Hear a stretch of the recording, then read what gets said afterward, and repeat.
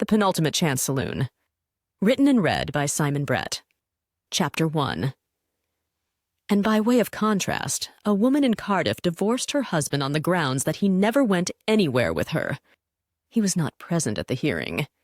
One of the great discoveries of humankind is postmenopausal sex. The love that dares not speak its name terribly loudly when younger people are present. The thought of wrinkled and wizened bodies engaging in that kind of activity is repellent, until of course it's your body that's wrinkled and wizened. Then entirely different values apply. So, Bill Stratton found out, when on the verge of his 60th birthday, his wife Andrea left him for another man. They had had what he would have described as a happy marriage. Only when Andrea spelled out, in great detail, her reasons for leaving him, did he realize that he was alone in that view. They were different. He'd always known that. And if ever interviewed on the subject, as he occasionally had been, he would have said that the very differences between them were what made their marriage strong.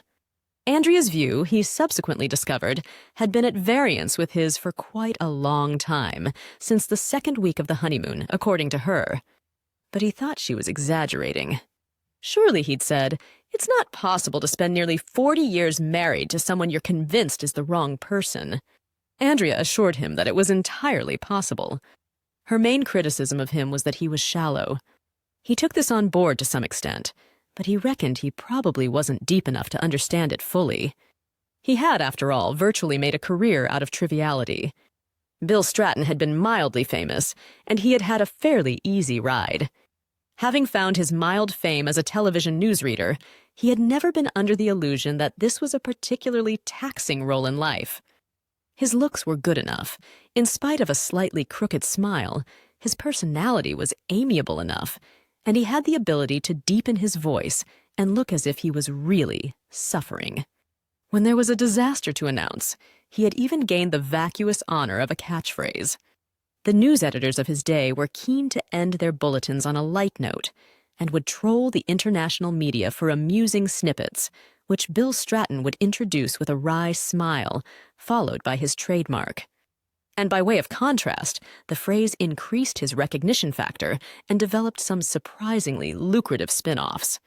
Never did Bill attempt to dignify his profession by claiming that it had any great importance in the scheme of things or brought any particular benefit to humanity. On forms, he put down his profession as journalist and even had an NUJ card to prove it. But he knew that what he did could not really be dignified by the name of journalism. He just read an autocue. Someone had to do the job, and he was the lucky guy who'd got it. The rewards were extraordinarily generous, given the amount of effort involved.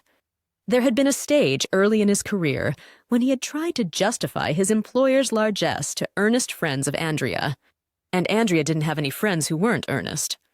He'd said he was paid for the responsibility, for what might happen if terrorists took over the studio while he was live on air, an eventuality for which he had to be ready at all times. But he soon gave up. The argument wasn't even convincing him, and given that all Andrea's earnest friends worked at some level of the National Health Service, he knew when it came to moral high ground, he hadn't got a leg to stand on. Besides, his was not a particularly strong character. He knew if terrorists did take over the studio while he was live on air, he would abjectly read out any demands or manifestos they told him to. Bill Stratton was by nature obedient. He had a sense of duty. This wasn't spontaneous, but had been inculcated into him by a strong mother and a minor public school education. There were things that you should do, and things that you shouldn't do. He had been born just too early for his adolescence to be much affected by the 60s, when a lot of the things you shouldn't do became things you should do. Growing up in a provincial town, for Bill, the excesses of Carnaby Street were the stuff of newspapers and news bulletins. He didn't see any evidence of a new liberalism in the people around him. The swinging 60s were supposed to be happening, but like many potentially exciting things in his life, they seemed to be happening somewhere else. And 19, while studying history and politics at a university that did not aspire to dreaming spires, he had met Andrea, who was training at a nearby nursing college. They had got on well, they had wanted to go to bed together, so they had announced their engagement. That, Bill knew, was what a young couple in their situation should do, and their wedding was duly solemnized the autumn after his graduation. Though not technically virgins when they married, they might as well have been. Neither had much sexual experience, certainly little with anyone else. And the marriage, like a new plant, bedded down very satisfactorily. At least in Bill's view, but not apparently in Andrea's. Again, he found himself trying to counter disbelief when the 58-year-old Andrea asserted that their sex life had never been satisfactory. How could two people maintain such different views of something in which they were so intimately involved? What she said about children had been a bit of a body blow, too. Bill had assumed, as month by month no signs of pregnancy occurred, that they were just one of those couples who couldn't have children. The lack gave him the occasional pang, but he wasn't really that bothered. He had never been one of those men desperate for the continuity of his genes, and he didn't actually find children very interesting. He had assumed that the lack of offspring might have been more hurtful for Andrea. But she very rarely mentioned the subject, so he, not wishing to stir emotional pain, didn't either. To Bill, there seemed nothing wrong with their childless state. Indeed, it brought many positive benefits. They were better off, and could enjoy many freedoms denied to their progeny-hampered friends. So, he received another shock when, in one of Andrea's parting speeches, she assured him that, for as long as it had been necessary throughout their marriage, she had used contraception. She had decided, apparently in the second week of their honeymoon, what a momentous week that clearly had been for Andrea. How could he have been so completely unaware of what had been going through her mind at the time? Anyway, she told him that she had decided in the second week of their honeymoon that though she wanted children, she did not want to have Bill Stratton's children, which, when he thought about it, wasn't very flattering. She said a lot else, too, much of which he was happy to let slip into oblivion down the Teflon sides of his brain. Sometimes being shallow had its advantages. Andrea had believed in the principle of marriage as much as Bill had. She, too, subscribed to the should theory of human obligations. She didn't believe that a marriage ought to be abandoned just because it was imperfect. Like everything else, marriage had to be worked at, and it would get better. This attitude was central to her training as a nurse. In order to do her job, she had to continue in the conviction that her patients would ultimately get better, even though the long-term evidence did not support that view. Bill had always been more cynical about such matters, but he didn't share his opinions with his wife. The world needed people with her attitude, and was a better place with Andrea in it. No point in making her question the foundations of her positive approach. Between husband and wife, there was, at bottom, an ideological divide. Andrea had always believed the world was improvable. Bill had never really thought that. The world, he knew, was an irredeemable mess. And it was down to the individual, or at least to Bill Stratton, to make the best out of that depressing situation. His rationalization of the differences between them came in the wake of Andrea's leaving him. That shock prompted a lot of rationalization. Though Bill Stratton's nature was not given to introspection, in the stunned weeks after her departure, he indulged in more self-analysis than he had in the rest of his lifetime. He tried to work out what had gone wrong. More than that, he tried to work out why he hadn't noticed that anything had gone wrong. There must have been signs of Andrea's discontent, and yet, if her disillusionment dated from as early in the marriage as she claimed, he had probably interpreted those signs simply as expressions of her personality. Yeah, she was grumpy at times, so was he. Everyone was grumpy at times. Yeah, she had snapped at him. Dito. Then why had it gone wrong?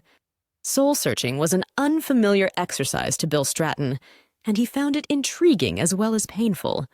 He was also suitably modest about his soul-searching potential. The world he knew was full of people with souls as deep as the deepest oceans, whose exploration required the services of an emotional bathysphere. He reckoned for searching his own soul, a shrimping net would probably be adequate. He tried to identify where in the marriage he might have been at fault, apart from just by being shallow. Shallowness was in his nature. He couldn't do much about that, but he liked to think he had shown a proper interest in Andrea's more serious pursuits. He had listened at great lengths, and with apparent attention to bulletins about the fluctuating health of her patients. He had nodded sympathetically and continuously when she and her friends had bewailed the shortcomings of the National Health Service and their line managers. He didn't think he'd imposed his own wishes too forcibly on his wife. Granted, in the early years of their marriage, he had been perhaps a little too assertive in the matter of holidays. His idea of bliss, an uneducated idea he subsequently came to recognize, was a holiday on a Mediterranean shore with easy access to swimming pools, bars, and restaurants.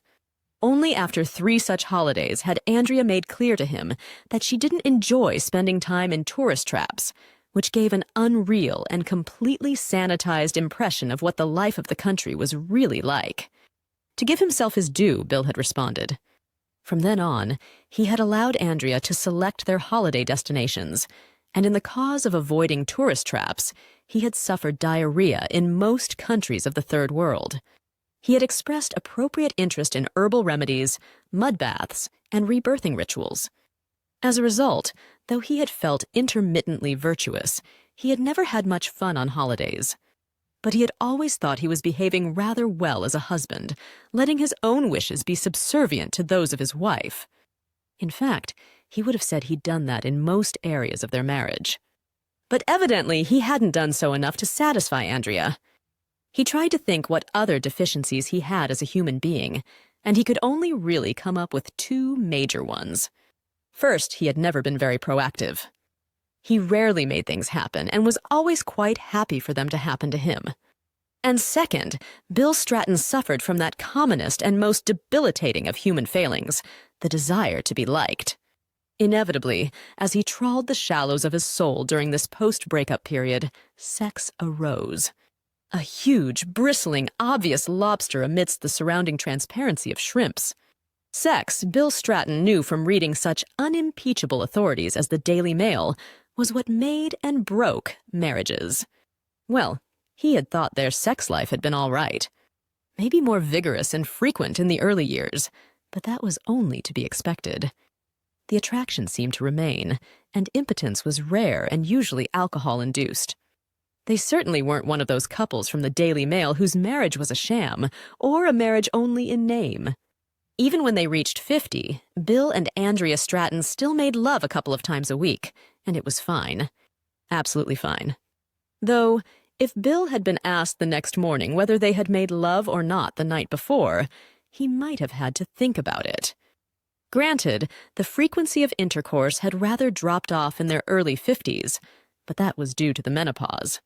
At least Andrea said it was due to the menopause, and like most men, Bill Stratton was far too squeamish to ask for further details.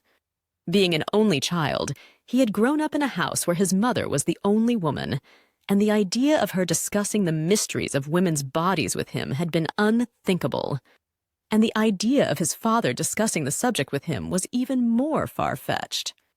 And the idea of his father discussing such matters with his mother was beyond the scope of conjecture. As a result, the 2 M's, menstruation and menopause, had remained unmentioned in the Stratton household. In common with most children, to the young Bill, the idea of his parents having an active sex life was distastefully unimaginable. When he was 16, at the time of maximum hormonal confusion, the idea of people of 30 having an active sex life was unimaginable. Almost as unimaginable, then, as the idea of he himself ever getting to the point of having a sex life. But Bill Stratton's adolescent gleanings of incomplete information had left him with the firm conviction that the menopause definitely closed the lid down on all that stuff. If grown-ups hadn't had the decency to stop having sex before, at least the menopause would put a permanent end to their little games. Post-menopausal women would become little old ladies like his grandmothers. Better information gathered through his life should have dissipated this illusion. The media, particularly the Daily Mail, were increasingly loaded with over-franked testimonials from mature women about their continuing and flowering sexuality. But Bill was never quite convinced. The primitive beliefs of his childhood had left their imprint on his thinking. His image of the menopause remained as a big, dark, heavy shudder. As a result, when Andrea told him the menopause had caused her to lose interest in sex, he was disappointed, but not surprised. And, to his mind, rather nobly, he did not force his attentions on her. His libido was not as rampant as it had been, and wistfully he tried to reconcile himself to the fact that that part of his life might be over. He was therefore not a little upset when Andrea told him the real reason she had stopped having sex with him was nothing to do with her time of life. That rather than diminishing it, the menopause had increased her enjoyment of sex. Sex with someone else. He was called Dowie, which to Bill seemed only to add insult to injury. If he was going to have a love rival, at least he could have been granted one with a less silly name. And he had to admit that her new man's profile was perfect for Andrea. A doctor throughout his career, Dowie Roberts had resisted the attractions of even the minimum of private work and devoted all of his professional life to the NHS. He had also volunteered much of his spare time for committee work and had traveled extensively taking medical help to the world's impoverished peoples. Dowie was so worthy he made Bill want to puke. Nor could this paragon be criticized for the seduction and abduction of Andrea. Dowie was not betraying anyone. His wife having died of emphysema 5 years before their meeting, leaving him with 3 children, all of whom were at university studying worthy subjects. He was devoted to his offspring, and though he and Andrea were mutually in love, and insisted for a long time that it would be better if they stopped seeing each other, Dowie didn't want to have the breakup of her marriage on his conscience. It was then, Andrea related to Bill with perhaps excessive glee, that she had told Dowie her relationship with her husband was a sham, and a marriage only in name.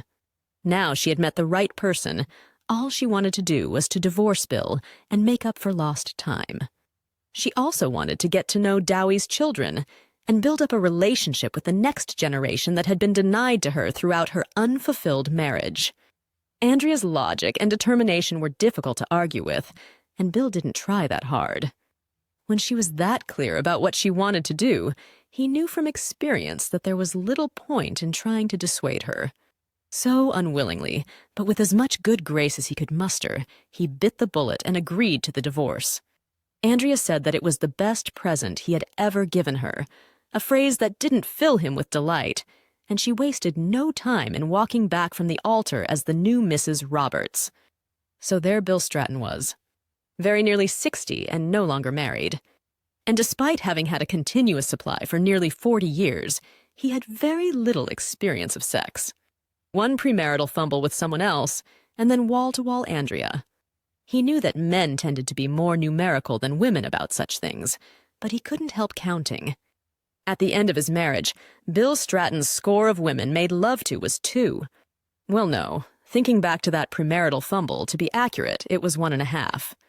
Actually, to be generous, it was 1.5. And he had no idea whether, at the end of his life, that would be latest score or result. But he'd be interested to find out. During the period of the breakup and divorce, Bill Stratton had felt many emotions, most of them new, and most of them unpleasant. The one he hadn't felt at any time, though, was guilt. Chapter 2. And by way of contrast, a Mr. Ablethorpe of North Yorkshire has named his dog Mrs. Ablethorpe, saying, "It's been a darn sight more comfort to me than my wife ever was." Married friends of a marriage have to be very even-handed. Conversations between couples in cars leaving after evenings spent with the marriage may be more honest. But in its presence, the illusion has to be maintained that both members of each couple like each other equally. When a marriage falls apart, that convention also breaks down. That's when you really find out who your friends are. You also lose a lot of friends. Couples herd together in their detached pens like sheep, disproportionately paranoid at the idea of lone wolves prowling.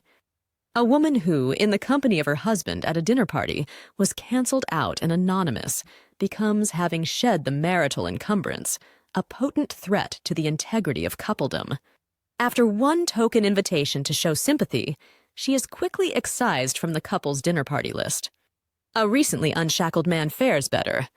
He gets invited out more, though not so much by the couples he used to visit with his former wife. Invitations arrive from people he didn't think he knew. An unattached man in an urban area is like an expanding ladder or a petrol-driven garden strimmer. Sooner or later, everyone's going to want to borrow it. In the fallout of Bill and Andrea Stratton's marriage, the division of friends was predictable, working out pretty much on career lines. Those with medical connections gravitated automatically to the new Mr. and Mrs. Roberts. As a conversationalist, Dowie could add so much more than Bill's sympathetic nodding.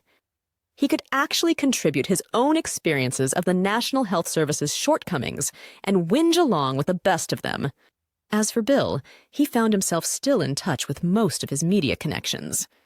This suited him well. Gossip of journalism and show business seemed incontestably more interesting than maundering on about the trust status of hospitals, and he was genuinely amazed when, in one of her tirades building up to the split, Andrea had announced how bored she had been at endless evenings of D-list celebrity trivia. Could she really be serious? So Bill still had his professional circuit of friends. His social life with them involved less dinner parties, more meeting at public events, launches, awards, ceremonies, and so on. Conversations with such people rarely rose above amiable banter, which suited Bill extremely well. And he had a few closer friendships with a variety of individuals, whom he would meet intermittently for lunch.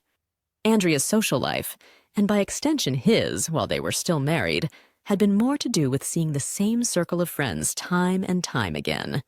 Bill's was also less couple-oriented, particularly because the coupling and uncoupling amongst his media associates was more frequent than it had been with Andrea's NHS friends.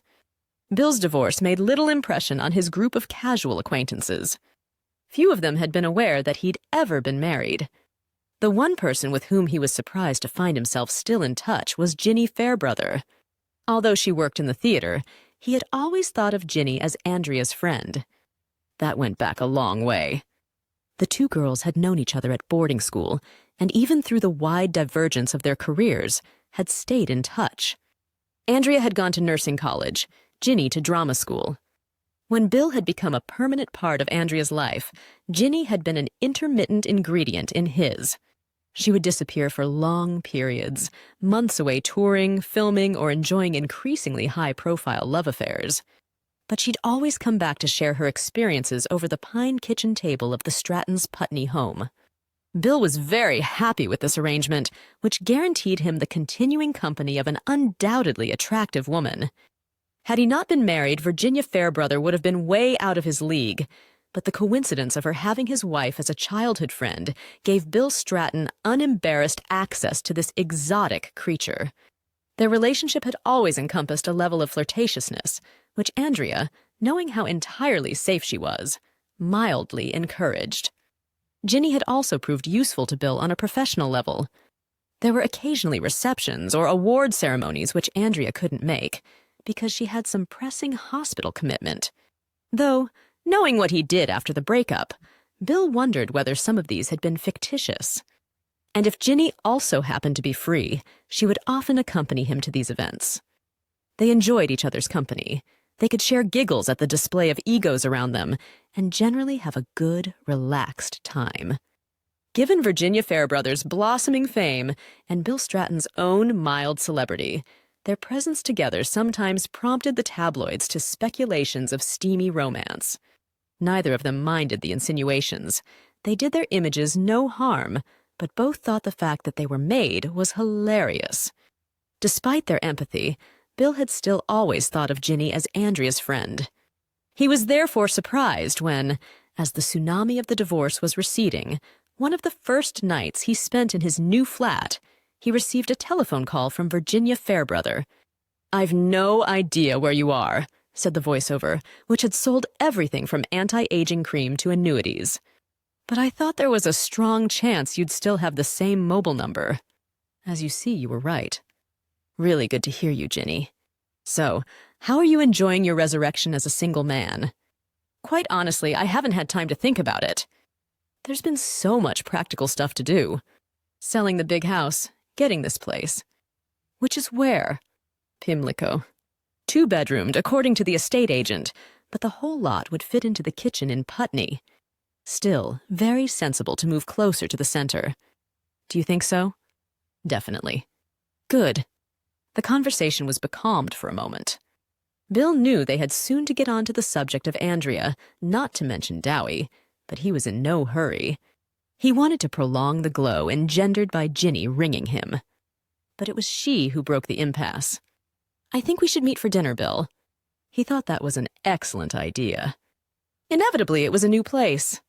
Someone like Virginia Fairbrother was a barometer of aspiring London restaurants. She knew where to be seen, and knew how important her being seen in the same place twice might be to the venture's success. Although she'd never been there before, the well-muscled greeter recognized her, took her to the appointed table, and made no demurral when she asked for somewhere less central. The decor was all cream plastic and stainless steel tubing, laboratory chic.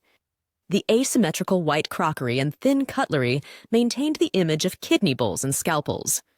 I wouldn't give this one very long, said Ginny, as she settled into a screened plastic booth, which might have been designed for the production of specimens. No, Bill agreed, half expecting privacy curtains to be wheeled across the opening. Still, I suppose its survival will depend on what the food's like. Ginny shook her head firmly. With a couple of totally brilliant exceptions, most London food is of a good enough average standard these days. No, what matters to a place like this is what it looks like. And she cast her discriminating eye around the room. Who comes? She gave a little wave to a former soap star who had unwillingly died of cancer 3 months previously, and a footballer whose career as a pundit had been curtailed by his total inability to stop himself from swearing on screen. No, I wouldn't think it'll be long, she confirmed. Well, you are here, Ginny.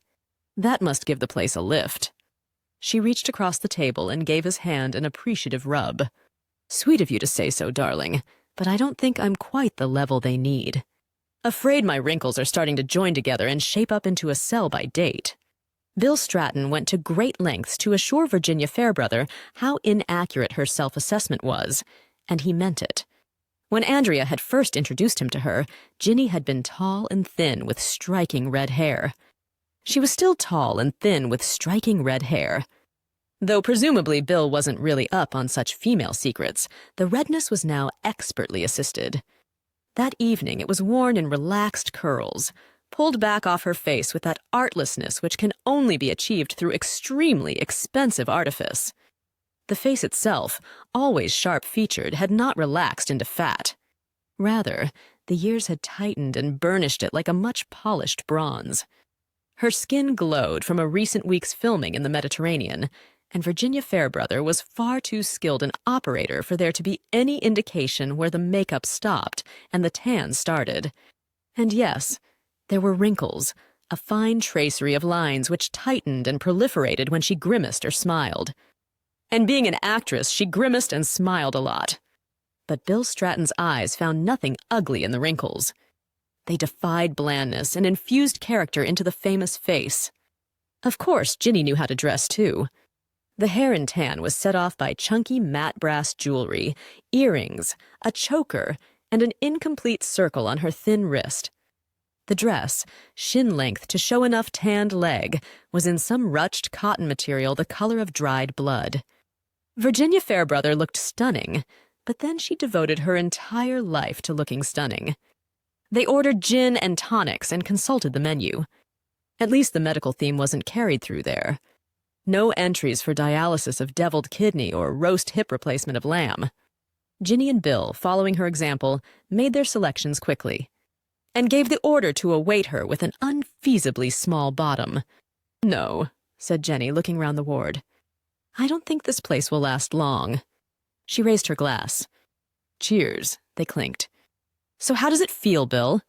How does what feel? Being single. Being free, having the world as your oyster. He let out a sardonic laugh. Ginny! I'm pushing 60. So what? She leant close, engulfing him in a perfume far too expensive to have a name. Breathe this in the hearing of a tabloid journalist, and I will personally castrate you. But I'm pushing 62. He was taken aback. Pushing 62? Virginia Fairbrother's mouth tightened into a little ring of disapproval. No, pushing 60 as well. 2 in the sense of as well. Ah, right. Come on, I can't pretend with you. You know I was Andrea's contemporary at school. Anyway, what is this, Bill? I don't think of you as a depressive. No, I'm certainly not. You always seem to have had a reasonably sunny outlook on life. Yes, I think I have. You certainly needed it, married to Andrea. A moment of disloyalty. Ginny would never have said that while they'd Bill noted the lapse, but didn't pick up on it. Time enough to find out how much more disloyalty Ginny might be capable of. But the moment gave him a little frisson. It opened up the possibility of criticizing Andrea. For the time being, though, he concentrated on his age.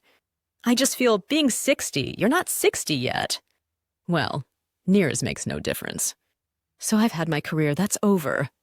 Not entirely. Again, nears makes no difference.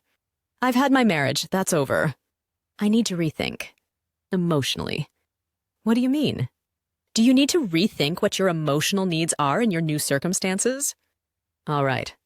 Yes, I suppose I do. Then you also have to think about what kind of woman will fulfill those needs. Ginny, I have just come through long and painful divorce, but I know compared to some people I've got off relatively lightly. But it still has been quite traumatic, and the last thing I need at the moment is to remarry. Who's talking? About remarrying? You don't have to marry every woman you have a relationship with. No, I know I don't, but you sound almost as if you think you do. Bill Stratton assessed this claim and fell into his great discomfort. That it wasn't far from the truth. In the late 60s, he thought you had to marry someone with whom you wanted to have a relationship. Hence his wedding to Andrea. And though he now knew the idea was as outdated as his concept of the menopause, he couldn't deny that somewhere in the recesses of his mind, its vestigial presence remained. Andrea told me, Ginny went on, characteristically direct, that you were completely faithful to her throughout your marriage. So he didn't want to commit himself to a confirmation of that yet. Wait and see the direction in which the conversation was moving. But Ginny's next words suggested she didn't need confirmation. I was always surprised you didn't have affairs, Bill. Why should I have done? Well, because you're an attractive man. And clearly, everything wasn't right with your marriage. I didn't realize there was anything wrong with my marriage until Andrea told me there was. Oh, come on. I know for a fact that you hadn't made love for 18 months before you split up. He couldn't deny the fact, but he wondered how she knew. And he also wondered which other of his bedroom secrets Ginny was privy to. He felt one of his gender's recurrent anxieties. What do women talk about when we're not there? Surely you must have resented the lack of sex. Yes, he conceded. Then why on earth did you put up with it? Bill wasn't about to give a straight answer to that. If he hadn't been able to talk to his own wife, ex-wife now, about the menopause, he certainly wasn't going to talk to another woman about it. But even as he had the thought, he realized that Ginny must know about the subject, must by then have gone through her own menopause quietly, or uncomfortably, or melodramatically. Once again, he was aware of the unbridgeable gulf between the male and the female experience. Well, he fudged. Andrea didn't seem keen. She didn't seem keen on making love to you because she was screwing like a rabbit with whatever his name is, Huey, Dewey, or Louie. Dowie, Bill corrected, pronouncing the name to rhyme with Bowie in the approved Welsh manner. I think you've got a lot of ground to make up, Ginny announced firmly. On what? Asked Bill, genuinely puzzled. Sex, you fool! Ah! Fortunately, perhaps, further immediate discussion was halted by the arrival of their starters. Everything was wilted or drizzled in a marginally old-fashioned way. Ginny poked at hers. No, I don't think I'll be coming back here again. The waiter with the unfeasibly small bottom handed over to a waiter with a slightly more feasible bottom, who performed an elaborately choreographed wine bottle opening routine. By the time that was concluded, Bill hoped the conversation would have moved on, but Ginny was determined not to let it. When did you actually marry Andrea? She asked. I know I was there, but I've got an exact date. 11th of December, 1967. And had you had much sexual experience before that? Bill poked his scalpel at something wilted in his white kidney bowl. Not much, he mumbled. And you really were never unfaithful to her when you were married." He shook his head, aware of his color rising. "Why not?" "I don't know." "It's just, well, if you're married, you should be faithful, shouldn't you?" "Yes, you should," Ginny conceded. "But we're only human." Bill shrugged, again hoping that the conversation would move on. It still didn't. "Don't you think you missed something, Bill?" "What?" "Experience. Variety. I mean, by getting married so young." "I don't know. It felt right at the time. Andrea and I thought, that's what we should do." Back to should again. "Should seems to have been a dominant impulse in your life." "Maybe. So you missed the summer of love." She managed to imbue the words with a throaty nostalgia. "A memory of much enjoyed excesses. Yes, apparently there was a sexual revolution going on, but Andrea and I got nowhere near the barricades." He couldn't completely exclude a tinge of wistfulness from his voice. Then, as he often did when he wanted to change the course of a conversation, he remembered a line from his professional past. Actually, there was a rather good by-way of contrast snippet about the sexual revolution. A man in Sidcup, but Ginny was not to be diverted. "I don't want to hear about that. I want to discuss what we're going to do about your sex life." "Nothing to discuss." "I don't have one." Facetiousness wasn't going to deflect her either. "That, Bill darling, is exactly what we want to discuss." And she fixed her hazel eyes on him so piercingly that he had to look away. "Look, I can't recreate the 60s in the 21st century." "Why not?" "Because I'm actually in my 60s. Not yet. Near as damn it." "Well, I think you could have a very good time, Bill. You're attractive, witty, still got your hair, white though. Doesn't matter for a man. No, you're going to enjoy yourself. Maybe in time. Right now I'm still pretty shell-shocked after the divorce." "Are you really?" Again, the hazel eyes seemed to bore through to the core of truth within him. And though he assured her of the genuine nature of his emotions, he wondered how honest he was being. In fact, now that the practical details of the divorce had been sorted, he thought very little of Andrea. Tucked away in a large house in Muswell Hill, comforted by Dowie, and by constant phone calls from his worthy children, she had become a person in another life. A nearly 40 years of marriage had the residual impact of a brief meeting. Bill still felt the need to talk about other things, so he moved on to the one subject that, over the pine kitchen table in Putney, had been an infallible conversation deflector. "Anyway, how's your love life, Ginny?" She let out the long sigh that had held Chekhov audiences rapt at the National Theater. "As ever, darling, all my relationships are absolute hell. And who are you giving hell to at the moment?" "No one. It's just too painful to think of starting out with someone else." With each new relationship, the knowledge that it's going to end in tears kicks in nearer the beginning. "I'm giving up sex." She drawled in a way that was incredibly sexy. Too old for it. Bill could have argued that that wasn't what she'd just been telling him, but he didn't want to sabotage his successfully maneuvered change of subject. So instead, he listened with relish to Virginia Fairbrother's tales of her lovers, almost all of whom were high-profile actors, whom she deftly excoriated with waspish wit. The evening passed in an amiable flurry of bitchiness. Although the dinner had been Ginny's suggestion, Bill insisted on paying the bill.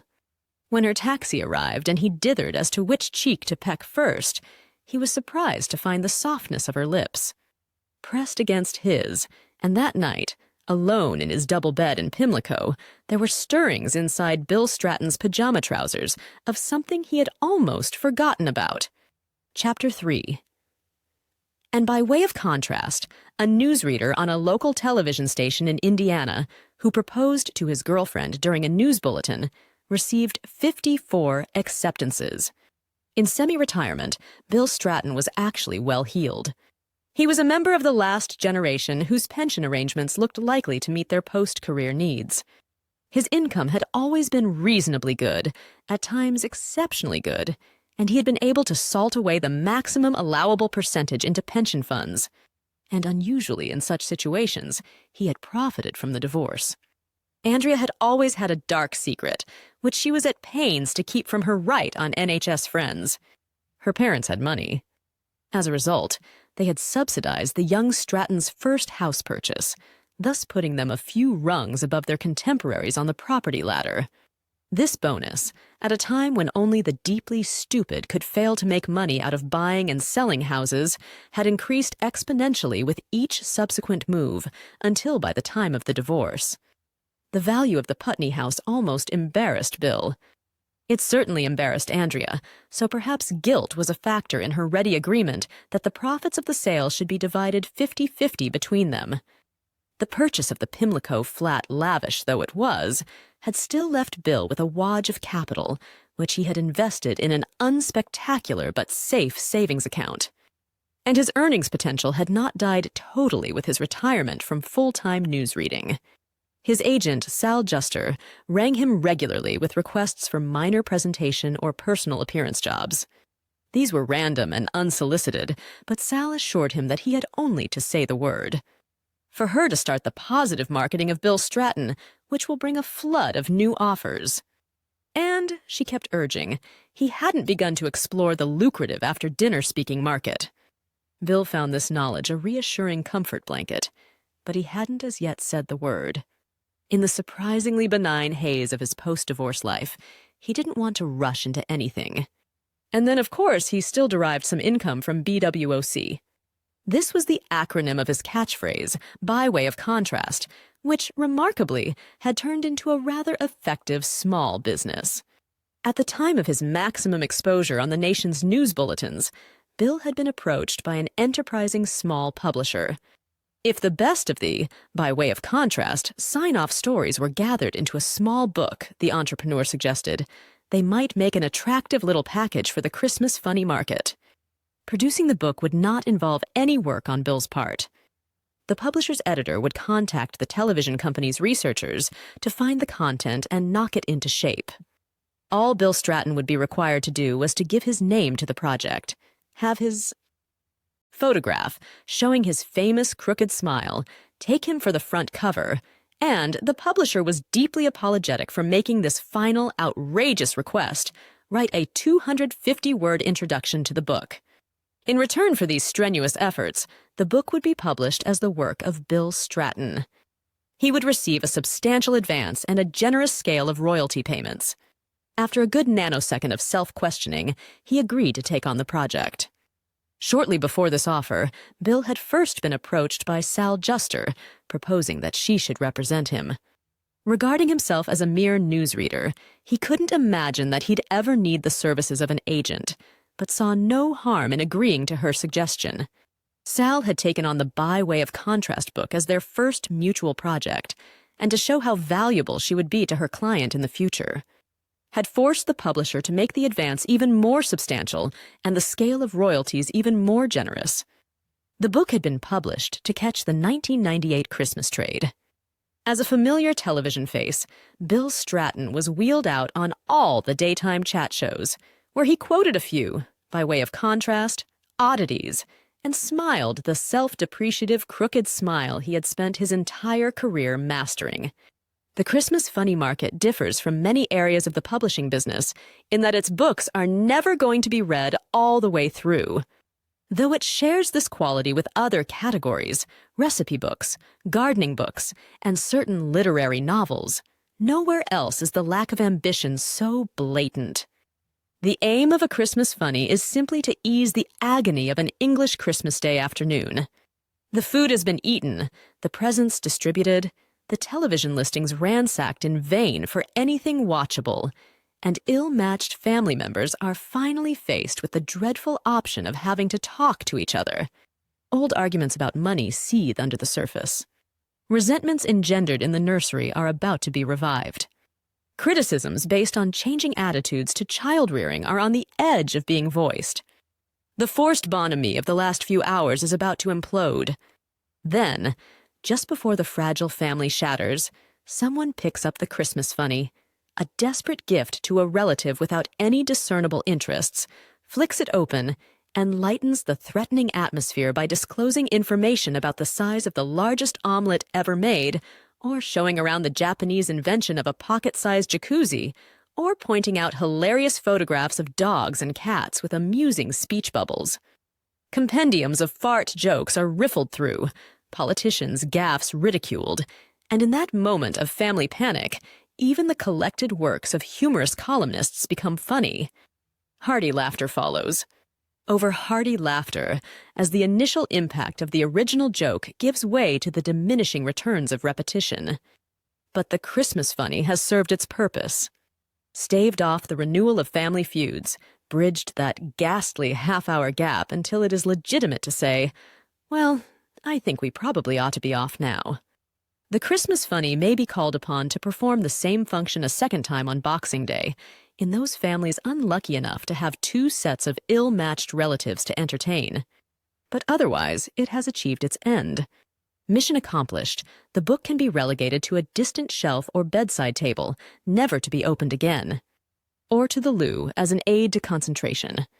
Because of people's desperation during the present buying run-up to Christmas, the Christmas funny market is now an overcrowded one.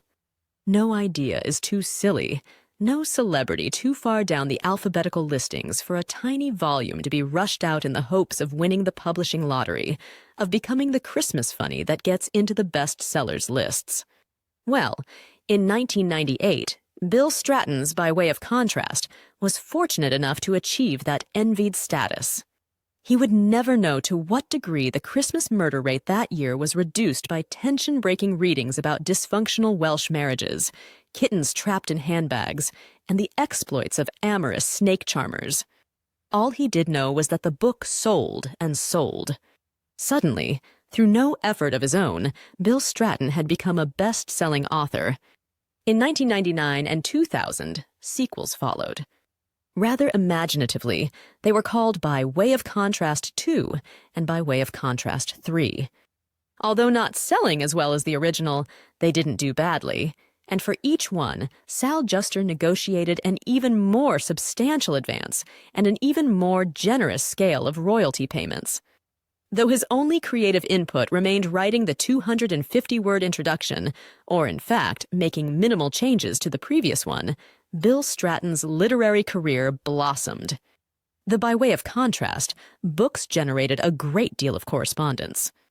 Members of the public sent in their own news snippets of human foibles.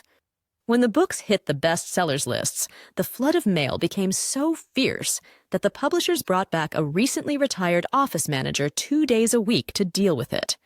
She was a woman of engaging cynicism called Carolyn, whose blondness made no pretense at any origin other than a bottle. A well-rounded woman.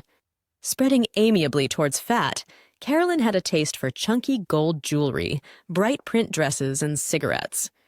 Beneath the makeup, her face had the egg box quality of a heavy smoker, but nevertheless, she looked good.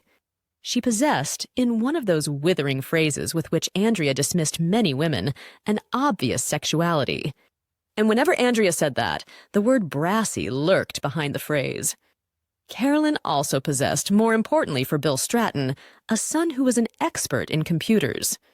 Jason quickly set up a database for his mother to organize the By Way of Contrast clippings, and soon progressed to the creation of a By Way of Contrast website. He also originated the acronym BWOC for the company that developed. Some contributions from the public were incorporated into the second 2 books, but the decision not to publish a 4th did not stop the flow of material. With the encouragement of Carolyn and Sal, Bill moved the operation away from the publishers. The investment was small, and Bill let himself be persuaded to set up the BWOC company, out of curiosity more than anything else, just to see whether it took off. An office was rented just south of Vauxhall Bridge. Bill and his accountant were named as directors. Carolyn and Jason were the only staff. Jason was kept on a retainer as occasional consultant and computer fixer. Carolyn continued to go in 2 days a week at first, but soon there was enough business to occupy her for a full working week. Carolyn complained that she hadn't got to 60 simply to start work all over again, but she was very good at the job, and though she'd never give herself away by saying so, she clearly loved doing it. Gradually, the BWAC operation grew. As well as mail from members of the British public, the website began to attract amusing trivia from all around the English-speaking world. Carolyn built up contacts with news agencies and local press reporters, and stories came from those sources too. The thing that puzzled Bill Stratton about the whole operation was why, or perhaps more accurately how, it made money. He knew that the By Way of Contrast book still sold through the website, and he knew that Carolyn organized supplies of humorous snippets to after-dinner speakers, radio presenters, and newspapers, but he still couldn't see that that was enough to bring in the profits it did. Carolyn and Jason had once tried to explain to him about the revenue from advertisers using the website and making links to other websites, but he didn't really understand. Never mind. So long as the money rolled in, how it happened was really a detail. And all Bill Stratton had to do to receive his substantial cut of the profits was to attend the odd BWOC board meeting, make rare promotional appearances, and every week or so, drop in to show an interest in what Carolyn was doing. He was scheduled for a visit to the Vauxhall office the day after he had had dinner with Ginny, and he felt blithe as he walked from Pimlico to the Vauxhall office. The Thames was in a sparkling tourist postcard mood, rather than its more usual slough of Dickensian murk. On that June day, the city harmoniously blended the old and the new. Sunlight filtered out the fumes of pollution and despair. And as ever, the sun seemed to bring the breasts out. Bill knew that all women had breasts all of the time, but some days they were a constant surprise to him. For months, the existence of women's breasts was simply a fact of life, seen, but not remarked upon like telephone kiosks and zebra crossings. Then suddenly, one day, they were everywhere. It was impossible to be unaware of them. They pressed against the webbing of haversacks. They jiggled on cyclists. They objected to the restraint of T-shirts. Bill knew the phenomenon was partly an effect of the weather. The first really warm day of summer had rendered jackets redundant and brought out the breasts. Sleeveless tops emphasized that strange engineering of muscle between arms and breasts, which was always so intriguing to men. Straps drew the focus tighter, and straps had proliferated since Bill Stratton's young day. For his mother, a visible bra strap would have been as appalling a social gaffe as a shiny, unpowdered nose. But the girls he saw in the sun on Vauxhall Bridge seemed determined to show as many straps as possible, and in as many different colors, a lack of coordination which would again have appalled his mother. He didn't know if it was Virginia Fairbrother's kiss of the night before, which was setting him off, but Bill found himself, for the god knew how many millionth time, puzzling over the mechanics of lust. The breasts, which had suddenly sprung up all around him, were undoubtedly attractive and undoubtedly made him think of sex. In an abstract way, he wanted to touch all of them, but he knew he couldn't and indeed shouldn't. He also knew, because he was well brought up, that he wouldn't. And if he did, he knew the contact would only lead to disillusionment. The chances of actually getting on with a woman whose breasts you wanted to touch in a public place were, he knew, infinitesimal. That perfect face and body, glimpsed on the up escalator when you were going down, was never, outside the world of romantic fiction, going to lead to the perfect relationship. And yet the male lust reaction still responded every time, clicking into action like an automatic door everyone walks past, but no one wants to go through. Breasts in public places are just a come on which every man knows will lead to disappointment, but which every man, like one of Pavlov's oldest and shaggiest dogs, still responds to. By Bill Stratton standards, that was quite a profound thought. But he didn't let it trouble him. Some days, the prevalence of breasts could bring him down, make him reflect on his age, which was increasing, and his sexual experience, which hadn't increased for nearly 40 years. But that morning, the breasts did not reproach him.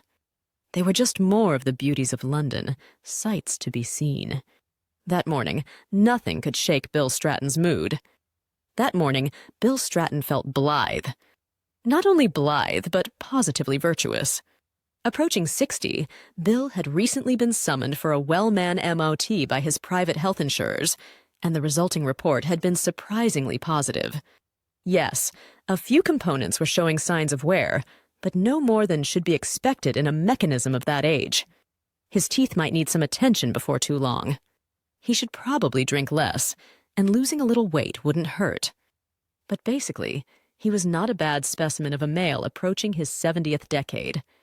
He was also encouraged to take more exercise, hence the small glow of virtue he derived from walking the short distance over Vauxhall Bridge.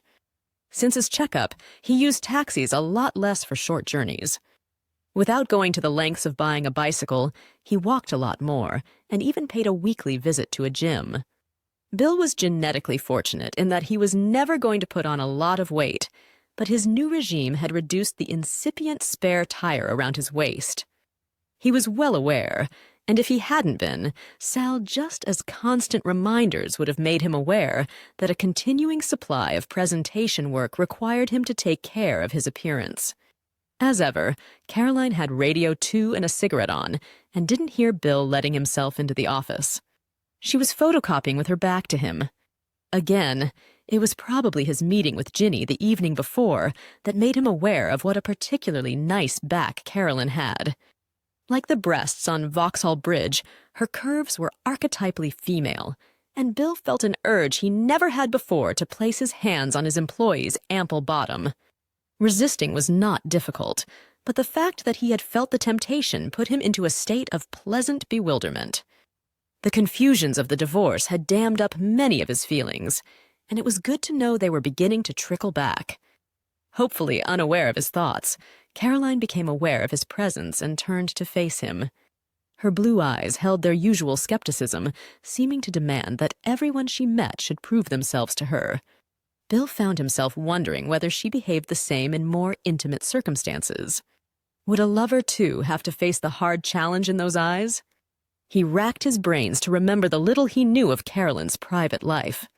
The undeniable existence of Jason predicated the existence of a father for him, but Bill didn't know whether or not Caroline had been married. He felt pretty sure she was no longer married, if she ever had been. Nor did he get the impression that she had a live-in partner. Perhaps in her 60s, she had given up all thoughts of having a love life, which, given how nice her back and her curves were, Bill thought was a waste.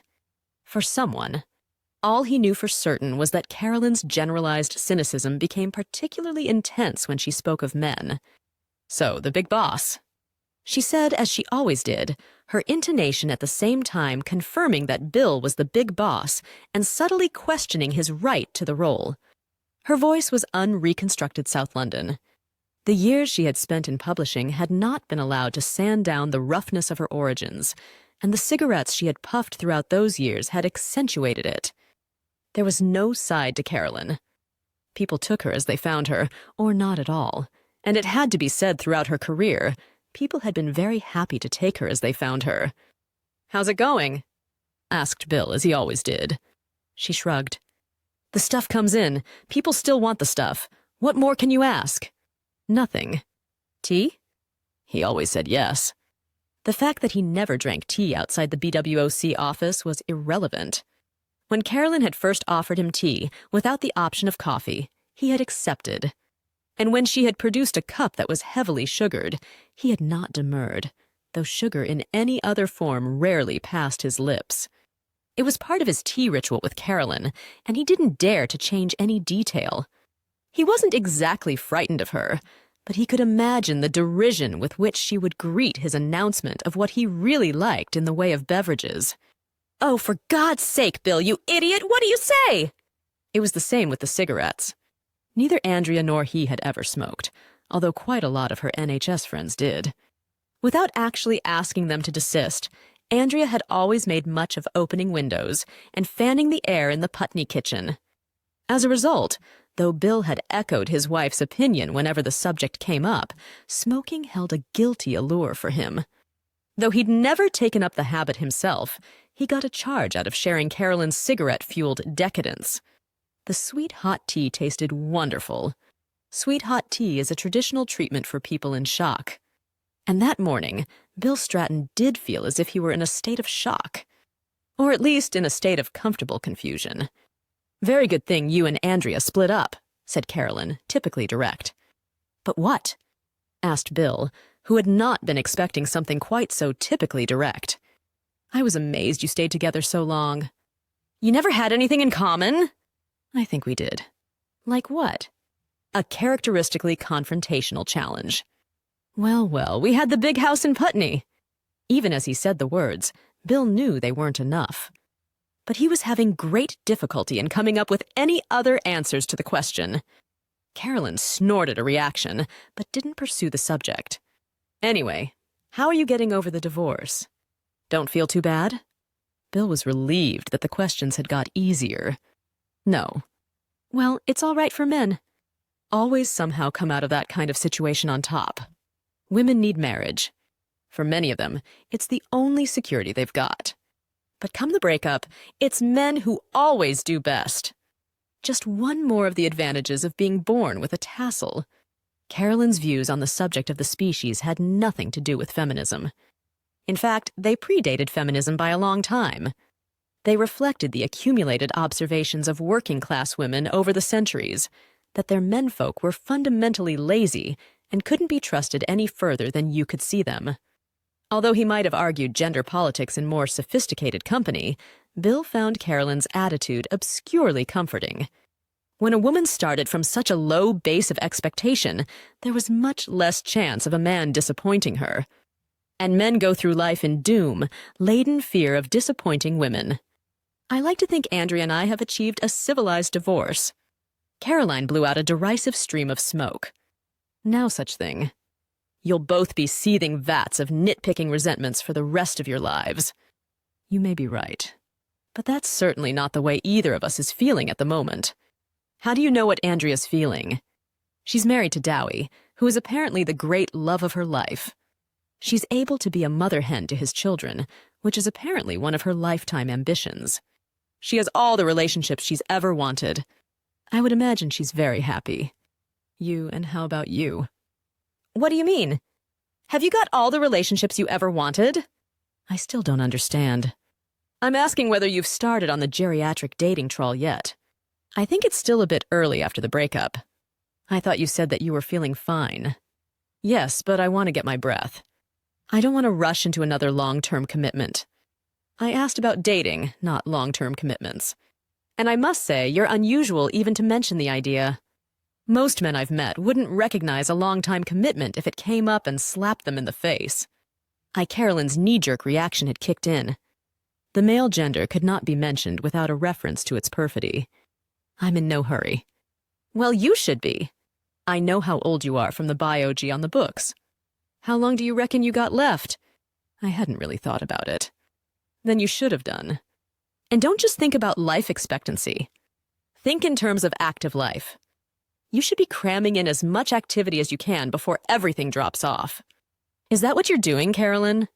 Here was an opportunity to find out a little detail about her domestic circumstances, but the question was deflected by a brusque, Charles to be a foreign thing. I think your prognosis is a bit gloomy. You make it sound as if I'm in the last chance saloon. Damn nearly. Bill took a swallow of the wickedly sweet tea before redirecting the conversation. So, any good new ones? This was another part of their regular routine. To maintain the illusion that Bill had something useful to contribute to the running of BWOC, Carolyn would read out to him the pick of the latest by way of contrast stories. He loved the way she did this. Totally flat, without a flicker of intonation, always reminding him of a woman in a joke shop who had once sold him one comedy nose rubbery, one tomahawk through head, one dirty dog poo, without cracking a smile. But he knew Carolyn's choice of delivery was deliberate. She didn't lack a sense of humor. Her selection of the funniest items was unerring. She was just aware of the power of the deadpan. And by way of contrast, she concluded, reading from the screen in front of her, a man in Lytham, St. Anne's S., has perfected a method of speaking to gerbils, though he cannot yet understand what they're saying back to him. Good, said Bill. There seems to be no end to the supply. The world's never going to run out of triviality, or of people who prefer to hide behind it than face real life. Carolyn kept coming up with remarks whose profundity was at odds with her blonde image. Beneath the deadpan surface, there was a lot more than met the eye. Presumably a lot unprinted up, she went on, though the question did not need to be asked. Bill always wanted them printed up. His memory was still good, and he'd commit the latest list to heart. A new supply of funnies often proved useful at social occasions. Without waiting for his answer, Carolyn tucked a new cigarette into the corner of her mouth, clicked her mouse, and the printer lurched into action. Its sound was large in the silence. "Don't worry," she said. "Takes his time, but he'll come eventually." Bill instantly caught the reference. The printer did sound remarkably like an asthmatic approaching orgasm. He smiled and was rewarded by the flash of a knowing grin from Carolyn. It was 12. 30 when he said he ought to leave. For a moment, the unprecedented idea hovered in his mind of asking Carolyn to join him for a spot of lunch. But he didn't voice it. Chapter 4.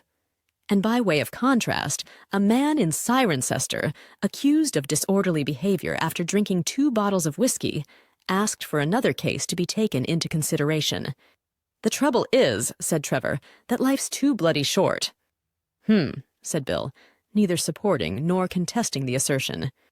"And at the same time, it's too bloody long. I mean, what we're all looking for is something that changes time, speeds it up, slows it down." "Well, usually we want it speeded up." "Why?"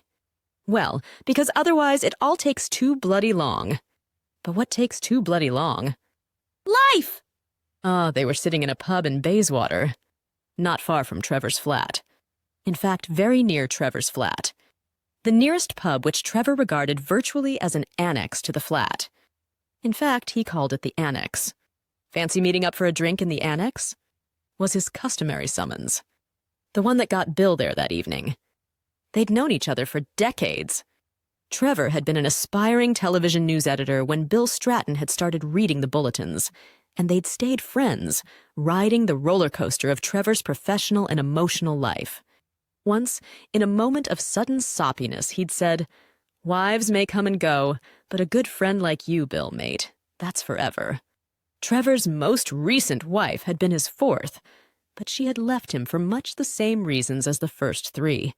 The BBC had indicated, too, that their relationship had to end, but had at least left him with a pension which was sufficient for the maintenance of his small flat, and almost sufficient for the maintenance of its annex. Bill recognized the stage Trevor was at that evening. Stage 2. The effects of the lunchtime drinking had dissipated, leaving him low and self-hating. The first evening drink had diluted the gloom, creating a trance-like state in which he was prone to making remarks which sounded like profound gems of philosophy. Despite the portentousness of their delivery, all of these observations were complete cobblers. Later in the evening, Trevor would become raucous, and at least in his own estimation, extraordinarily witty. Then, as his drinking companions drifted away, he would grow morose and mourn his single state as, to his eyes, the nothing to write home about barmaid grew more and more beautiful. Bill reconciled himself to hearing more pearls of philosophical wisdom, and sure enough, they came. "Thing is," Trevor went on, "life's a con trick, really, but by the time you realize that, you're too caught up in the whole business to do much about it. And you're too old, too. By the time you realize what you should be doing, you've already done most of it. Someone once said that experience is a comb that life gives you when you've lost your hair. Well, it bloody hit the nail on the head, Bill. That bloke, whoever he was." Trevor cast a mournful eye at his friend. "You're doing all right in that respect. You've still got some hair. White, though. If I got as much hair as you have, you wouldn't find me being picky about the color. Anyway, if it bothers you, you could dye it." "It doesn't bother me that much." "Anyway, I don't want to go around with copper beech-colored hair." "Well, that's what always happens. Think of the men you know who've got dyed hair. Why is it that while women's hair coloring can rage through every subtone of the natural palette, not to mention the unnatural one, men's dyed hair always ends up the color of copper beech?" "I don't know." Trevor shook his head, apparently unwilling to pursue this interesting philosophical question. He took a long swallow from his pint and looked dolefully around the bar. "Alcohol speeds things up." He said, "Sorry, you've lost me." "Well, I was talking about earlier. We all need things that speed time up. Alcohol serves that purpose. Life's being a real drag. You can't believe how slowly the minute hand's moving. Then you have a few drinks and bang! That's the whole evening disappeared. 5 hours have gone without you noticing. Are you saying that's a good thing, Trevor? Too bloody right I am. Think of the alternative, which is every minute has taken a full bloody minute to go by. 60 bloody seconds every time. Not even a 59-second minute. You have to go the distance on every bloody one of them. Why is that so terrible? Because it's real! Full frontal reality, not good for you. Humankind, it has been observed by one wiser than me, cannot bear very much reality. I know I can't, but why not? Because the real world is so bloody depressing. Trevor raised his pint mug and peered through it. That's why I can only survive by looking through beer-tinted glasses. Early in every conversation with Trevor, there came a reminder that he was a depressive. Bill, who had never experienced the condition, could sympathize, but not empathize. And secretly, he reckoned his friend got a lot of mileage out of his depression. The drinking was justified on the grounds that he was a depressive. So was his appalling lack of responsibility in the matter of women. No bad behavior was the fault of Trevor Rainsford. It was always the fault of whatever malign deity had made Trevor Rainsford a depressive. As ever, the mention of his depression seemed to lift it a bit. He raised his glass again, this time to Bill. Congratulations. On what? On being unmarried. I don't think I'm unmarried. Then what are you? Well, are you married? No. Then you're unmarried by definition. This didn't seem right, but Bill couldn't fault the logic. And a good thing, too, Trevor went on. What is? It's like you got away from Andrea. But why? Because you were so unsuited to each other. Everyone could see that. Everyone except me, thought Bill. He was getting a little miffed about the way everyone was getting at his marriage. Ginny, Carolyn, now Trevor, not to mention Andrea herself. Was he the only person in the wide world who had thought they'd had a vaguely workable marriage? Well, apparently so. Do you hear from her much? No. Lucky bastard. One or other of my ex-wives is on the phone every day, moaning about something.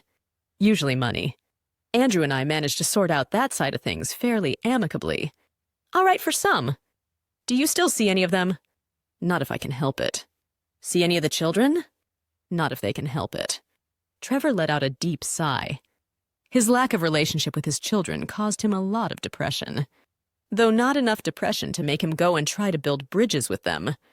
On the whole, he preferred the depression to the children. You were lucky not to have kids. Yes. Bill didn't want the conversation to proceed any further down that route. The discovery of Andrea's deliberate avoidance of conception was the area of his former marriage which continued to hurt most. Are you still betting on the horses? He asked uncontroversially, knowing that the question would usually unleash a catalog of equine disasters. But to his surprise, Trevor answered, No. I'm giving it up. What's the point? Either a horse is going to win or it isn't. Oh, come on, that's not the gambler's spirit. True, though.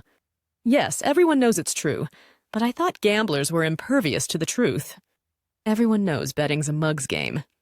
Everyone knows that statistically you're almost definitely going to lose, but gamblers ignore that. Keep their optimism in the face of the overwhelming justification for pessimism.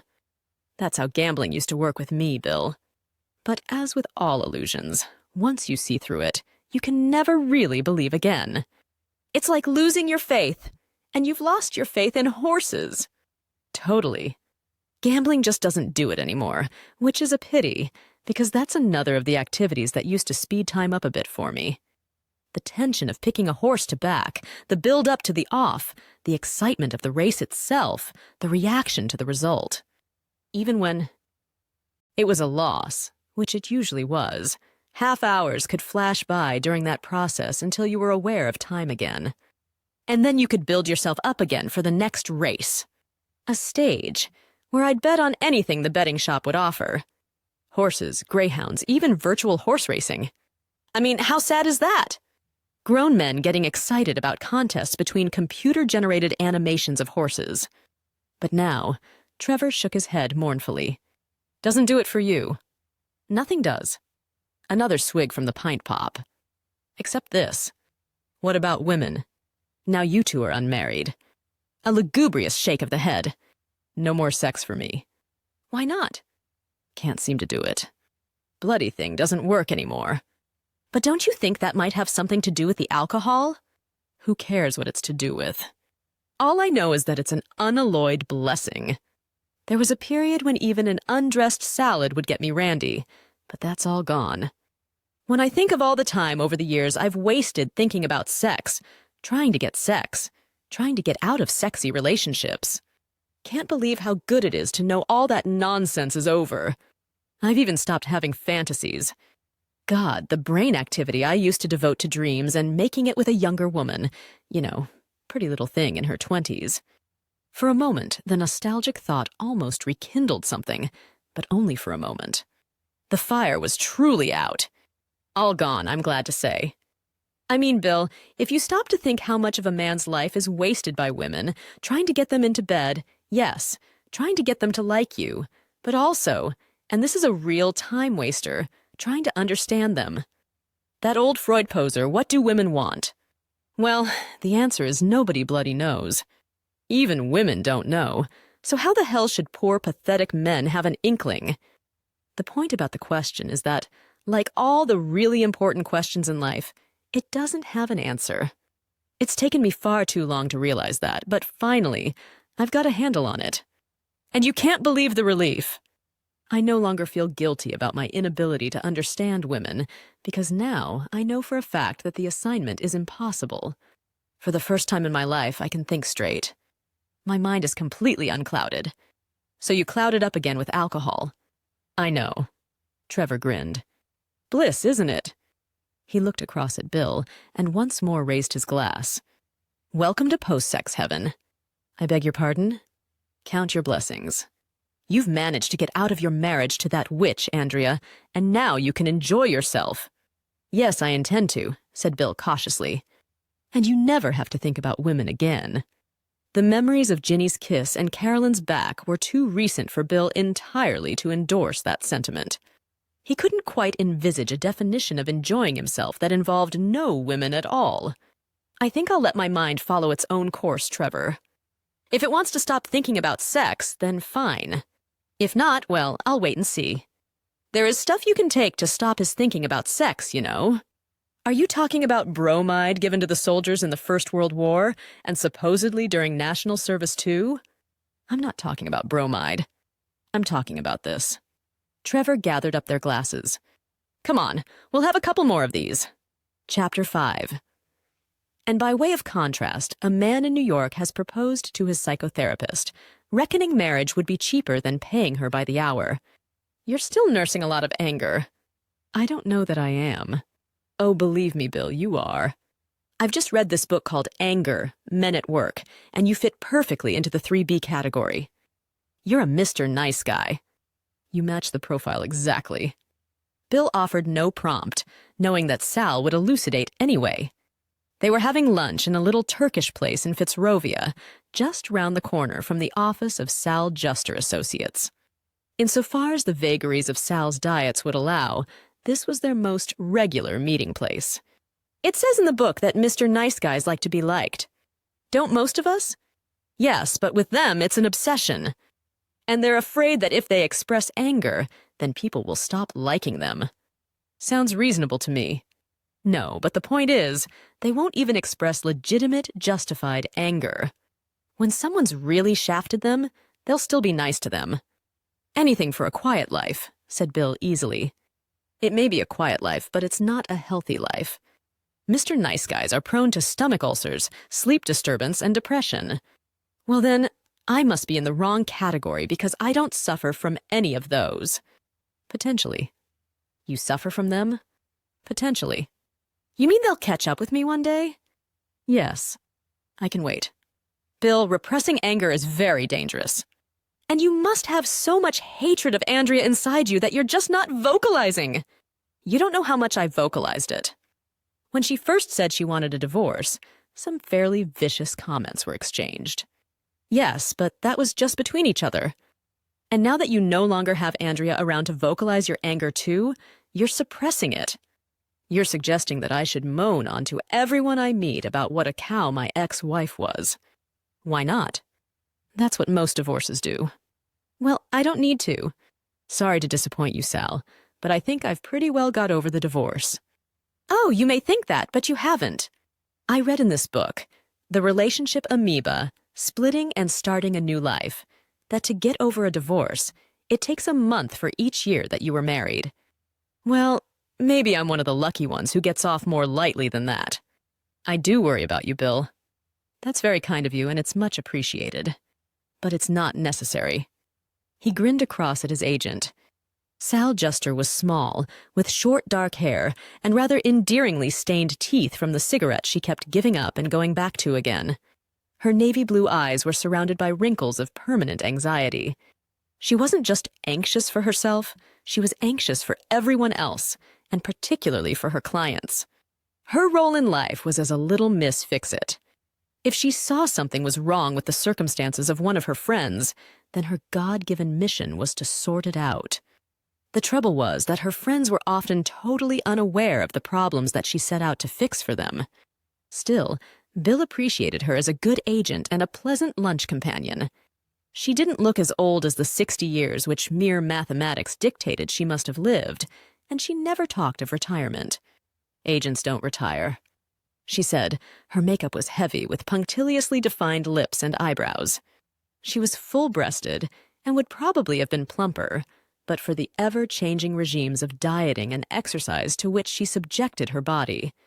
Her emotional life had been checkered indeed, positively tartan, and she changed partners as frequently as she changed belief systems. Given her history of relationship disasters, she remained surprisingly optimistic. Just as she continuously believed she would one day find the perfect lifestyle, so she was certain she would eventually find the perfect man. Or woman, she'd tried both. In spite of her moments of sheer loopiness, Bill liked Sal, and in his newly awoken state, found himself wondering what it would be like to go to bed with her.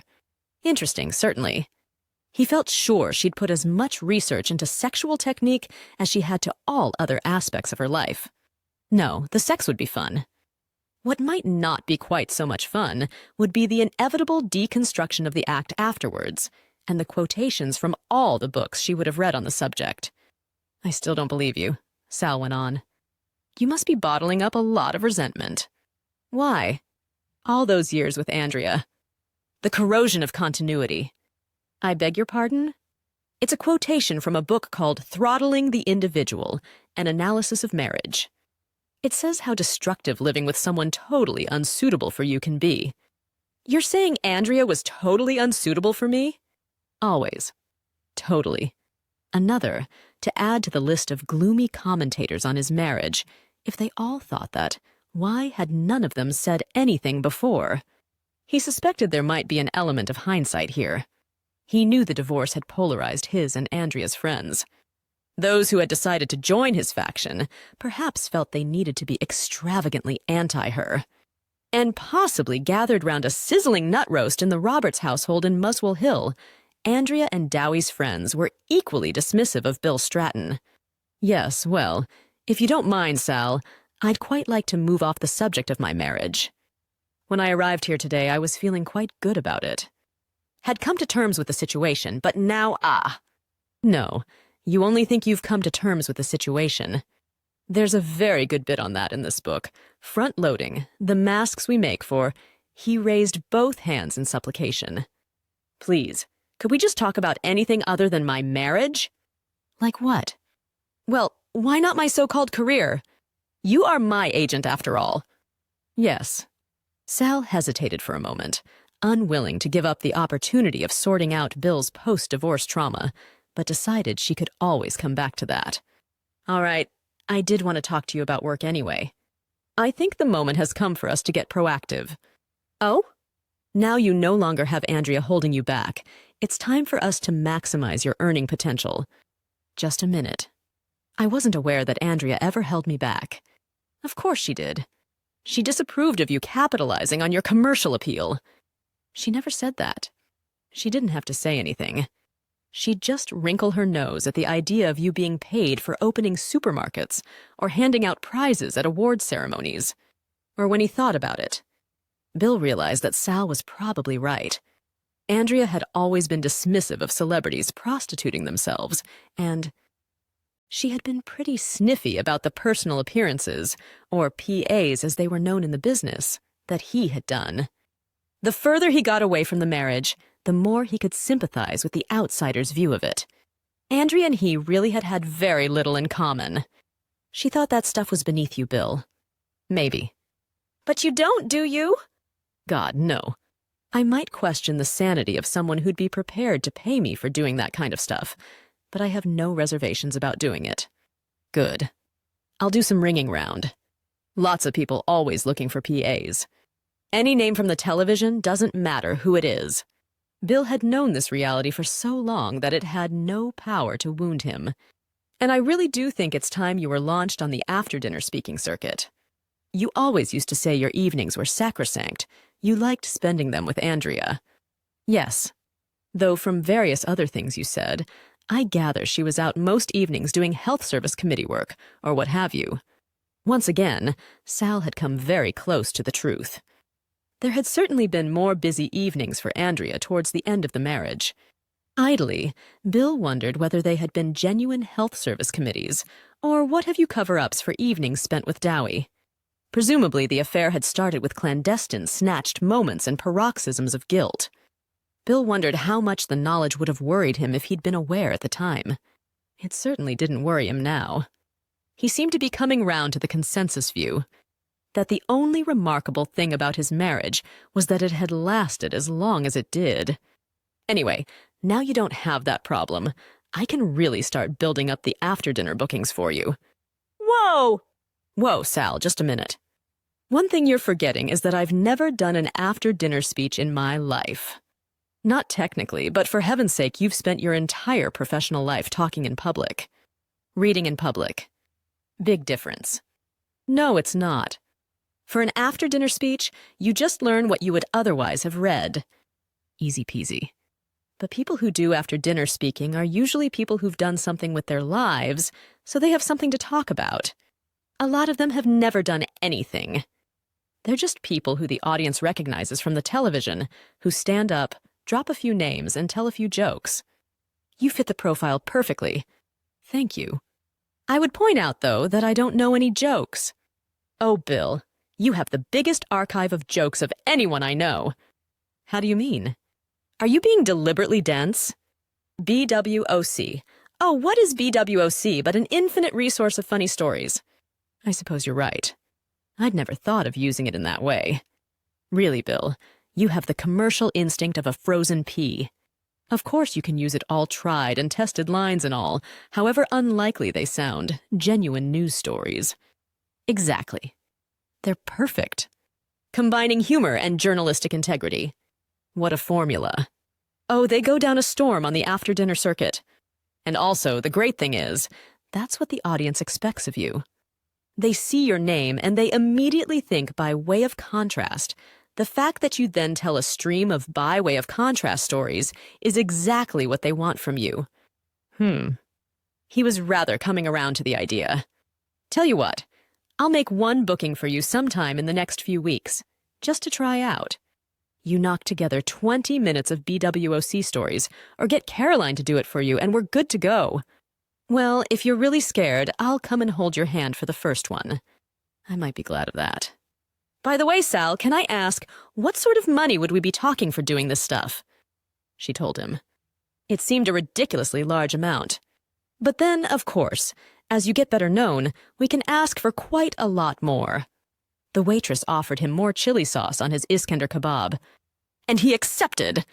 But it wasn't the spiciness that brought a glitter to Bill Stratton's eye. It was the feeling of a new life, or perhaps a whole number of new lives, opening up in front of him. Oh, another thing, Bill. Could you come to dinner on Saturday? Dinner? Where? My place. Though he had known Sal for more than 10 years, they had always met at lunchtimes in the anonymity of restaurants. To be invited to his agent's home for an evening was another new departure. Sal seemed to read his thoughts. I never righted you before because of Andrea. What was so wrong with Andrea? But it was a token protest. Rather than leaping, he was shuffling to his ex-wife's defense. You know, she was just so worthy. She'd make me and my friends feel unworthy about being obsessed by the media. She'd make us all feel guilty. Phil pondered this. Maybe that was what Andrea had done all through their marriage. Made him feel guilty. Made him feel guilty for what, though? Back to his being shallow, he supposed. He hadn't been aware of feeling guilty during the marriage, but distance was certainly giving him a new perspective. He also began to wonder why Sal had issued this sudden invitation. Had she interest in him beyond the purely professional? Had she found some book in the mind, body and spirit section about mixing business with pleasure? But the notion was dispelled by her next words. Is the dinner party I'm giving on Saturday night got odd numbers, and I can even them up? Yes, she replied with disarming frankness. You see, Bill, you have now become something even more useful than a Swiss Army knife. A spare man. Exactly. She smiled smugly at him. I'm going to use you shamelessly. Oh. Dinner parties, meals out, theater, cinema. You can be my tame companion. How do you know I'd be tame? Because I know you, Bill. Fair enough, she was probably right. You can be my front. Front for what? Front. To stop people asking me if I'm in a relationship or not. And are you in a relationship? The wrinkles between the navy blue eyes deepened at the difficulty of the question. Oh, these things are so difficult to be specific about, Bill. There's a very good chapter on the definition of two-ness in a book called What We Mean, When We Say What We Mean. And so the lunch continued. Chapter 6. And by way of contrast, a matchmaker in New York gave up the business after one of his clients went off with his wife. Sell Justice Flat. Was in a mansion block in Maida Vale, a surprisingly spacious set of interconnecting rooms that seemed to go on forever.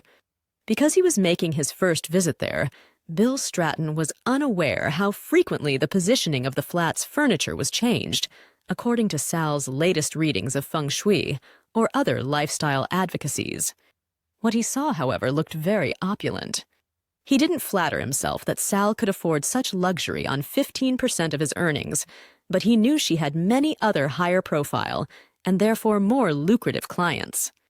To his surprise, he'd felt quite nervous at the prospect of the evening, marking as it did a change from the purely professional relationship he'd hitherto enjoyed with Sal. Though not an excessive drinker, he had fortified himself with a couple of large scotches in Pimlico, and Sal's introductions over welcoming champagne went by in something of a haze. There were 3 couples there. 2 were married, but even the unmarried set carried that unmistakable air of coupledom about them.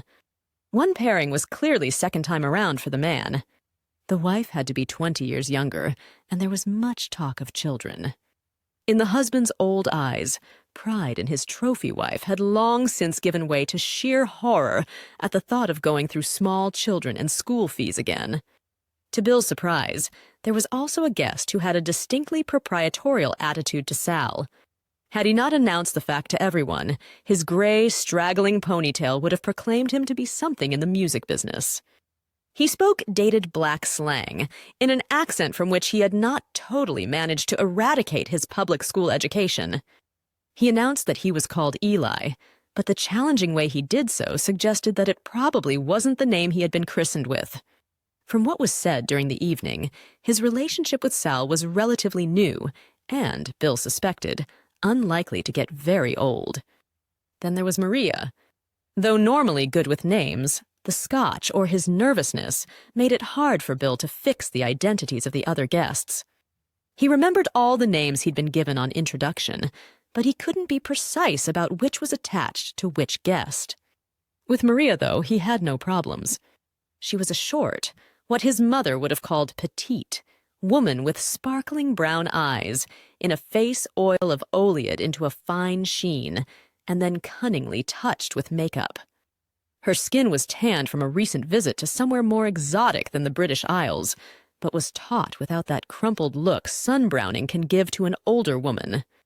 Her body was thin, but her breasts full, with an endearing crinkle of flesh between them. She wore a light silk print dress and high heels which flattered her slender legs. There was a lot of gold jewelry, which didn't include a wedding ring. She had worked in PR, or maybe still did work in PR. Bill hadn't quite got that clear.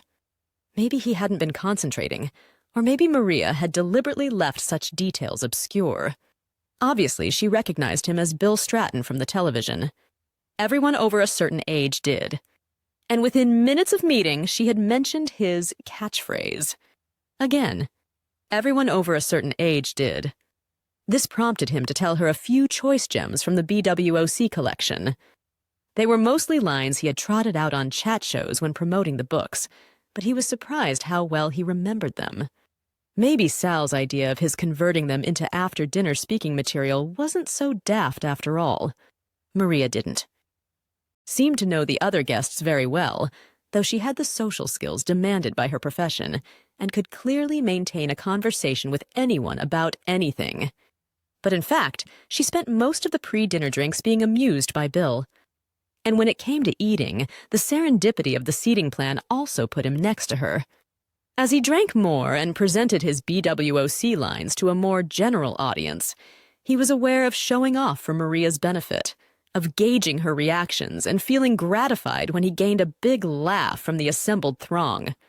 The insistent feeling came to Bill that perhaps life with Andrea had suppressed his social skills. Her circle of friends never wanted to hear anything funny, and since all he knew of NHS iniquities was what Andrea had told him, he rarely had much to contribute to their conversation. Whereas at Sal Juster's dinner party, the consensus seemed to be that Bill Stratton was rather a witty fellow. Maria certainly seemed to appreciate his company. Bill couldn't believe how quickly the evening passed. He seemed only just to have arrived when the young wife and her haunted husband began murmuring about babysitters and leaving. Then the other guests started looking at their watches too. Nor could Bill believe how smoothly things were going between him and Maria. When it came to Sal recalling cabs, geographical logic dictated that since they were both going south, Bill and Maria should share one down as far as her flat near Marble Arch, from whence he would continue to Pimlico. But then, when they arrived outside her block and she suggested his coming in for a final drink, continuing to Pimlico didn't seem so important. Any disquiet the cabbie might have felt about the shortened trip was dissipated by an absurdly generous tip, although that still didn't wipe the smug, knowing smile off his face. Bill didn't care anyway. In the lift, Maria seemed to stumble against him, and it made sense to put his hands on her shoulders to steady her. Then her fragrant hair seemed very close to his face, and giving her a gentle kiss on the forehead was entirely natural. When her face turned up to his, their lips automatically engaged. The interior of Maria's flat had recently been done by a very exclusive designer, but Bill didn't take in much of the makeover. The minute they were inside the door, Maria's mouth and his re-engaged. Their hands started to scrabble at the frontiers of cloth and flesh, and all he was really aware of was overpowering lust. He tried to remember when he had last felt lust on that scale. The routine of sex with Andrea had regulated his passion to a kind of twice-a-week supply and demand basis. When she showed reluctance to continue, he had reconciled himself to the ending of that particular phase of his life. And though, like most men, he could still be suddenly inflamed by a cleavage on a poster or a flash of thigh on the tube, most of the time his lust was subdued into a kind of half-life. Lacking the expectation of fulfillment, his sex drive had gone into neutral. But touching Maria had brought it back to life in turbocharged splendor. The fact that everything still appeared to work made him feel wonderful. Or he would have felt wonderful were it not for the sensation of intense urgency. She separated herself far enough away from him to ask, "Should I get that drink? Do you think we'll need it?" "Be as well." And she slipped out of his grasp into the kitchen. Bill stood disconnected. For a moment he contemplated sitting down, but decided it would be too painful. She appeared from the kitchen with an open bottle of champagne and 2 glasses. With a knowing wink, she led the way to her bedroom. After hurried gulps of champagne, they entangled together on the bed, fingers scrabbled, poppers popped, zips unzipped, inhibitions melted in a silkiness of underwear. Fortunately, alcohol worked its timeless magic, and Bill was naked and in bed with Maria before he had time to worry about the white hairs on his chest or his pale, incipient paunch, or the purple threads of veins around his ankles. And the immediacy of lust made him equally blind to any imperfections of her body, assuming, which a gentleman wouldn't, that there were any. But to his surprise, moments before they conjoined, he found himself asking, "Should we?" "What do you mean, should we?" Well, he couldn't come up with a satisfactory verbal answer, but he seemed to be coming up with an unarguable physical one, and the should question became irrelevant. After nearly 40 years of Andrea's, another body was strange. Maria's mouth tasted different, felt different, was at a different angle. The outline of her bottom was different, the contours of her breasts different, everything was different. Different, but by no means unappealing. Bill Stratton was making love to another woman, and it all seemed to be going rather well. Or so Maria, through her moans, asserted. Bill had never really known whether or not he was a good lover. Inside a marriage like his, such a question had not arisen. Neither he nor Andrea had much grounds for comparison.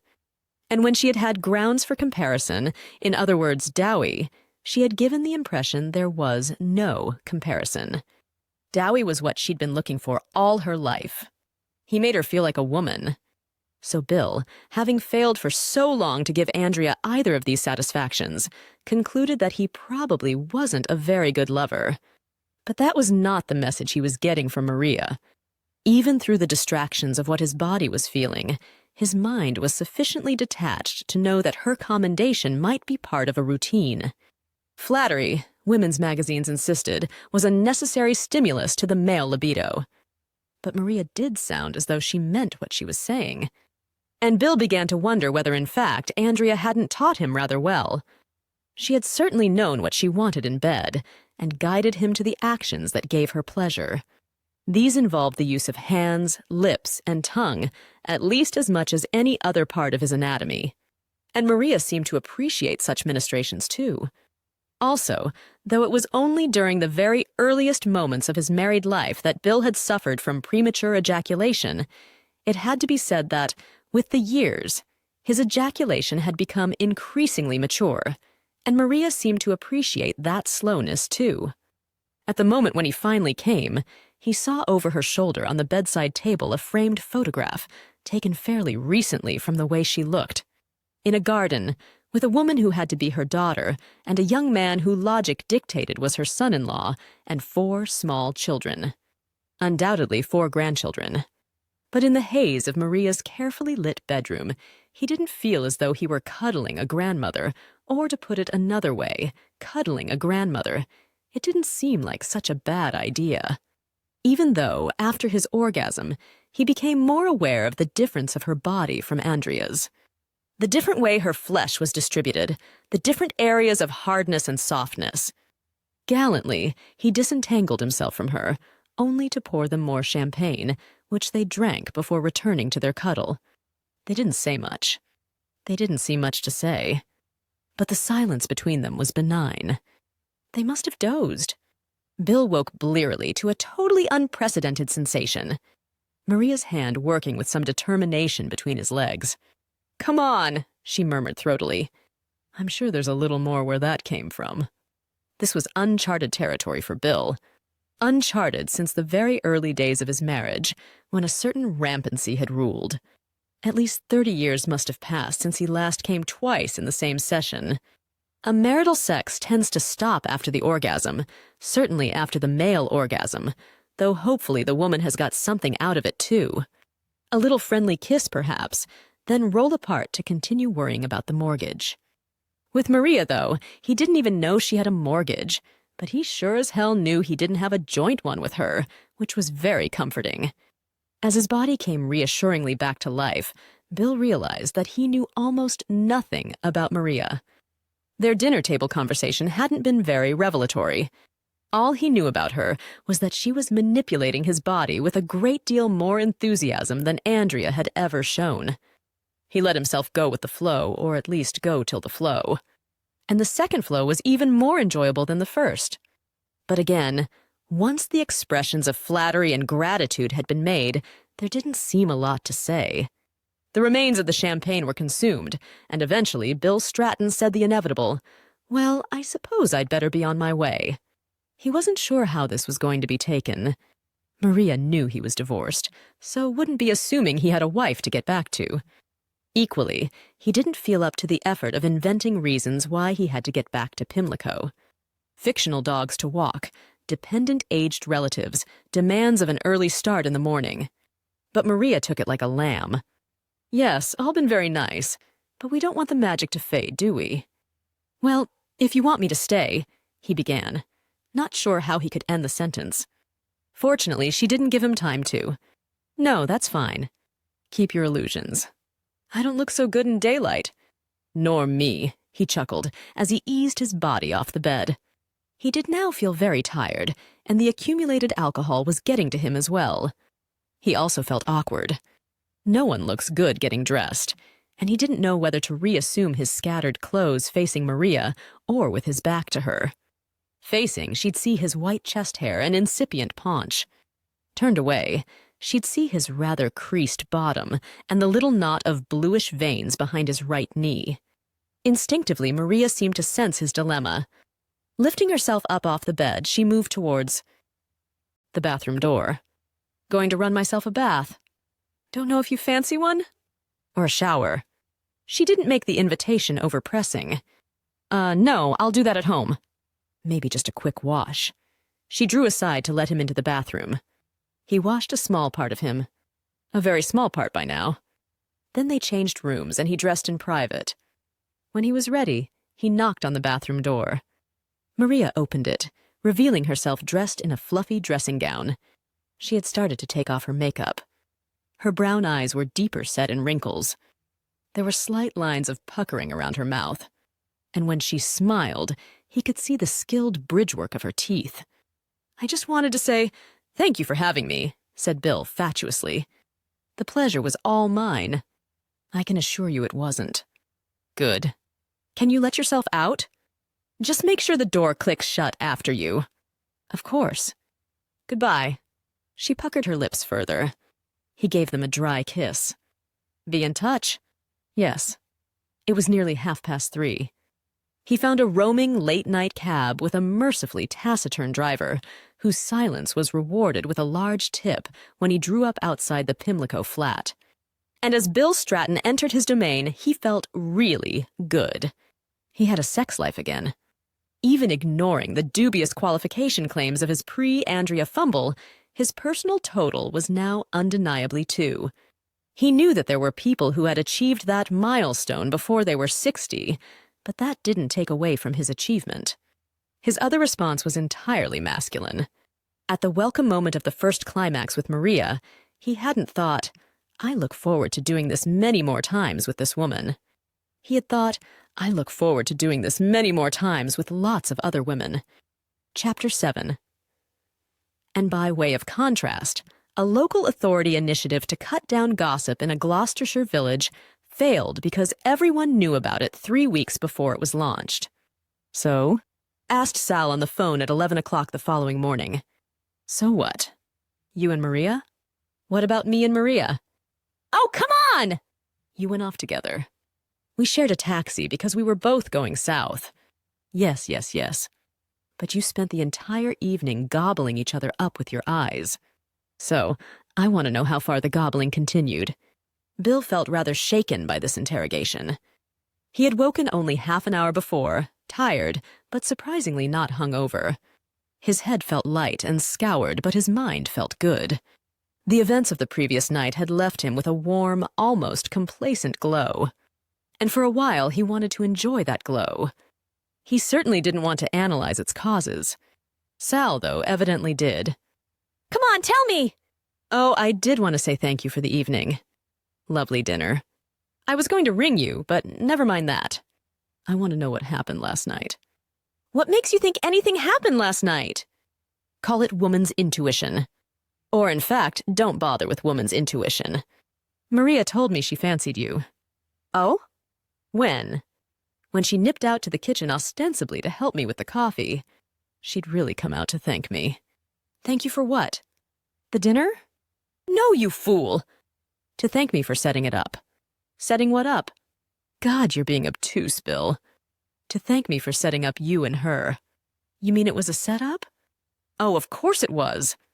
I'm not an agent for nothing, you know, and being a hostess is very much the same job. You find the right people, you put them in touch, you hope something will come of it. Ah! Stop sounding so innocent, Bill. Surely you could see what was happening. Maria was the only single woman there. You were the only single man. What about Eli? He's a single man. Last night Eli was with me. Though, Sal continued with an edge of steel in her voice, this morning he's about to become single again. A what? Are you going to tell him to don't change the subject, Bill? We're not talking about me and Eli. We're talking about you and Maria. Come on, give me the dirt. Bill was in a state of bewilderment.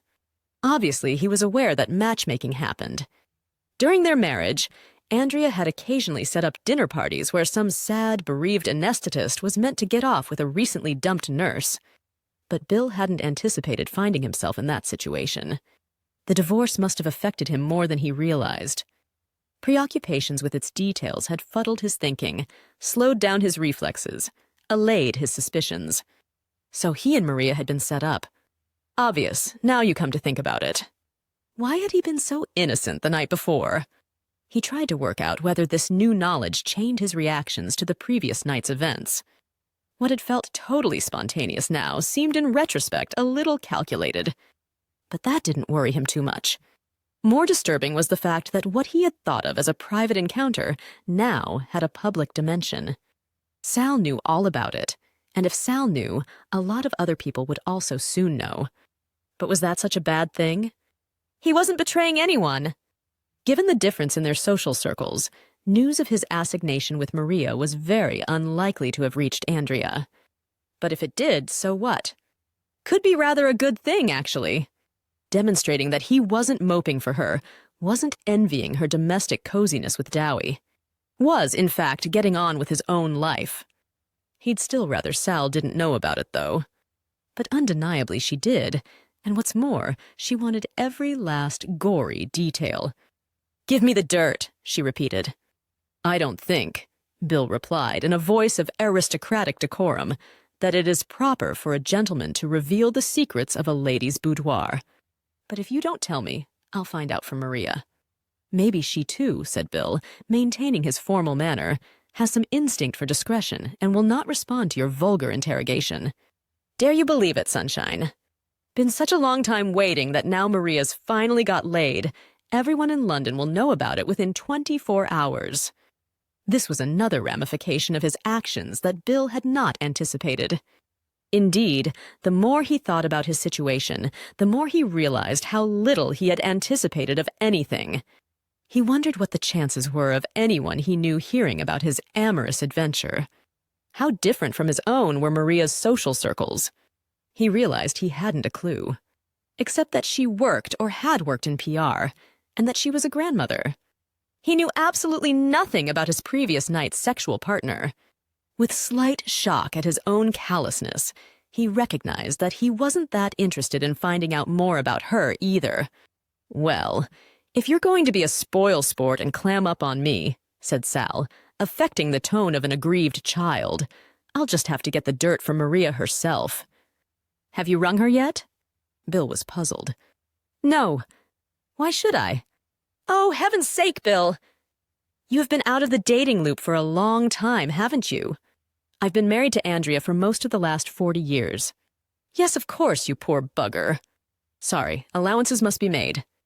The thing is," her voice took on a school teacherly quality, "even though there is now more equality between the genders, even though men and women act as free sexual agents, a woman who invites a man into her bed does still appreciate the courtesy of a thank you call the next day." Her final screech was so strong he had to move the phone away from his ear. "Yes, of course, Sel. Of course I'm going to be in touch with Maria. Give me a chance, though. I've only just woken up." "All right." His words had calmed her. "Just make sure you don't forget." "I won't." Meanwhile, Sel continued gleefully, "I'll get on to her and find out your marks out of 10. not to mention bonuses for artistic impression. I'll phone her straight away. Doubt crept into her voice. Or maybe I should dump Eli first, then call Maria. I can't possibly advise you on that. I think I'll dump Eli first. I can't really tell Maria what crap he was in bed while he's still here. Another shadow flickered across Bill's sunny disposition. Was Maria about to give Sal a blow-by-blow? Damn, they haven't got round to doing that. Account of his sexual prowess? Well, sorry it didn't work out with you and Eli, you said formally. Never had a chance. You see, I'm a Virgo and Eli's Sagittarius. I should have remembered what I read in that book, AstroTurf Out, How to Dump Incompatible Lovers. With the configuration of stars at Eli's birth, there was no chance that we were going to have a physical conjunction that was anything but Bill Stratton was thoughtful as he set his coffee maker to produce some really brain-kicking espresso. The phrase whole new ballgame kept rising to his mind. Dear, oh dear, had he somehow managed to enter the murky world defined by the awful word dating. He'd had a really enjoyable and very necessary sexual encounter with Maria, and he wouldn't mind at some point having the same again. The one thing he didn't want to have with her was, he felt another awful word creeping into his mind. A relationship. He knew that was a very masculine response, but for God's sake, he was a man. What else did anyone expect from him? And yet, he didn't want to be thought a heel.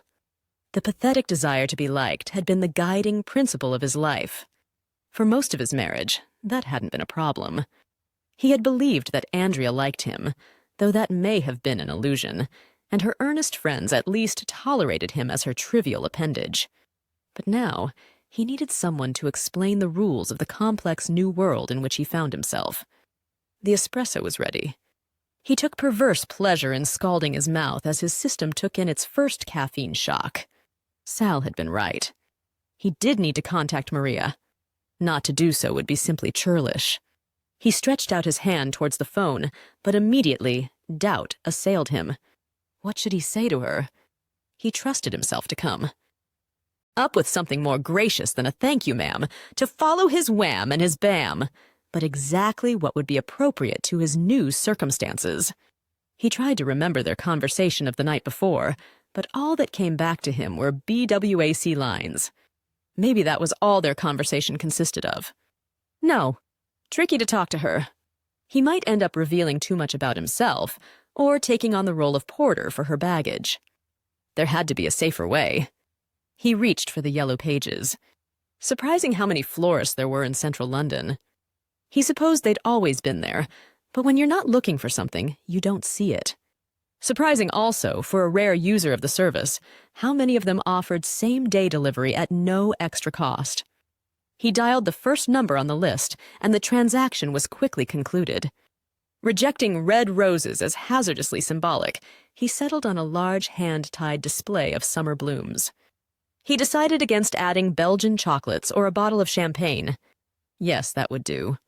A gentlemanly gesture, a holding operation. While the details of his order were being checked, he decided how he'd spend the rest of his day. There was a local pub near the Thames, where he had enough acquaintances to ensure a pleasant, boozy lunchtime. Then he'd catch up on some of the previous night's sleep. When the patient florist at the other end of the line asked what message he wanted to send with the flowers, Bill came up with, and by way of contrast, thank you for an unforgettable experience. Then he went down to the pub to try and forget about it. It was about 6 when the phone rang. He felt better after a couple of hours' sleep, and had recovered from the bleariness of waking. A contentment about the events of the previous night had returned. It's Ginny. Oh, hello. Good heavens, did she know about Maria, too? But the anxiety was quickly diffused. The actress had never met Sal. She moved in completely different social circles. He was being paranoid. I'm ringing because I find myself at a loose end this evening. Oh, I was meant to be taking part in a program of readings in support of a writer who's imprisoned in China, but he's been canceled. Why? Chinese authorities released him on Thursday. Oh, no sense of theater, these totalitarian regimes.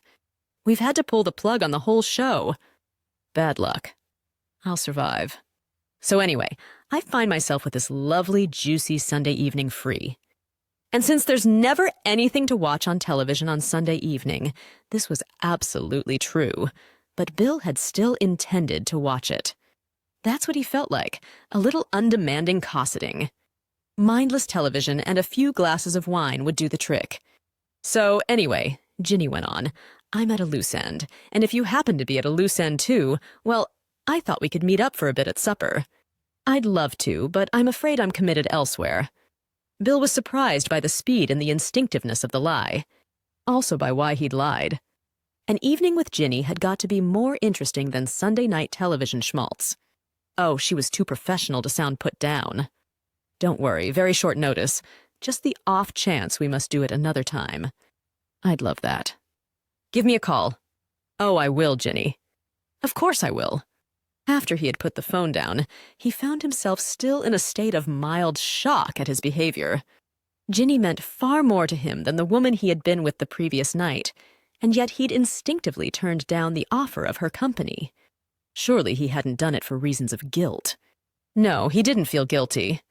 Maybe he feared that, caught in the beam of Ginny's perceptive hazel eyes, he wouldn't be able to keep his encounter with Maria a secret. But why would it matter if he did own up to what he'd done? He wasn't betraying anyone. He had no one to betray. It was still the speed of his knee-jerk instinct to lie that surprised him. Maybe now he had entered into the world of different women. Surreptitiousness had become essential. There was no necessity for everyone to know everything. Kissing and telling was a course which held no attraction for Bill Stratton. He would become more cautious, secretive even, controlling the flow of information that he felt safe to his various friends. 10 minutes after he had put the phone down, the thought of seeing Jenny that evening had become more attractive. He contemplated ringing her back, telling her he'd managed to untangle himself from his previous commitment, that he'd love to meet up with her for supper. But he didn't. On the Monday morning, Bill paid another visit to the BWOC office. Determined to be organized about the after-dinner speaking possibilities Sal had mentioned, he decided he was going to build up a file of suitable, by way of contrast, lines. The facility with which he'd remembered so many in what he now recognized had been a chat-out routine with Maria encouraged him. So did the reaction the Lions had received at Sal's dinner party. His spirits were high that morning. The varied responses to his encounter with Maria had settled down into a warm glow. Bill Stratton had been rehabilitated as a sexual player. The world was full of new possibilities, and old possibilities, he thought, as he entered Carolyn's world of cigarette smoke, sweet tea, and radio, too. The fullness of her body looked more attractive than ever. What Andrea had described as her obvious sexuality was that morning very obvious. And yes, all right, her brassiness was obvious, too. Bill knew he'd never be mad enough to come on to Carolyn, but he enjoyed his awareness of her sexuality. She also seemed aware of the change in him. Was he being paranoid to detect a new knowingness in her blue eyes as she said, "You're looking very bright-eyed and bushy-tailed this morning. You're looking good yourself." It was the first time in their relationship that he had complimented Caroline on her appearance. Perhaps his new self was more relaxed about that kind of thing. Not an easy woman to flatter. She snorted back. "Yeah, but I don't look like you. Not like I'm the cat that got the cream." The possibility that she did know about him and Maria could not be ruled out. Carolyn knew Sal. They hadn't met many times, but had talked a lot on the phone, coordinating the BWOC books and promotion. Had there already been a phone call between them that morning? On balance, Bill thought it unlikely. He was just so conscious himself of what had happened that in spite of 4 showers since the event, he still felt as though he reeked of sex. And he felt rather proud of the fact. "I can look cheerful if I want to," he reposted lightly. "I just have a natural sense of well-being." "Oh, yeah?" "With most men I've known. They only get that Cheshire cat grin when they've had their oats." Surely she didn't know, did she? Deftly, Bill turned the conversation round. In the past, he wouldn't have responded to Carolyn's frequent innuendos. Now he felt empowered to do so. "And would that explain why you're looking so bright this morning?" But any thought that the inquiry might bring him information about Carolyn's sex life was doomed to disappointment. Expelling a derisive puff of air from her mouth, she said, "I've done with men. Thank you very much." "Right. So presumably these BWOCs you want are going to be in different categories according to the kind of audience you're speaking to." Chapter 8. And by way of contrast, in the recent Bristol West by-election, the candidate for the more sex for all party lost his deposit. The after-dinner speaking bookings flooded in. So did the dinner invitations. And the number of Bill Stratton's sexual encounters increased too. He may have missed out on the 60s summer of love, but he certainly enjoyed the Indian summer of his own 60s. He thought of them as sexual encounters rather than anything else. He certainly didn't think of them as conquests. A conquest suggests the subjugation of one participant by another, and all of Bill Stratton's sexual encounters were consensual. He couldn't see the attraction of any other kind of sex. He may have had a bit of the atavistic male rapist in him when younger, but now found sex no less satisfying, but less urgent. It was all a lot simpler at 60. Any seduction involved was verbal. He didn't make passes. He didn't put unsanctioned hands on thighs or breasts. When he met a woman he fancied and he seemed to be getting on with, he would gently ease the conversation towards talk of sex. If he got no response, he'd move back to less controversial topics. But when the response came, he would tease the talk onwards until some kind of agreement was reached. The negotiations he knew could always break down at the last minute, and sometimes they did. But at such moments, his reaction, which in his youth would have been an agony of seething frustration, was now mild disappointment.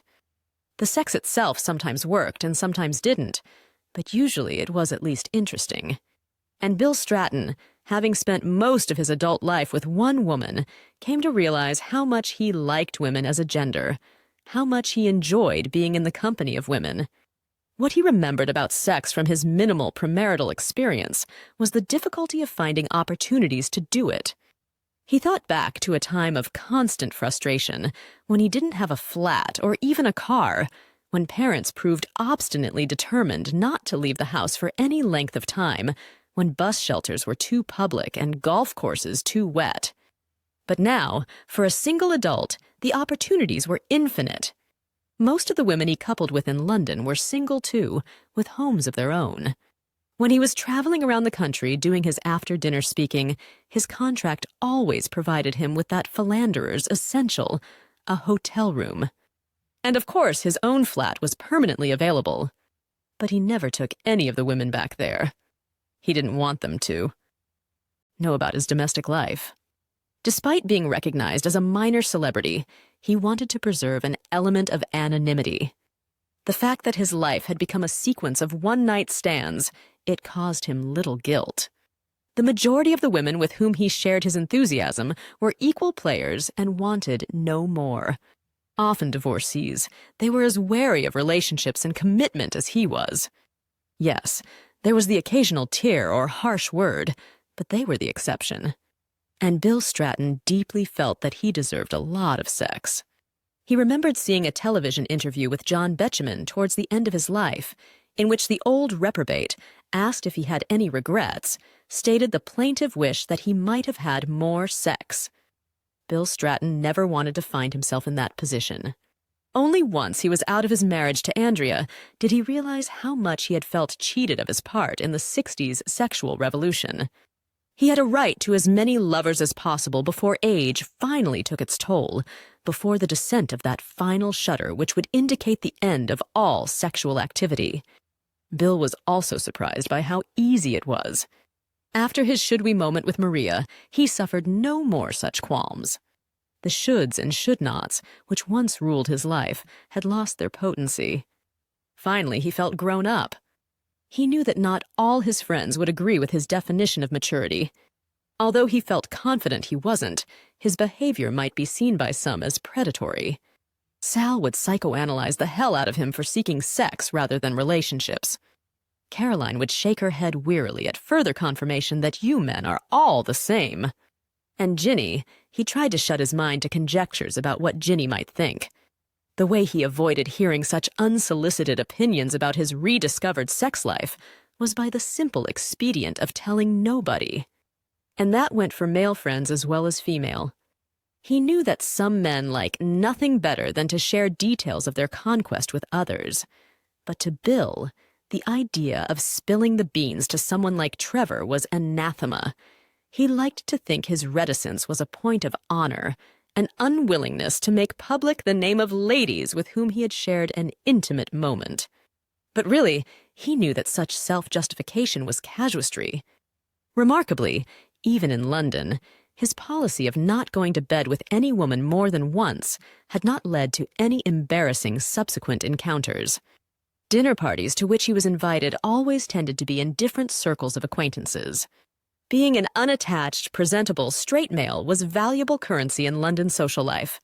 He was also fortunate that the women he chose, or who chose him, seemed to have the same desire for discretion, which suited him fine. He was sure this was partly because of their age. Though, like all men, he could be turned on by the sight of a pretty young actress on television or in a movie, what appealed to Bill Stratton was his own generation of women. He fancied the women he should have been making love to in the late 60s, when he should have been sowing his wild oats. Meeting Andrea had consigned those wild oats to rot away in the large barn of marriage, but now he lusted after the women he had missed out on, the women he should have had, the women who were his by right. So almost all of his bedmates were around his age or older. Despite occasional wistfulness for the resilience of young flesh, he found mature women infinitely attractive. Maybe having lived with Andrea all that time, having watched her body imperceptibly change, made him more forgiving of the flaws of age. The glazed cotton of young skin might have turned to muslin, but it was still warm. The touch of flesh remained unique. Hands might be veined and freckled, but they could still hold and caress. For the first time, he encountered stretch marks, the silver flashes of unknowable experience. Like old houses, older women's bodies wore their quirky histories with a pride that he found more appealing than the slick, convenient brand newness of a starter home. And then there were their eyes, infinitely various, infinitely wise. The eyes of young women had a bland, anonymous beauty. It was the surrounding wrinkles that created character.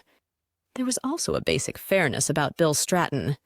How could he possibly blame women for the changes time had wrought on their bodies when it had worked the same malign magic on his? Whitening hair, prominent veins, and general sagging had caught up with him. What right had he to criticize their other victims? One of the big advantages older women possessed was that they were knowledgeable about sex. Procreation, or the prevention of procreation, had long since ceased to be relevant. The only purpose of sex was to achieve pleasure. The potentially coy ones dropped out early in the course of mutual chat-up.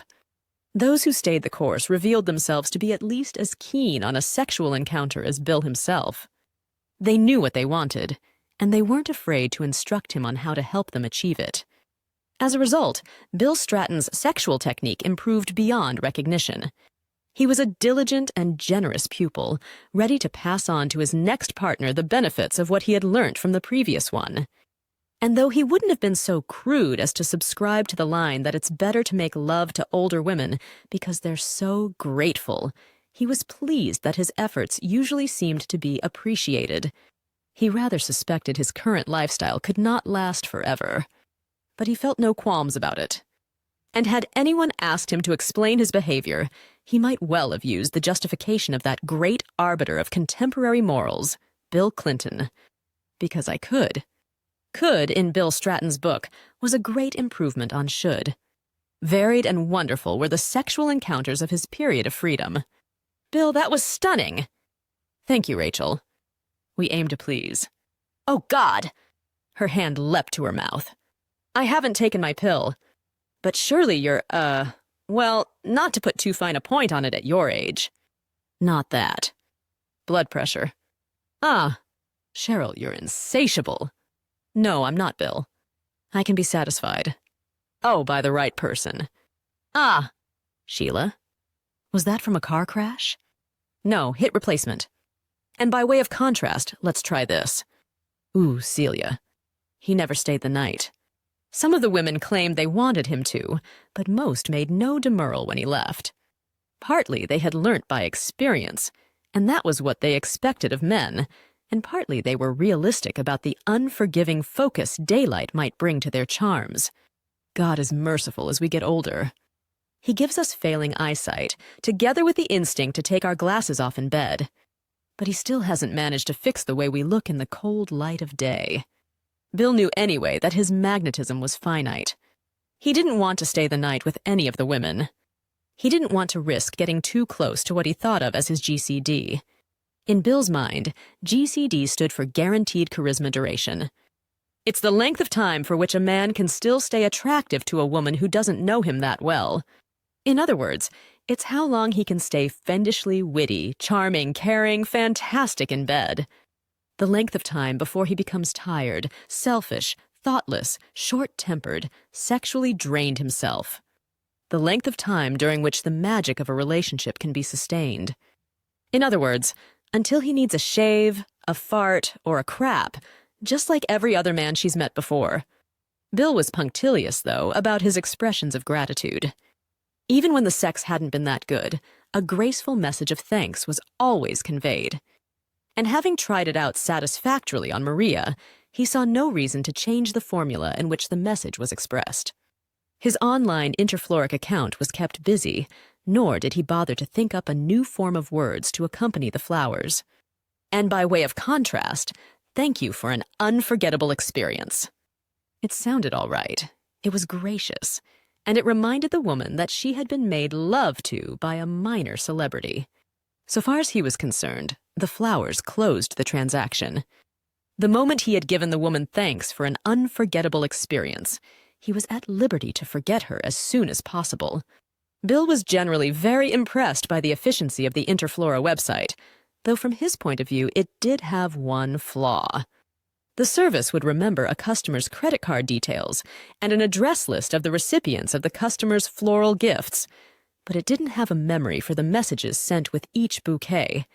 Bill Stratton would have found that a convenience, but it seemed to be a service for which there wasn't a demand. Most Interflora customers, Bill was forced to conclude, sent different messages to different people. And in his late flowering promiscuity, did Bill Stratton himself change? Very little. Oh, he visited the gym more often. He had no illusions that he would ever recapture the physique of a young muscle-bound Adonis, which he had never had. But since his body was going to be on display, he tried to ensure there was as little of it as possible. He wasn't obsessive about fitness, though. He didn't need to be. Nobody was going to see that much. Generally speaking, the women who shared his sexual encounters were even keener on muted lighting than he was. The one big change he made was to his underwear. He found the small black briefs, variations of which he had worn throughout his married life, were greeted too frequently in bedrooms with suppressed giggles. In boxer shorts, he felt less tethered, but they did get fewer laughs. Which was actually strange to Bill, because when he'd been growing up, the only times he'd seen boxer shorts were in American cartoons, on men who were meant to look funny in them. And as for negative feelings, the suspicion that there might be something rather sad about a 60-year-old man whose relationships were reduced to sexual scalp counting, he managed to force such thoughts out of his mind. Bill Stratton had always been good at forcing unwelcome thoughts out of his mind. Chapter 9.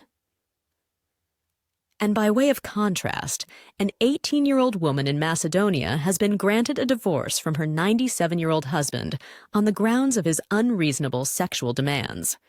Bill Stratton did not let his sex life impinge on his friendships. He still saw Carolyn at the BWOC office, had lunches and the occasional dinner party with Sal, and downed mournful pints in the annex with Trevor. But he never mentioned his sexual encounters. Carolyn probed with her customary innuendo. Sal, in her Miss Fix-It role, tried to set up new trysts and get the lowdown on old ones, but it seemed to Bill that he had no difficulty in deflecting their inquiries. And of course, Trevor was no problem. Like most men, he was entirely uninterested in anyone's sex life but his own. Since that appeared to be moribund, he just mourned on about his past failures with women, which, transformed in the telling, increasingly took on the form of past glories. And Ginny Bill didn't see much of Ginny during that period. She had taken over the part of Mother Superior in a long-running television series about medieval nuns that was shooting in Croatia, where the cheapness of locations and labor made recreating the England of the Middle Ages much more attractive to television producers than it would have been in England. As a result, Bill and Ginny had little contact other than snatched telephone conversations when she briefly touched base back in London. Bill was in many ways quite relieved about that. He had no problem in keeping his sex life secret from his other friends. He didn't know, though, whether he'd be able to withstand interrogation from the famous hazel eyes of Virginia Fairbrother. There was no curiosity about his new lifestyle from his ex-wife. Andrea showed no interest in him at all. Occasional necessary phone calls about final financial details were conducted quickly, without animosity, but neither of them volunteered information about themselves. Presumably, Andrea was enjoying Muswell Hill and domestic vegetarian bliss in the company of Dowie, which brought with it a license for unbridled whinging about the NHS.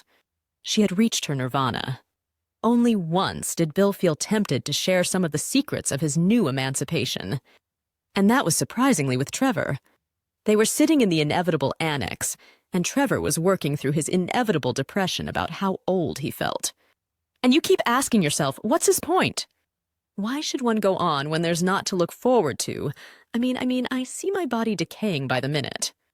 Every morning there are more dead, irreplaceable hairs on my pillow. My teeth feel more brittle every time I brush them. The veins on my legs look like the Piccadilly and Metropolitan lines have taken over the entire tube map. He took a long swig of beer, luxuriating in his misery. Even this is having less effect. It takes more booze to dull the pain. And the more booze you have, the more pain you feel when you wake up the next morning, which means you need even more booze, too. He sighed with satisfaction at the completeness of his despair. There are so many things that you just know you're never going to achieve. So many ambitions that will never be realized. I used to dream about being alone in a bedroom with a girl in her 20s. And as Trevor lifted his unfocused gaze towards his beer-tinted horizon, Bill Stratton felt really tempted to say, "Actually, I've done that." But of course he didn't. Not least because he did feel a degree of embarrassment about the whole episode. The younger woman was encountered at a book launch. She worked in some capacity Bill never quite established for the company which had taken over his original publisher. The enterprising young publisher who had seen the potential of the By Way of Contrast books had, in the way of enterprising young publishers, sold out to one of the big publishing conglomerates. He kept some minor advisory role in the business, but mainly he just enjoyed spending the huge amount of money he had made from the deal. And in the way of big publishing conglomerates, the big publishing conglomerate which had brought his company for its flexibility, low overheads, and ability to react quickly to the market, proceeded to make their new purchase inflexible, to increase its overheads, and make it as slow to react to the market as all the other publishing houses under its umbrella. The girl's name was Kirsty, and her job was something to do with rights. Rights in what, or whose rights, or rights to do what? Bill never did find out. But she seemed happy to chat to him at the launch. She said she vaguely recognized him from television, from when she used to watch with her parents. Bill wasn't very good at judging the ages of people younger than himself, but he reckoned she couldn't yet have reached 30. The conversation followed a predictable format. He entertained her with some of his well-remembered by way of contrast stories in the constant expectation that she would shortly move away to join some of her contemporary colleagues. But she didn't. She seemed more than happy to stay listening to him, and they were still together when the trickle of departing guests became a gush. Asking her to join him for a bite to eat seemed an entirely logical next step. They'd both had quite a lot to drink at the launch, and they continued to drink throughout their dinner at a convenient nearby Italian. Precisely the sequence of words that led to Kirsty, suggesting they should adjourn afterwards to her flat, Bill could not remember. But again, logic seemed to be on their side. The idea made perfect sense to both of them. As soon as the cab deposited them outside her block, it was clear that Kirsty had a private income. Nothing anyone did with publishing rights would earn enough to pay for a flat in that neighborhood of Fulham. Rich parents would be the probable explanation, but Bill didn't ask. He had no wish to hear that the girl's parents were younger than he was. The interior of the flat confirmed the impression of wealth. So now Bill came to think of it, did Kirsty's vowels. Their cut glass had been engraved to a very expensive standard by all the right schools. She gestured him to a large white sofa while she disappeared into the kitchen to find yet more wine. Alone, Bill was able to take in his surroundings. His first impression was that he was in a child's playroom. Carefully displayed on purpose-built shelves all around the walls were figurines of characters from Disney cartoons. He recognized the lineups from 101 Dalmatians, Fantasia, and Snow White. All those bloody dwarves of whom no one can ever remember more than 6 at any one time. Even with the 7 little figurines in front of him, Bill couldn't get all the names right. He gazed around in bewilderment. Surely no one would actually choose to have this stuff on display. I see you're looking at my collection, said Kirsty, returning with the wine. You collect these? What is it like that? What did you think? Someone dumped them on me? That had been so close to what he'd been thinking that he didn't dare make any response. But Kirsty didn't need any. She was keen to talk about her hobby. My 101 Dalmatian set is almost complete. Ah, really? Yes, that Cruella in bed is terribly rare. It's one from the Walt Disney Classic Collection, obviously. Obviously, he echoed. And there's puppies on newspaper, Kirsty trilled. How sweet are they? Bill decided that this was a rhetorical question. He had been aware recently of a new syntactical interrogative creeping into the speech of younger people. Inquiries taking the form, how good is that? He did not apparently expect answers. Bill didn't understand the grammatical construction. He was just aware of it. All he knew was that if he'd used that kind of sloppy speech in his newsreading days, he would have got letters. Still, Kirster's collection did seem a viable topic for conversation. He couldn't spend the entire evening quoting by way of contrast lines at her, and the brief forays they'd made over dinner into popular culture had not been encouraging. She knew the names of the Beatles and the Rolling Stones, but only as a shorthand for a state of embarrassing geriatricity.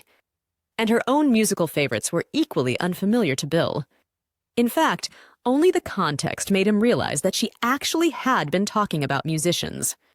The names of the acts could otherwise have been mathematical formulae, firms of estate agents, or skin infections.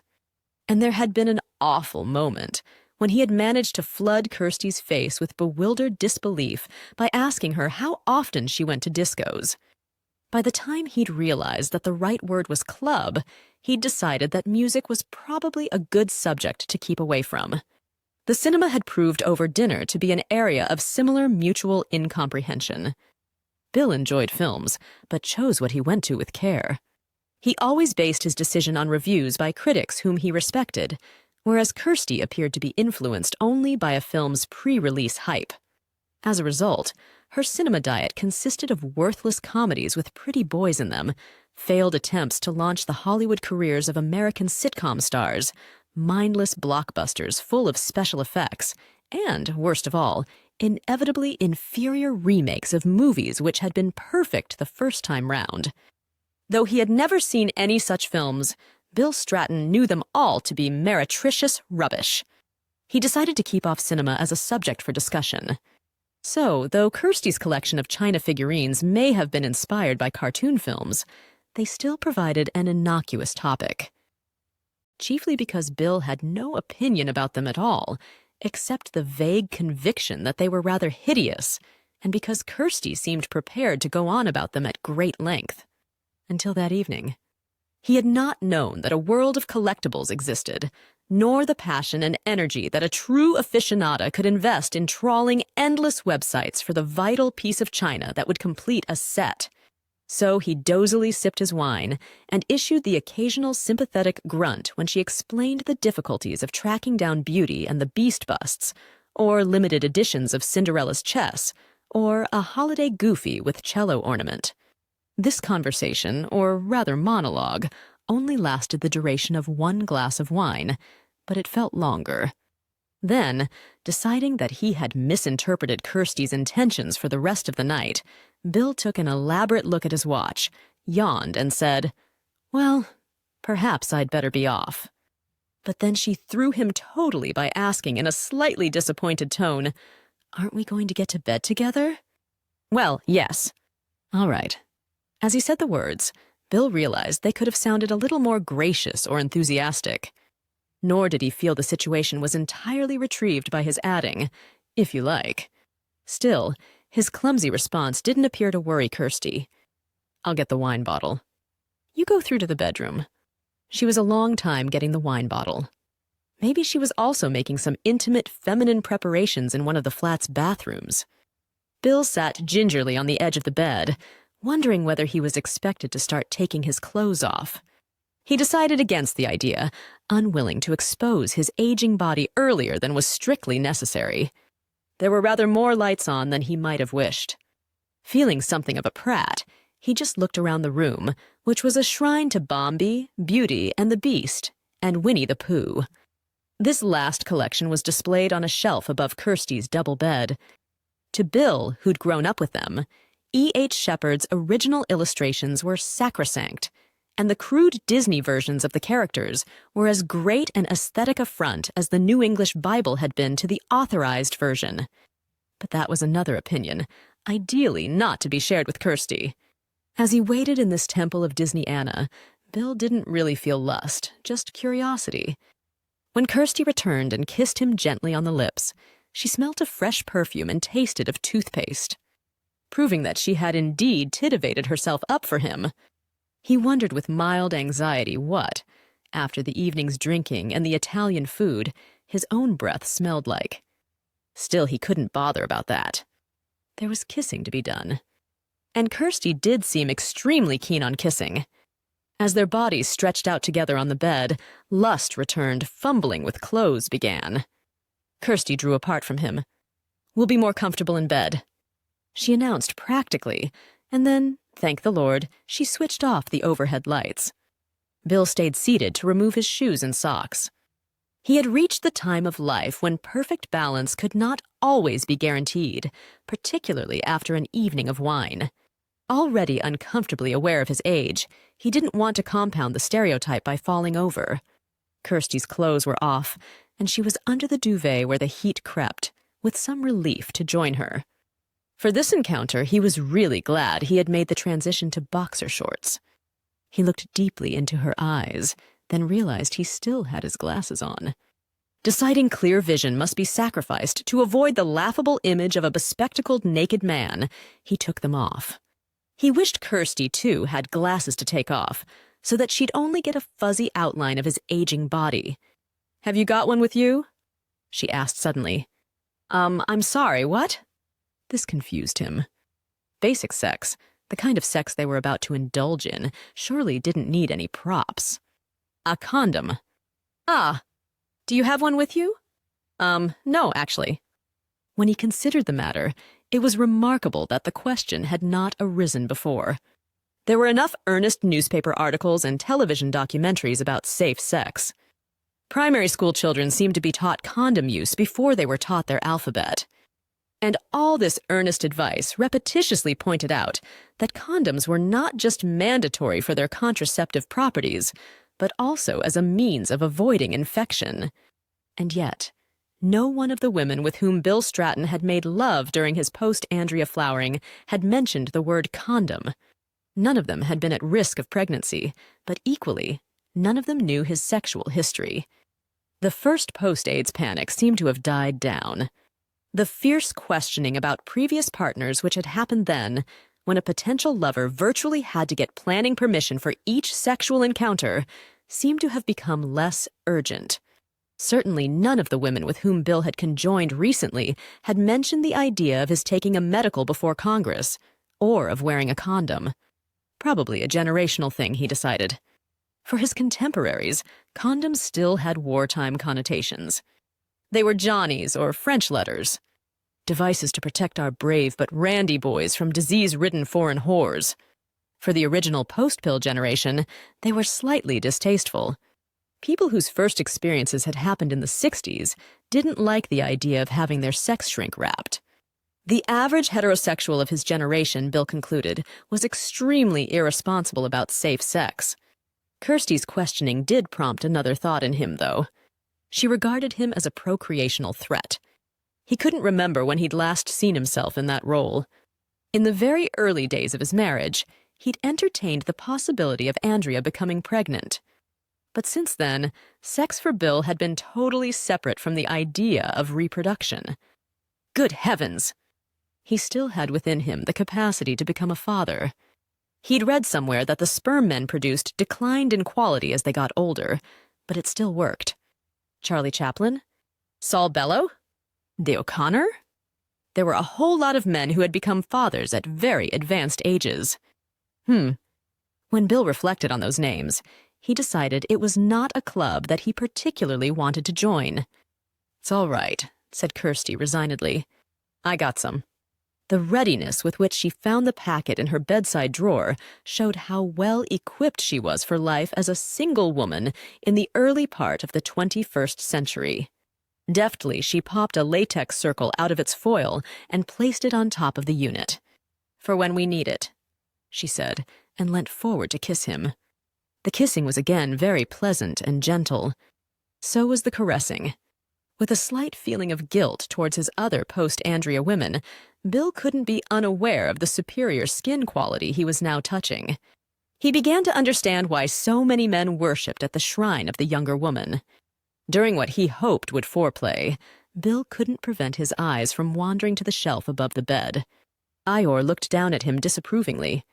He didn't let himself be put off by that IOR disapprove of everything in the IOR catalog of unacceptable behavior. Making love to a girl less than half one's age was no more reprehensible than Kanga. Losing Rue or Tigger bouncing a bill.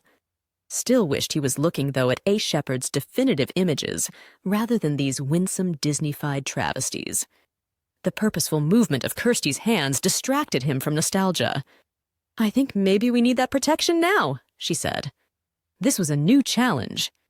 Though Bill Stratton was familiar with the concept, he had never actually put a condom on.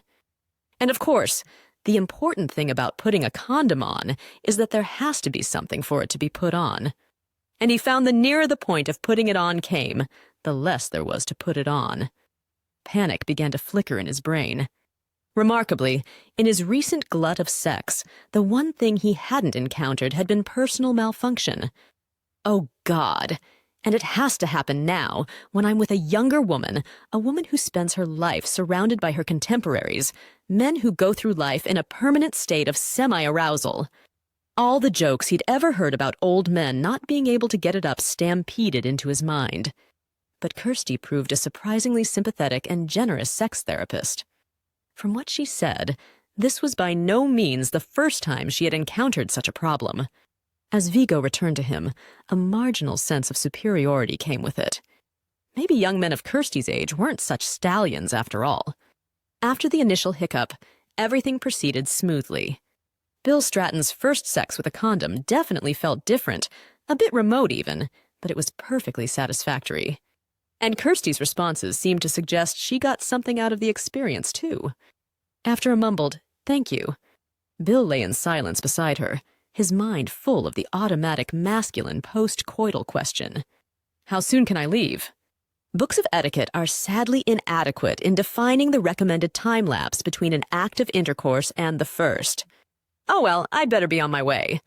But here, too, Kirsty surprised him and anticipated him.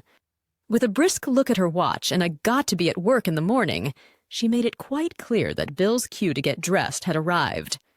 There was no resentment or edge in her tone, just practicality. She put on a bathrobe, and he quickly dressed. As he did so, he found his mind focusing on Kirsty's motivations. Was this how all of her sex life was conducted? Was it all quick pickups and goodbyes? Wham bam, thank you, sirs. And most of all, why'd she pick him? He'd been quite willing to go along with the scenario, but everything that had happened had been on her initiative.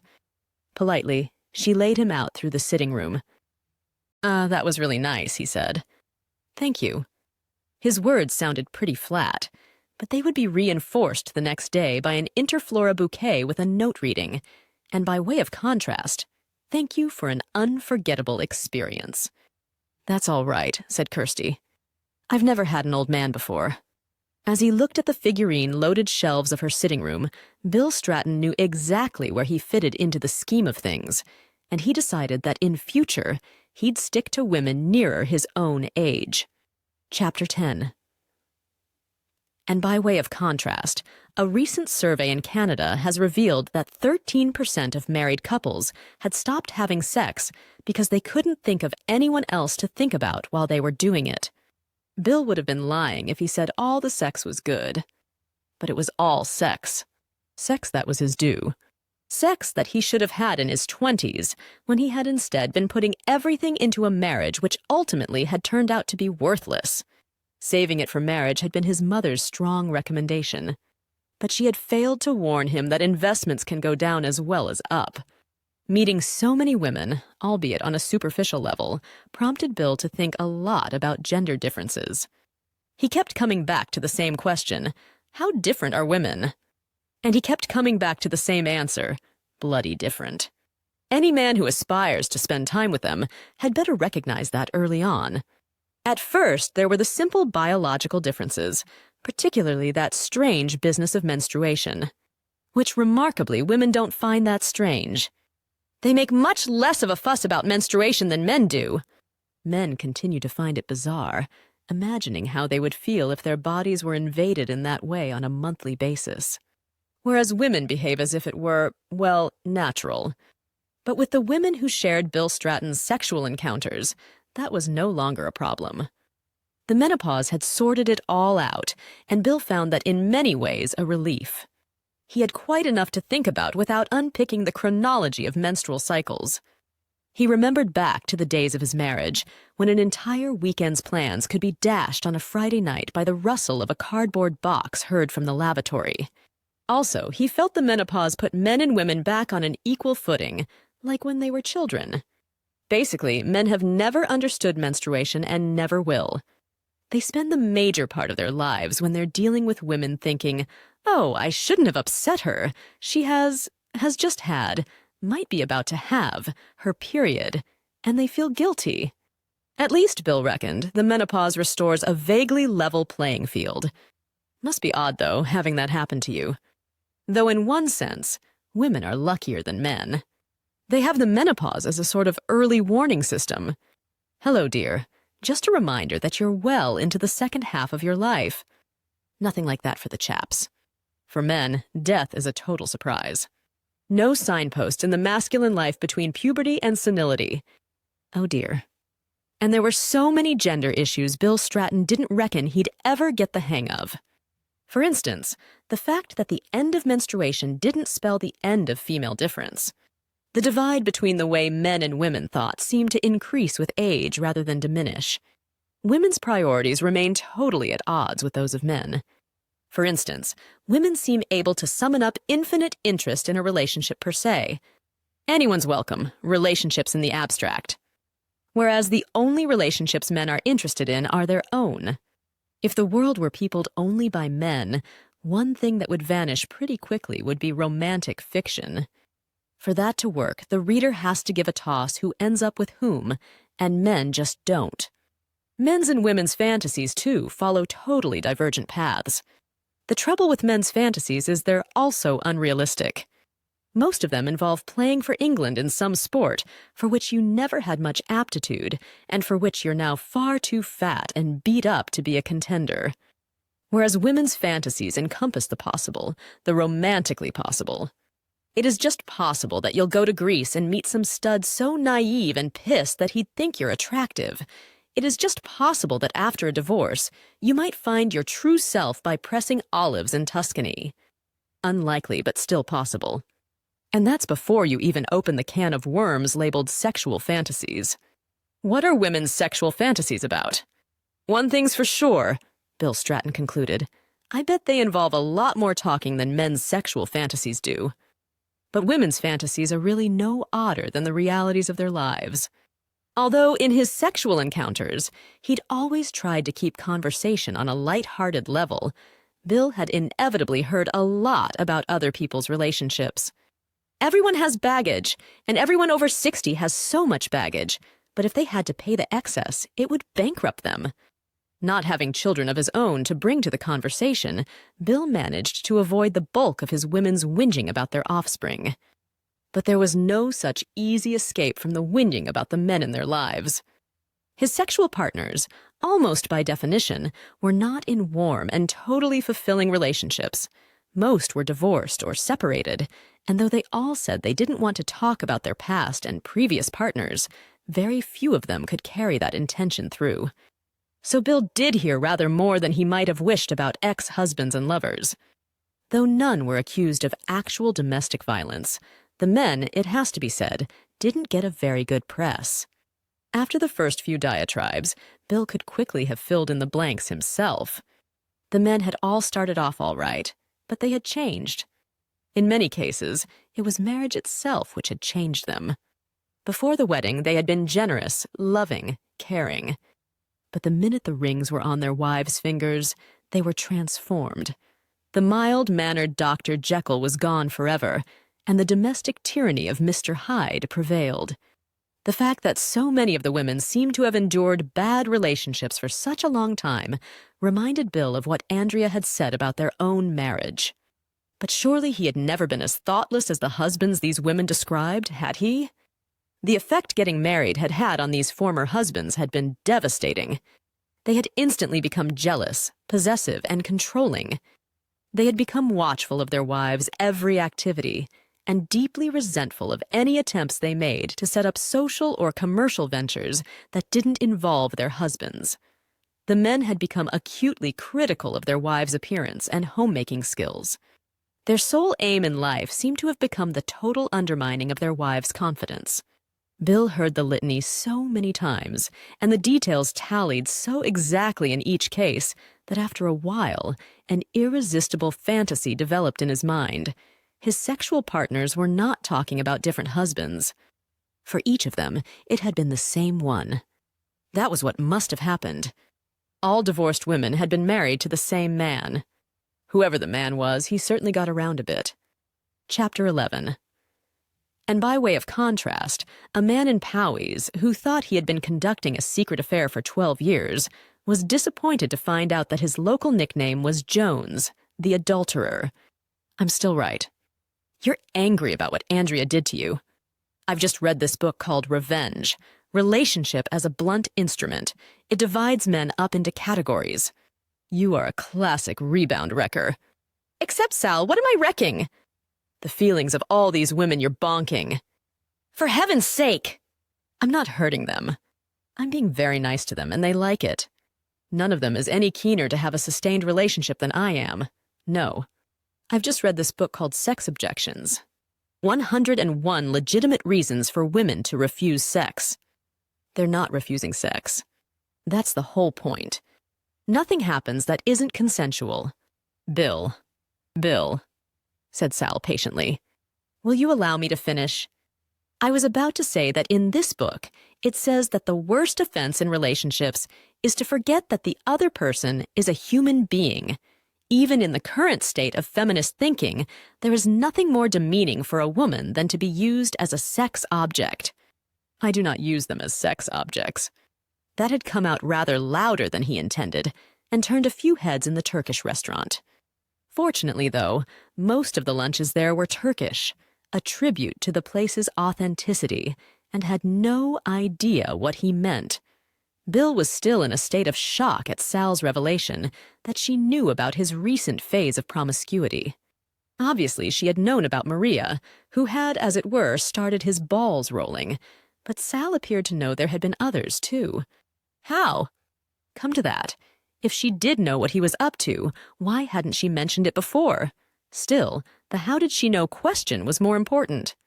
He had tackled her directly about it the first time she described him as a naughty boy. One hears things, Bill. That's not very helpful. Look, I'm your agent. I make it my business to know about what my clients get up to. Like how?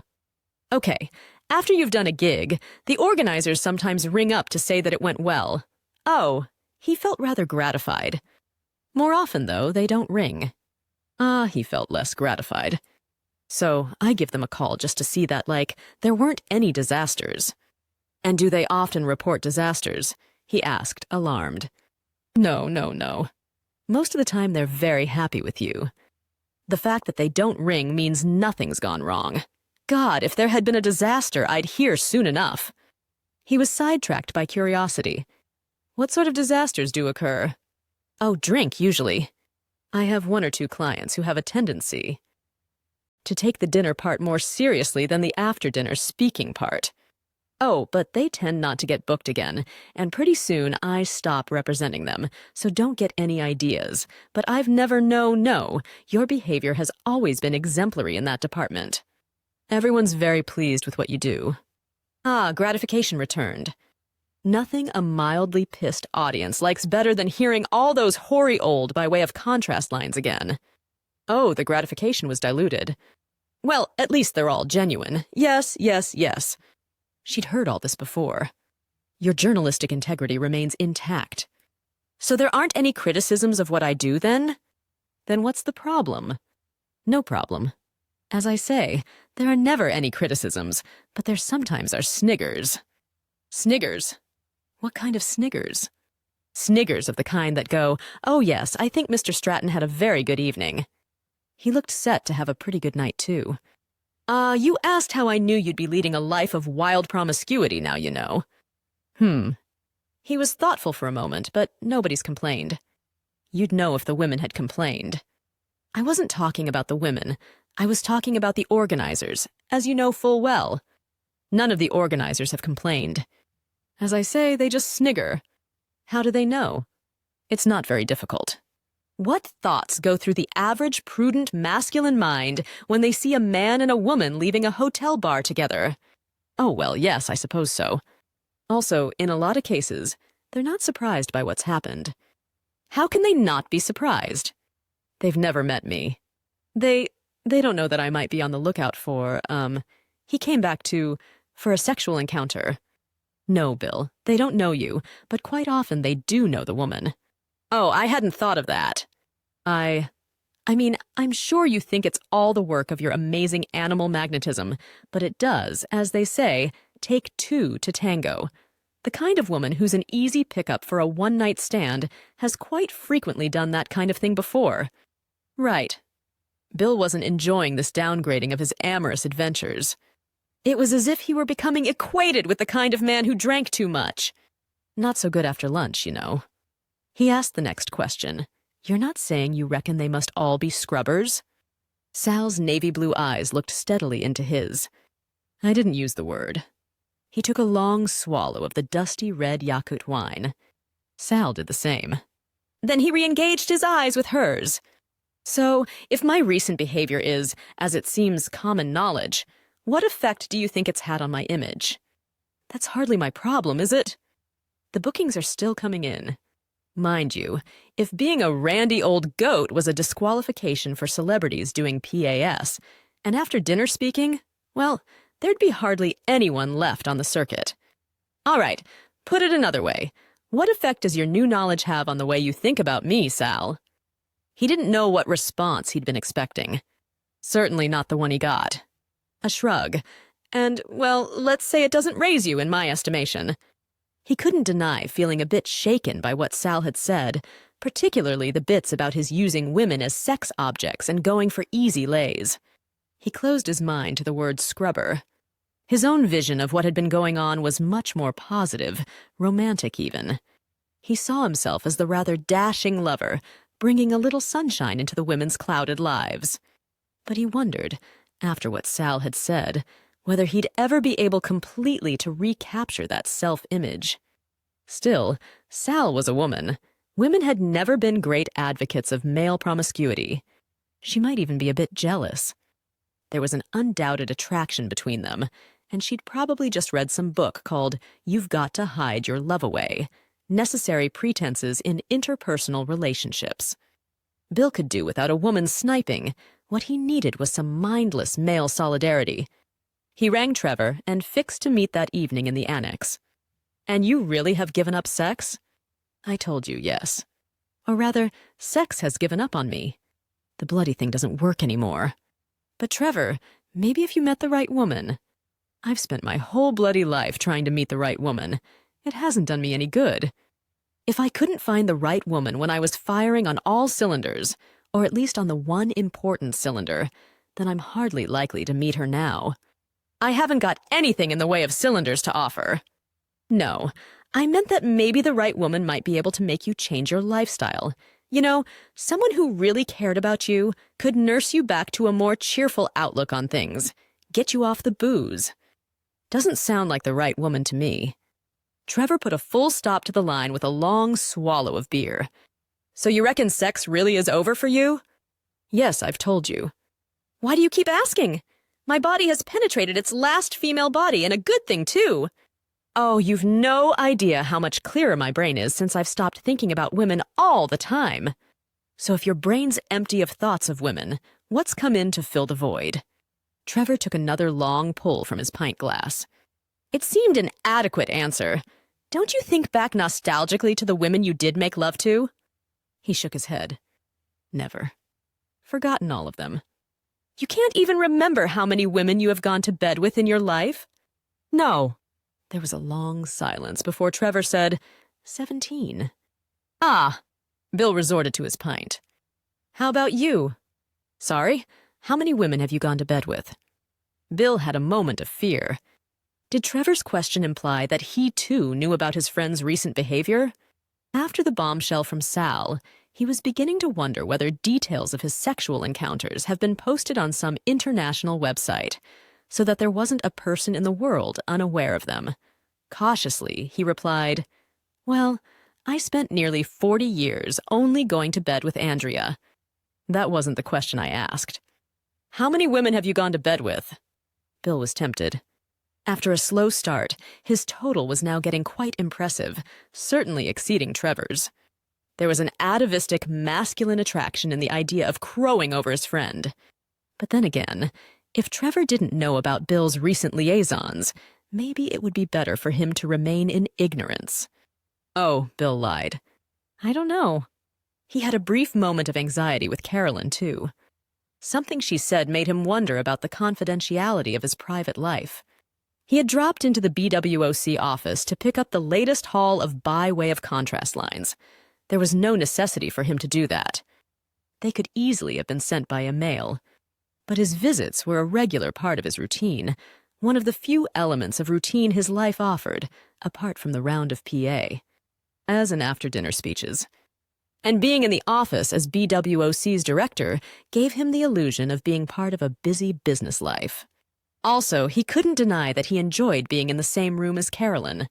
Andrea, he was sure, had been right about her, but a little bit of obvious sexuality never did anyone any harm.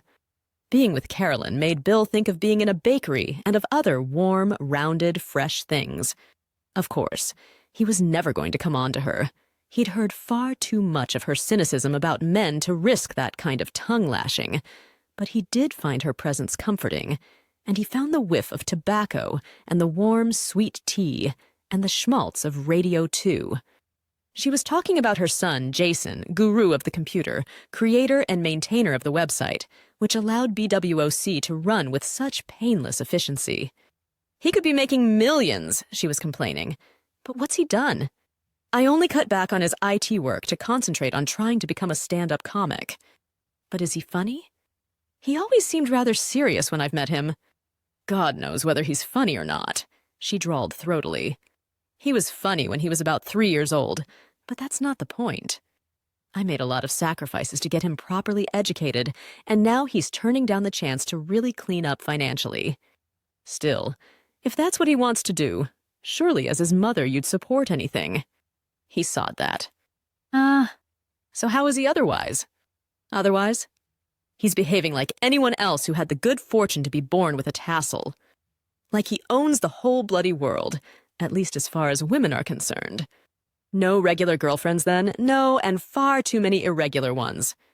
Jason doesn't go for quality, he goes for quantity. He's not going to commit himself to being responsible for a woman.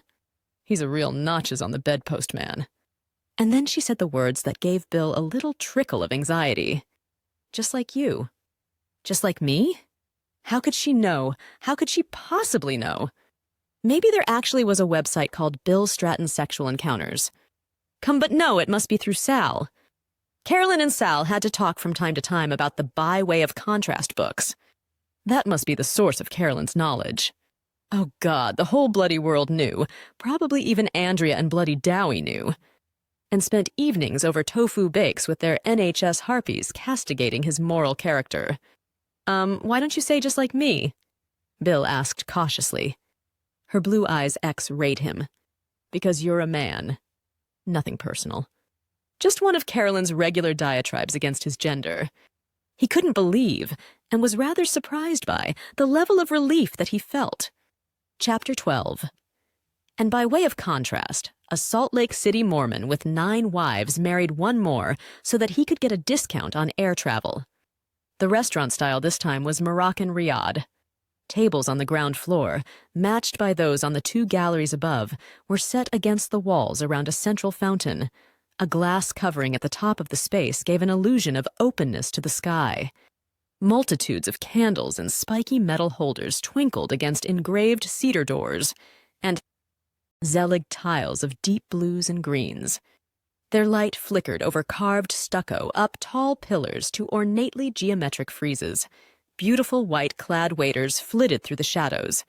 Rose petals were scattered over every surface. Bit over the top, Virginia Fairbrother grimaced wryly. Ever since Marrakesh was rediscovered by the B-list, this has been inevitable. Have you been there? Oh, yes, Bill, of course. She looked around disparagingly. Don't know how long this one'll last. Is the food just straight Moroccan? No. They couldn't charge these prices if it was. But the chef's wife's Japanese, so they reckon that adds some kind of fusion element to the cuisine. You can always charge more for fusion. It was well written up in one of the Sunday papers. Yes, but that's easily arranged. Invite the right people to the launch. You'll get the coverage.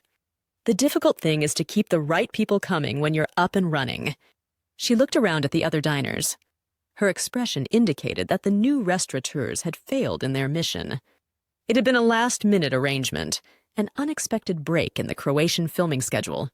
Ginny had managed to wangle a flight, and she had called Bill as soon as she got back to London. He had very much wanted to see her, but wished it hadn't been the weekend when he was still feeling raw after Sal's revelations. Still, Ginny was looking stunning. Her hair was short in deference to her role as a nun in the television series, but it was cut with consummate skill. The Croatian sun had topped up and burnished her tan to a new glowing splendor, perfectly set off by the white linen trousers and minimal pink silk top she was wearing. I never quite understand, said Bill, why your hair has to be short if it's covered all the time.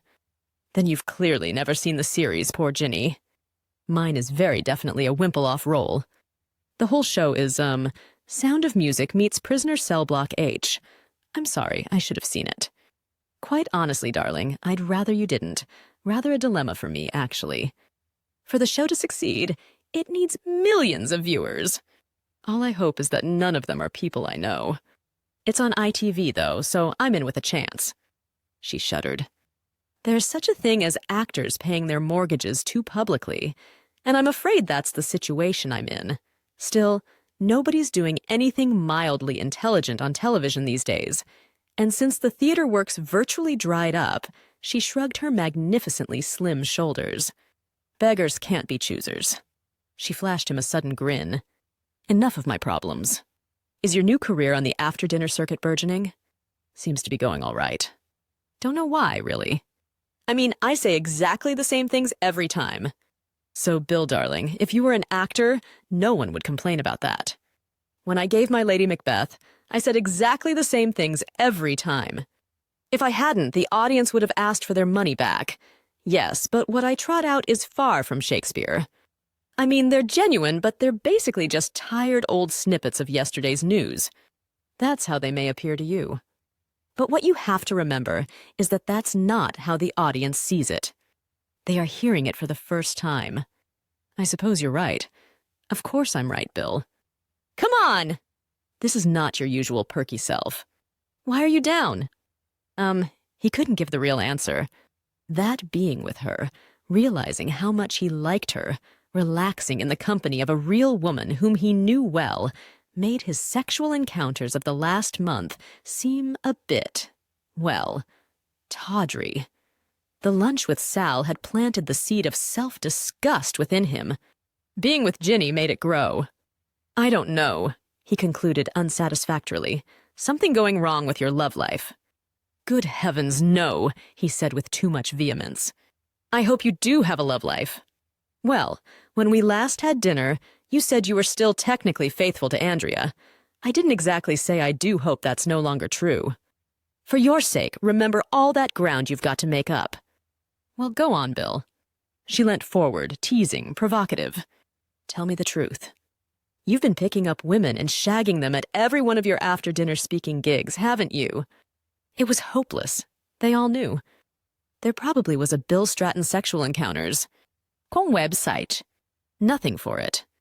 He'd have to bite the bullet. "Yes," he admitted sheepishly.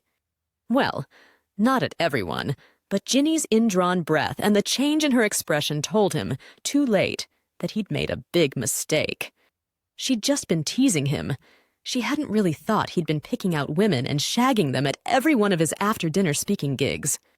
Oh God, talk about having blown it. "Joking," he said hopefully, "just joking." But he could see she didn't believe him. Mercifully, the waiter arrived to take their orders. Ginny went for a Berber sushi salad starter, followed by the inevitable lamb teriyaki with apricots tagine. Bill, at a loss to think about anything other than the gaffe he had just made, asked for the same. Any hopes he might have had of the waiter's interruption shifting the topic of conversation were dashed as Ginny went on. "So how many has it been?" "How many?" He echoed feebly. "How many what?" "How many women have you shagged since your divorce from Andrea? I don't know." "You mean you don't know because there have been so many you've lost count?" "No, I don't know because, well, it's not the kind of thing that one does count." "Nonsense. Men always count." The hazel eyes bored into him, but he wasn't going to tell her. "So, Bill, you've suddenly become the oldest swinger in town, have you? Joining the Rod Stewart and Peter Stringfellow Brigade?" He was repelled by the image. "No, nothing like that." "Anyway," he said defensively, "last time we had dinner together, you were encouraging me to get my sex life up and running again." "Yes, but I wasn't encouraging you to shag everyone." "I haven't shagged everyone." "Oh, goodness. You mean here and there a woman exists who has yet to receive the infinite blessing of your body." "Ginny!" "I don't know why you're going on about it." "Can't we talk about something else?" "Possibly. In a minute. But not before I've got a little more detail about what you've been up to for the last few months." "Oh." He looked glumly down at his right thumb and forefinger, which had been unconsciously rolling together rose petals. The debris of tiny, broken red pellets lay on the tablecloth. "No, I take it these were all one-night stands?" A lugubrious nod. "Nothing that you would term a relationship?" Another. "Don't you think that's rather irresponsible behavior?" That did surprise him. "No!" None of them were of an age when they were likely to get pregnant. That's not the only kind of sexual irresponsibility, Bill. Don't you think there might have been an element of disloyalty in what you've been doing? "No!" "For heaven's sake, I haven't got anyone to be disloyal to. You seem to be forgetting that Andrea and I got divorced. While I was married to her, I was completely faithful. Now the marriage is over, I can do what I like. I don't have any responsibility to anyone. Not even to the women you've had all these one-night stands with?" Oh, he'd never really thought of that possibility. No, they weren't under any illusions. They were just like me, only in it for a quick sexual encounter. God, Bill, you talk like an adolescent who's just discovered sex. Well, maybe that's what I am. He grinned, trying to get their conversation back to its usual level of banter. As one keeps reading in the Sunday papers, 60 is the new 30. In your case, 60's more like the new 16. Come on, tell me. The hazel eyes once again impaled him like a butterfly on a pin. Have you really enjoyed having this random sequence of quick screws? He certainly wasn't going to deny it. Well, yes, I have. Most of them. Anyway, I was due a few. You told me so when we last met, did I? Yes. Your exact words, if I recall them correctly, were, "You don't have to marry every woman you have a relationship with." But apparently you aren't having relationships with these women. You're just having sex with them. It comes to the same thing. Ginny looked at him appalled and slowly shook her head. Surely you don't believe that. Sex must mean something, not just passionless promiscuity. What's wrong with promiscuity? It's not funny and it's not clever. No, but it is fun. Ginny shook her head in disbelief. You just don't get it, do you, Bill? Don't get what? You must be so full of anger against women. I'm not full of anger. I'm very nice to them.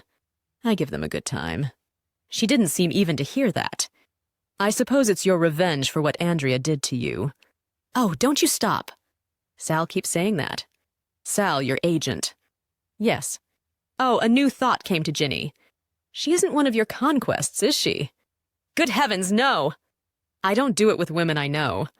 Her expression made him wish that those words, too, had been left unsaid. What I mean is, I know exactly what you mean, Bill. And I can't deny that I'm disappointed in you. Oh, for heaven's sake, Ginny, you're the last person I would have expected to go all moralistic on me. And I have to say, there is an element of pot and kettle here. Your emotional history hasn't been an unblemished record of fidelity, has it? You've had lots of lovers. Yes, but they were lovers. There was love involved. I went into each relationship thinking it was going to work out. None of them were just anonymous, carnal transactions. You don't know, that's what mine were. If you only see any of the women once, that's very much what they sound like.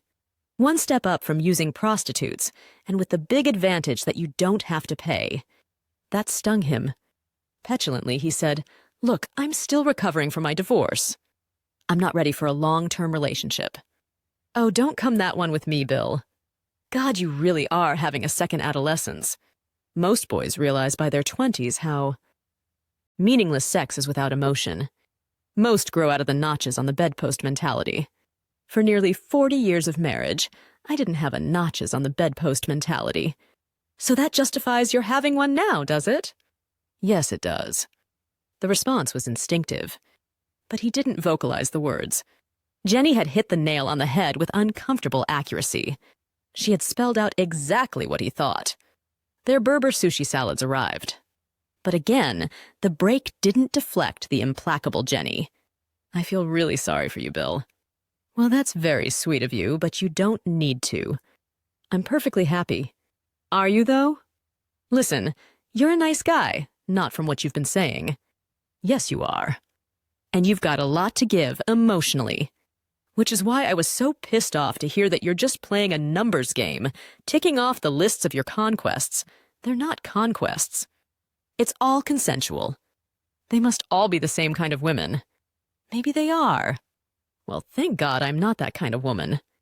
I can't imagine anything more demeaning than being just another name in a man's point-scoring roll call of lovers. Silenced him. Not because of the criticism, but because of the implication, however ambivalent and veiled, that there might be circumstances under which she would have contemplated being his lover. The idea was so potent it took his breath away. He wished even more forcibly that their recent conversation had never started. Compassion had replaced anger in her voice as Ginny said, I just feel sorry that there's no love in your life, Bill. Perhaps no love in you. That's hardly my fault, he responded instinctively. I tried nearly 40 years of love, and then discovered that it wasn't reciprocated. The hazel eyes looked pityingly at him. God, you're so angry. Well, all right, maybe I am, he conceded. She shrugged.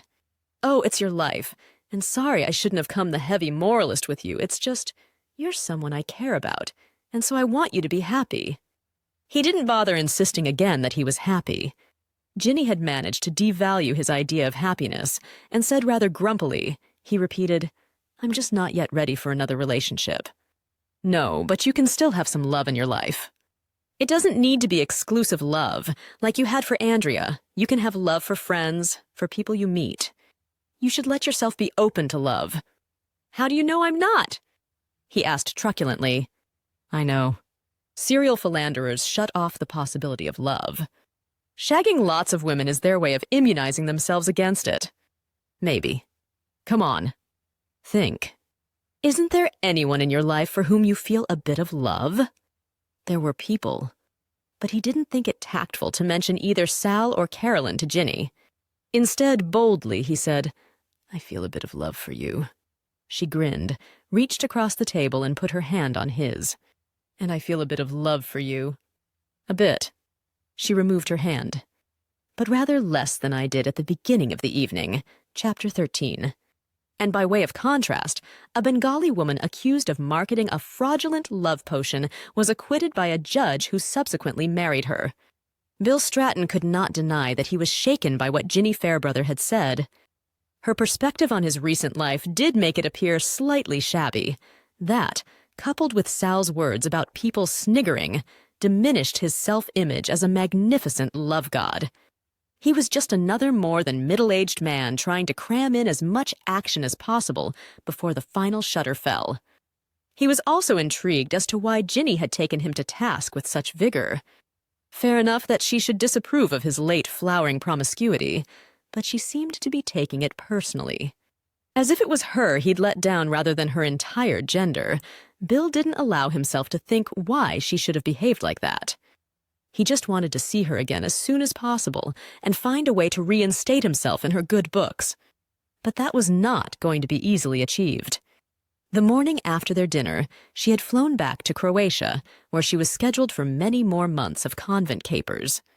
Bill's bridge building with Ginny, but he did think a lot about what she said, particularly about the lack of love in his life.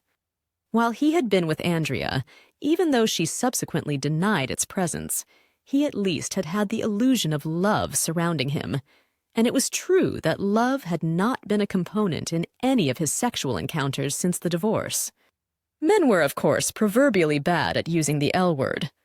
The commitment implied in it was so total. Telling a woman that you loved her was tantamount to signing a binding contract never to stop loving her, undertaking to protect and look after her for as long as you both shall live. Or at least, that was the way Bill had always seen the situation. And he reckoned that was the reason why most men avoided all mention of love in their dealings with women. It was safer that way, but what Ginny had said made him wonder whether his definition of love was perhaps too narrow. Ideal married love to one person was a nice idea, but how many people achieved that? Bill Stratton thought he had, but he'd been wrong. Ginny had hurt him. When she said there was no love in his life, maybe there wasn't that one exclusive love, but perhaps by a more relaxed definition. Well, he certainly felt something for Ginny. That was a kind of love, he'd told her so. Perhaps he felt something similar for Sal. Come to that, even Carolyn. Maybe he should tell them all that he loved them. Mind you, he wasn't quite sure what response he would get. Baffled incomprehension, most likely. Interesting idea, though. It might, he thought, be quite easy to say, "I love you," once he got used to the idea, once he managed to break the habit of thinking in terms of exclusive love, just for one person. But when he'd done that, and when he'd actually said it to more than one person, well, maybe it'd be open season on "I love you." He could say it to anyone. The important thing, though, Bill told himself, mindful of Ginny's criticisms, is that it's true. You only say it to people you love. But the number of those and the different ways in which you love them, well, the older you get, the bigger that number might become. He wished he'd been more forceful when he'd told Ginny that he loved her. But he'd been on the back foot all that evening, not really a time for being forceful. He supposed he could write to her or phone her. She'd made a point of telling him how well her mobile worked in Croatia. But he didn't want to put the delicate balance of their relationship at risk, even when she gave him an ear bashing. Being with Ginny meant a lot to him. Saying the wrong thing or making a wrong assumption about her interest in him could spoil everything. Virginia Fairbrother was a wonderful and attractive woman, but she was way out of his league. A couple of days after their Moroccan-Japanese fusion experience, Bill Stratton had an after-dinner speaking engagement in a hotel in Nottingham. There was an unattached woman there who was giving all the signals of availability. They chatted in the bar afterwards. She laughed at his by way of contrast lines and seemed in no urgency to leave. At about midnight, Bill looked at his watch and said it had been a pleasure to meet her, but he must be off to bed, where he went, alone, feeling incredibly virtuous. He found over the next few weeks that his mind kept coming back to things Ginny had said to him. He wondered about the anger. Had he really been using promiscuity as a way of getting back at Andrea? Not directly, of course, because she knew nothing about what he'd been doing. But maybe there was something in the theory. Sal, after all, had said exactly the same thing. Bill also thought about Ginny's description of him treating 60 as the new 16. He did feel as if he was going through a change in his life. Maybe, he wondered, second adolescence is a necessary stage before second childishness and mere oblivion. His behaviors certainly couldn't be covered by the catch-all title of a midlife crisis. If this was his midlife, then by the time he died, he was going to have an entry in the Guinness Book of Records. But he did need a little time to reassess his situation. He was glad he'd done his stint as a serial philanderer, but that wasn't how he wanted to spend the rest of his life, as an old goat being sniggered at by event organizers. Maybe in future he should be on the lookout for more than sex. Possibly even for love. When he next had lunch with Sal, he told her that he loved her. Their meeting had started rather oddly, because Bill knew there was something different about his agent, but he couldn't quite identify what it was. A disproportionately long time elapsed before he realized it was her smile. Ever since he'd known her, she'd had the yellow teeth of a continually re-offending smoker. Now suddenly he was faced with 2 rows of gleaming whiteness. He didn't quite know what to say. It was a bit like seeing a bald man the first day he wears his toupee. Presumably he knows that he had no hair the previous day, and he knows that his colleagues know. New acquaintances might possibly be impressed and fail to notice that nothing on his head moves. But what is the recommended behavior for old friends? Is the correct form to say nothing? Pretend you haven't noticed? Or is it more polite to extend your hearty congratulations to him on the fact that he has suddenly got a large shredded wheat on his head? Sal's sudden orthodontic makeover presented Bill with a similar social dilemma, but he needn't have worried. She wanted to talk about her new teeth. In fact, there was no way she was going to be stopped from talking about them. "Porcelain veneers," she said. "Aren't they wonderful?" "Yes, you look splendid." "Cost an absolute fortune, I bet." "All those 15% of my earnings." "Don't you believe it?" "Thank God I've got other clients. You only paid for that tiny little one at the back. Anyway, it's part of the new me." "Another new me?" "It's some kind of new you every time I see you." "Oh yes, in the past," she conceded. "I have gone for all kinds of self-help books, trying to change my personality, but I've given up on that. Now I'm going to change the shell and let the personality develop inside it." "By the shell, you mean your exterior appearance?" "Yes." What, so you're going to wear more makeup?" "I don't think that'll be possible." Ah, light dawned. "You mean you're going to change your body?" "Exactly. The teeth are only the start. I'm having a consultation with a cosmetic surgeon tomorrow. Soon you won't recognize the new me." "Don't make too many changes," he said. "I really like the old you." "Yes, but that's what's wrong with it." "It's old. Soon I'll be totally transformed." "Well, do be careful." Then he added boldly, "I love the old you." She didn't seem to notice this avowal, if that's what it was. Certainly Bill had never used the word love to Sal before. Without even registering the novelty, she started on at him about how he ought to get his teeth fixed, too. "You're in the public eye, you know. You've always got to look your best. It's a cutthroat business you're in. A lot of younger, better-maintained men out there, snapping at your heels. Maybe, but I don't need cosmetic dentistry. My teeth are part of me. They've got a lot of character. You could say they're saying I'm Stonehenge." She looked disparagingly across at his uneven bite, and actually, the similarities don't stop there. Bill didn't really like this talk about his teeth. They had always been sensitive, and he had always been sensitive about them. He had had a lot of trouble with them over the years, though now they were so full of fillings, there wasn't much left that could go wrong with them. They probably could do with porcelain veneers, but he reckoned, having got this far into his life without them, the unadorned original teeth would probably see him out. And when he had been regularly reading the news, his crooked smile had been referred to frequently. He'd even once had the accolade of his facial expression being mimicked by an impressionist in a television sketch show. Still, thinking about his teeth always upset him. Maybe because of their similarity to tiny tombstones, they made him aware of his own mortality. Fortunately, the conversation did at last move away from matters orthodontic. Sal was in very good form, seemingly liberated by the decision to lay off her mind and concentrate on improving her body. She was funny and relaxed, and they went for a second bottle of the dusty red Yakut. As they parted outside the Turkish restaurant, they went into a more effusive clinch than usual. Bill could feel the outline of her body against his. Clumsily kissing her hair, he mumbled, "I do love you, you know." "I love you too," she murmured. Then, with a tipsy giggle, she tottered off on unfeasibly high heels back towards her office.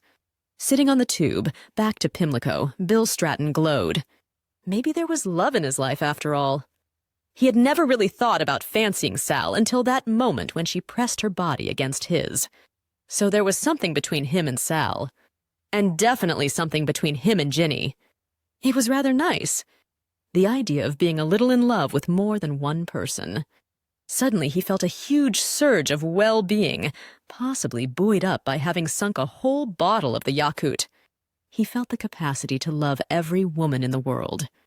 They were so gorgeous. The curves of their breasts and legs, the infinite variety of their skin tones, the way their hair sprang and curled and shimmered from their heads. At Green Park, a woman of incredible beauty boarded the tube and stood opposite him. Probably under 30, she had short blonde hair and honey-dappled skin. A short skirt and sleeveless top showed her perfect contours. Long legs, slender muscular arms, and immaculate cleavage. The well-being within Bill Stratton surged again. She was so beautiful. He was instantly in love with her, and he wanted to tell her so, to let her know how much she was appreciated. Surely any woman would want to know that a man found her beautiful. Since they spend so much time and artifice trying to achieve that effect, they must want to be informed when they have succeeded. Bill decided he would tell the woman she was beautiful. He might even say that he loved her. The unsolicited opinion of a man of taste. That would really give a lift to her day. The tube was slowing down for Victoria, and she started moving towards the door. That was why she hadn't bothered to sit down. She was only traveling the one stop.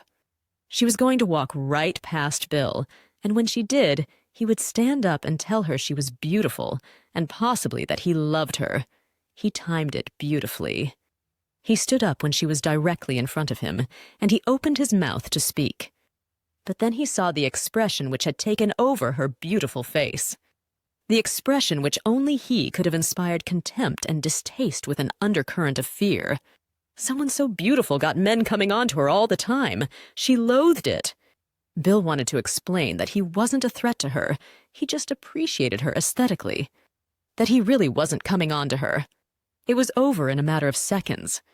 No one else in the carriage saw the look of loathing that had passed from her to him. She was gone. The doors closed, and the tube sighed on towards Pimlico. Bill Stratton slumped back in his seat and saw in the window opposite, in ghostly reflection, rather like an X-ray image, exactly what the young blonde woman had seen. A white-haired, wrinkled figure with irregular teeth. An old goat. A dirty old man. Chapter 14. And by way of contrast, a new Christian society for teenagers has been founded in Ohio. It is called the Affirmative Response Group, and its slogan is, "Say no to everything." Lee was different from the other women, though the circumstances in which Bill met her were pretty similar. An after-dinner gig in London for some charity, not that his own involvement was in any way charitable. Sal had sorted out a contract for his usual fee and his usual hotel room. And so far as she was concerned, and so far after brief initial qualms as Bill was concerned, a booking was a booking. A charity could always try approaching a speaker direct and ask if he'd give his services for nothing, but if they went through Sound, Just, or Associates, they were by definition entering into a commercial transaction. Many charity events, and particularly charity balls, actually lose money. Because the initial outlay has been so huge that no amount of ticket sales or donations on the night are going to cover it. Enthusiastic people on charity committees rarely have much understanding of event finances. Still, that wasn't Bill Stratton's problem. He couldn't remember what that night's particular charity was. Something to do with a heart scanner or a new hospital wing for sick babies? He took a perverse pleasure in not knowing the details. Being of a medical nature, it was one of the few such events at which Andrea might have joined him. Had they, of course, still been married, except, of course, had they still been married, he wouldn't have embarked on his career in after-dinner speaking, so he wouldn't actually have been invited to. Such speculation was pointless. Anyway, rather than Andrea, he met Lee. She was tiny and vivacious, with that combination of very black hair, lightly freckled skin, and pale blue eyes that ought to be Irish, though in her case apparently wasn't. She wore a trouser suit that looked black until the light caught it and made it shimmer with dark green. The first thing that distinguished her from his other women was that she had not come to the function alone. Seated next to Bill, on the top table at the dinner, she introduced him to a broad, bald man with glasses on her right, who seemed to have been melted down and poured into a rigid dinner suit. Bill couldn't remember the man's exact name, but it was in the Keith Derrick Allen range. Anyway, throughout the dinner, Keith Derrick Allen seemed surplus to Lee's requirements. She spent the whole meal listening to Bill, laughing appropriately at his well-remembered by way of contrast lines. She laughed, too, as the BWOC routine was wheeled out during the actual speech. But when he sat down to his customary flurry of applause, she said, "You don't give much of yourself away, do you?" "What do you mean? Lots of secondhand funny lines? Nothing about the real Bill Stratton? All the punters want is a laugh." They haven't come here to hear about the real Bill Stratton, which is just as well, because the real Bill Stratton is not particularly interesting. Difficult to know. Since you won't reveal anything about him, I would have thought her words trickled away at an unmonetary look from the events chairman, who was about to start the evening's auction of promises. In a much lower voice, you murmured, "Let's go and have a drink at the bar." Well, although he didn't have any role that evening as auctioneer, award presenter, or raffle ticket picker, slipping away straight after his speech was on the margins of bad form, and slipping away with a woman might cause more sniggering in Sal's post-mortem with the organizers. But what the hell? Lee was very attractive, and what the hell, the bar was empty. Except for a lethargic young man who hadn't been expecting anyone until the proceedings in the dining room had finished, but still served them with reasonably good grace. Lee opted for a malt whiskey, and Bill went along with the same. "So why is the real Bill Stratton boring?" she asked, once they were ensconced in a plushly upholstered alcove. "Well, you heard what the guy who introduced me said. I've had a fairly easy ride in career terms. And in a career that has a disproportionately high public profile, but that doesn't make me interesting. The guy who introduced you just chronicled a list of television companies who'd employed you, and the different times at which you'd read the news." "What's wrong with that?" "There's nothing more to say. He didn't say anything about the kind of person you are. That's not his job. No one here is interested in that stuff. I am. Come on, then. Let's get the basics. Are you married?" "Divorced." "How long ago?" "Coming up for a year." "Children?" "No." "On good terms with ex-wife?" "Not adversarial. Hard to ever see her she remarried." "Was her new husband the cause of the breakup?" "Yes, I suppose he was. Though from what Andrea says about the situation, no need to confide that stuff. Not important. Actually, there was a very good by way of contrast line about a divorced woman in Caracas, who I don't want to hear any more of those by way of contrast lines. I want to hear about you." And she did. To his amazement, Bill found himself telling her more than he had told almost anyone. Andrea obviously knew greater detail, but she had received the information at a trickle effect through many years of marriage.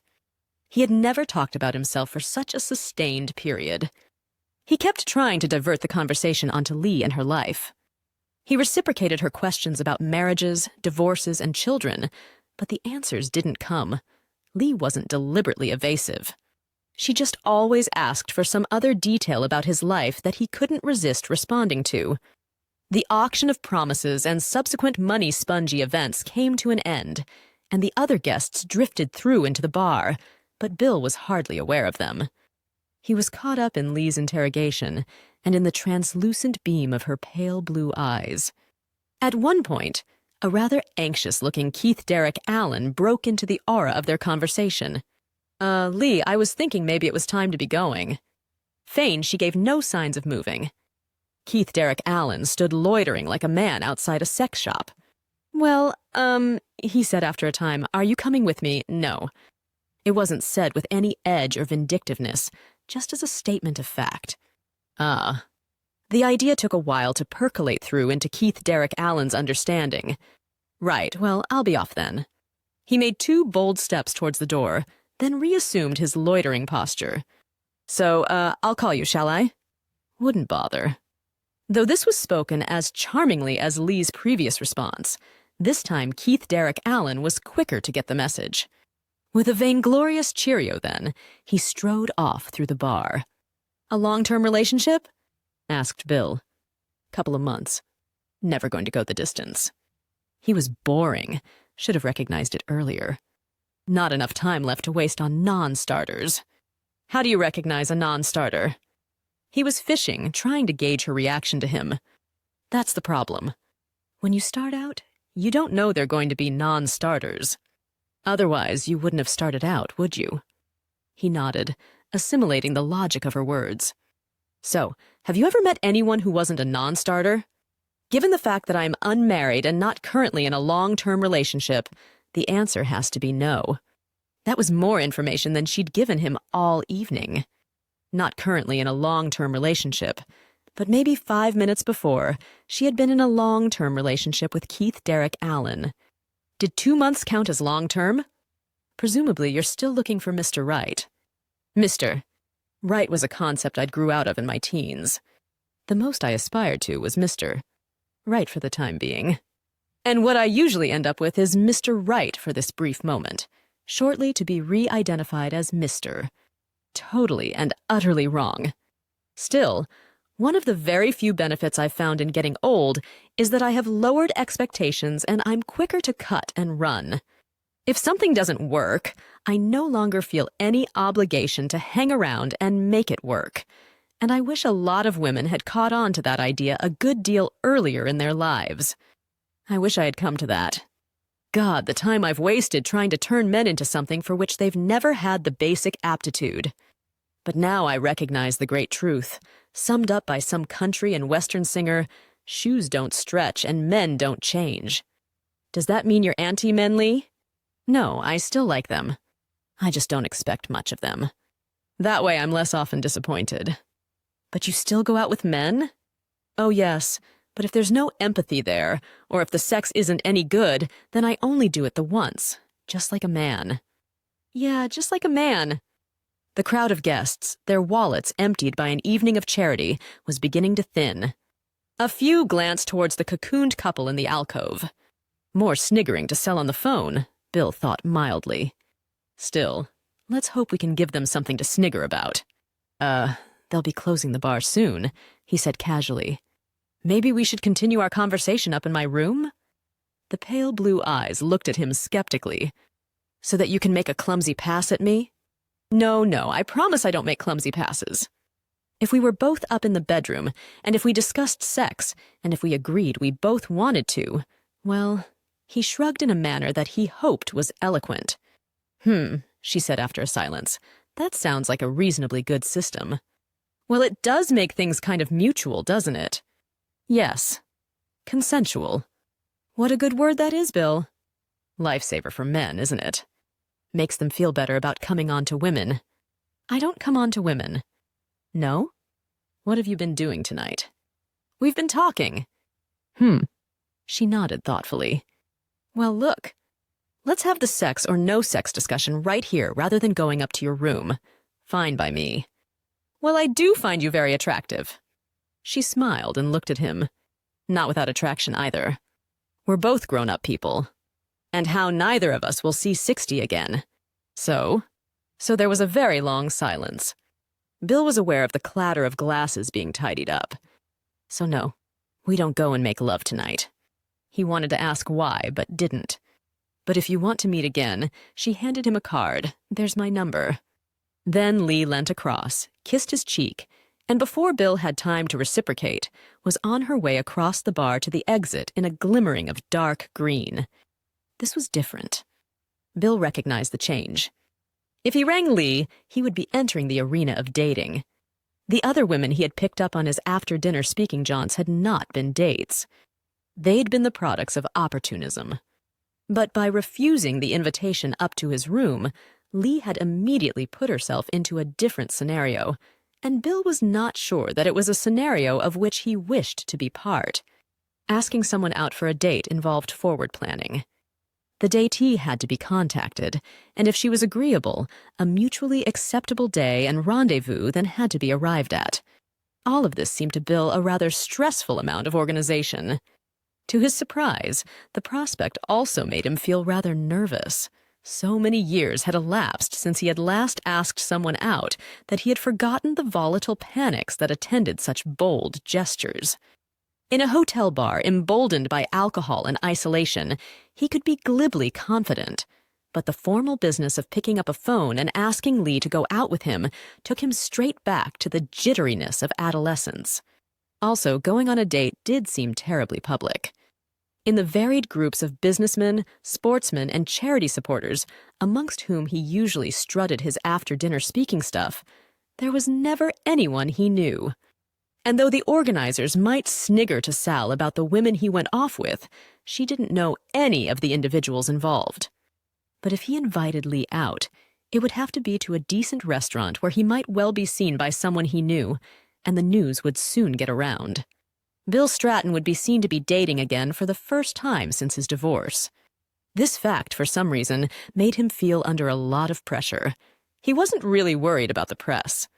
By now, he was too far down the alphabet of lists to be of much interest to them. And as, of course, Lee were famous in her own right, he realized, with a little shock, that he had no idea whether she was or not. In fact, he knew nothing about her, just about her attitude to men. But he did want to know more. The deeper worry he had about going out with someone was the fear of being defined by the person he was with. He remembered the feeling from the very early stage of his relationship with Andrea. Most of the time, they'd got on fine, but he recalled occasions when she had annoyed him, particularly by something she said in company, and he had wanted to disown her. He had wanted to say, "No, she's not with me. I have an identity that is separate from hers. I'm not like she is." The feeling was one which, as they settled into the routine of marriage, soon dissipated, and he had completely forgotten about it until the prospect came of his being seen in public with a woman again. Strangely, no such worries assailed him when he was with Ginny or Sal or Caroline, but then he had known them and often been seen out with them while he was still married. The divorce hadn't changed anything so far as those 3 relationships were concerned, or at least the public perception was that nothing had changed so far as those 3 relationships were concerned. He did find he was thinking a lot about Lee, though. He wouldn't have dignified his feelings with the description of love, but he was certainly interested. He wondered for a moment whether that was simply because she had said no to him. Though not a great expert on the psychological advice doled out in women's magazines, he did know about the recommended principle of playing hard to get. Saying no to a man was supposed to be the sure-fire way to stimulate his interest. But other women had said no to Bill. He had gone down his off-to-dinner conversation route a good few times without a result. When the suggestion of adjourning up to his hotel room had arisen, there had been some who had turned down the rich gift on offer. And except for a mild, immediate tug of frustration, he had felt and thought little more about them. But he did keep thinking about Lee. He was going to have to ring her. Hello, it's Bill Stratton." Yes, he'd expected more, some hesitation in recognizing him, possibly even some enthusiasm at recognizing him. "Is that Lee?" "Of course it is. Otherwise, I wouldn't have known who you are, would I? Unless, of course, you rung the number of one of your other girlfriends by mistake." "One of your other girlfriends?" Surely she didn't know Sal or hadn't logged on to Bill Stratton's sexual encounters. Calm, had she? But he was being paranoid. No, no. Well, I'm glad it's you, and I'm Bill Stratton. I think we've established that. We met at that charity do-it. Bill, I may be over 60, but I'm glad to say that the Alzheimer's hasn't kicked in yet. I do remember the occasion. Yes. Well, we did, talk about possibly meeting up again. I remember that too. Having successfully negotiated the conversation so far, Bill felt he needed a little breather, so took one. When she thought she had waited quite long enough, Lee asked with some exasperation, "So, do you think it's a good idea? Or have you taken the trouble to ring me to tell me you think it's a bad idea?" "No. No, I think it's a very good idea." "I just wondered if you did too, think it's a good idea." "That is, yes, fine," she said airily. "So you would like to come out with me?" "Sure." Good. That significant point having been achieved, you felt in need of another breather. On the other hand, she said after a while it would be easier for me to sort out the logistics if he actually had a date in mind. Yes, yes, of course. He suggested the following Friday. She couldn't do it. The Saturday. She could. He mentioned a restaurant which was swish enough to show he was making an effort, but not one of his regular haunts. There was only a minimal chance of his being spotted there. So he wound up slowly. "I'll look forward to seeing you then. So will I. Bye." And the lion went dead. Bill didn't know exactly what he felt after that. Was he being hypersensitive, or had Lee sounded a bit low-key? Businesslike perhaps, rather than warm. What did she actually think of him? Did she think anything of him at all? What was going on inside her head? For the first time in a long period of negative thoughts on the subject, he became aware that his early marriage to Andrea had had benefits too. At least it had saved him from the endless second-guessing involved in the dating game. Chapter 15. And by way of contrast, in a Gala Shields hospital, there is a notice on the door of one of the male wards which reads, "Afternoon visiting, wives only. One per patient." The restaurant had been a good choice. Excellent food, low lighting, discreet service, and not a face Bill had ever seen before in his life. Lee was looking good, in a linen suit the color of wholemeal bread. She, once again, dictated the direction of the conversation. Bill hadn't realized before quite how strong her personality was. But that strength didn't deter him. Lee was just direct and, by implication, honest. And she wouldn't let him take the easy option of wheeling out his by way of contrast lines. Again, she wanted to find out about him. And again, Bill was surprised by how much he let his defenses drop in what he told her. By the end of the evening, she knew all about his marriage to Andrea and its demise. She knew about Dowie and his ready-made family. She even knew quite a lot about Bill's relationship with his parents and his reactions to their deaths. But he, frustratingly, still knew very little about her. There was an ex-husband in the background, and he managed to infer from things she said, 2 children somewhere. But details like their names, their professions, or how Lee felt about them were not offered. Nor, though there was an implication that it might be something in the world of psychiatry, did he get a precise definition of the kind of work she had done, or indeed, whether she still did it. Somehow, each time, at the point when Bill should have asked a supplementary question, the conversation had moved on. The reason the conversation moved on was that Lee always got in her supplementary question first, and Bill, who hadn't had much experience with it recently, found he rather enjoyed talking about himself. He was conscious on some level that Lee was doing what he had done in all of his recent sexual encounters, maintaining personal privacy by expressing a lot of interest in the other person.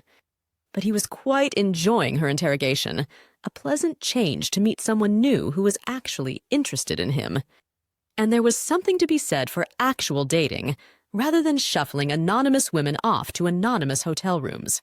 He was surprised how nervous he had been all day about the prospect of meeting Lee that first evening.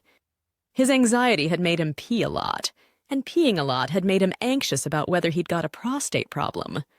But once he was actually with her, the worries melted away, until ordering coffee heralded the end of the evening. Then he started to get nervous again.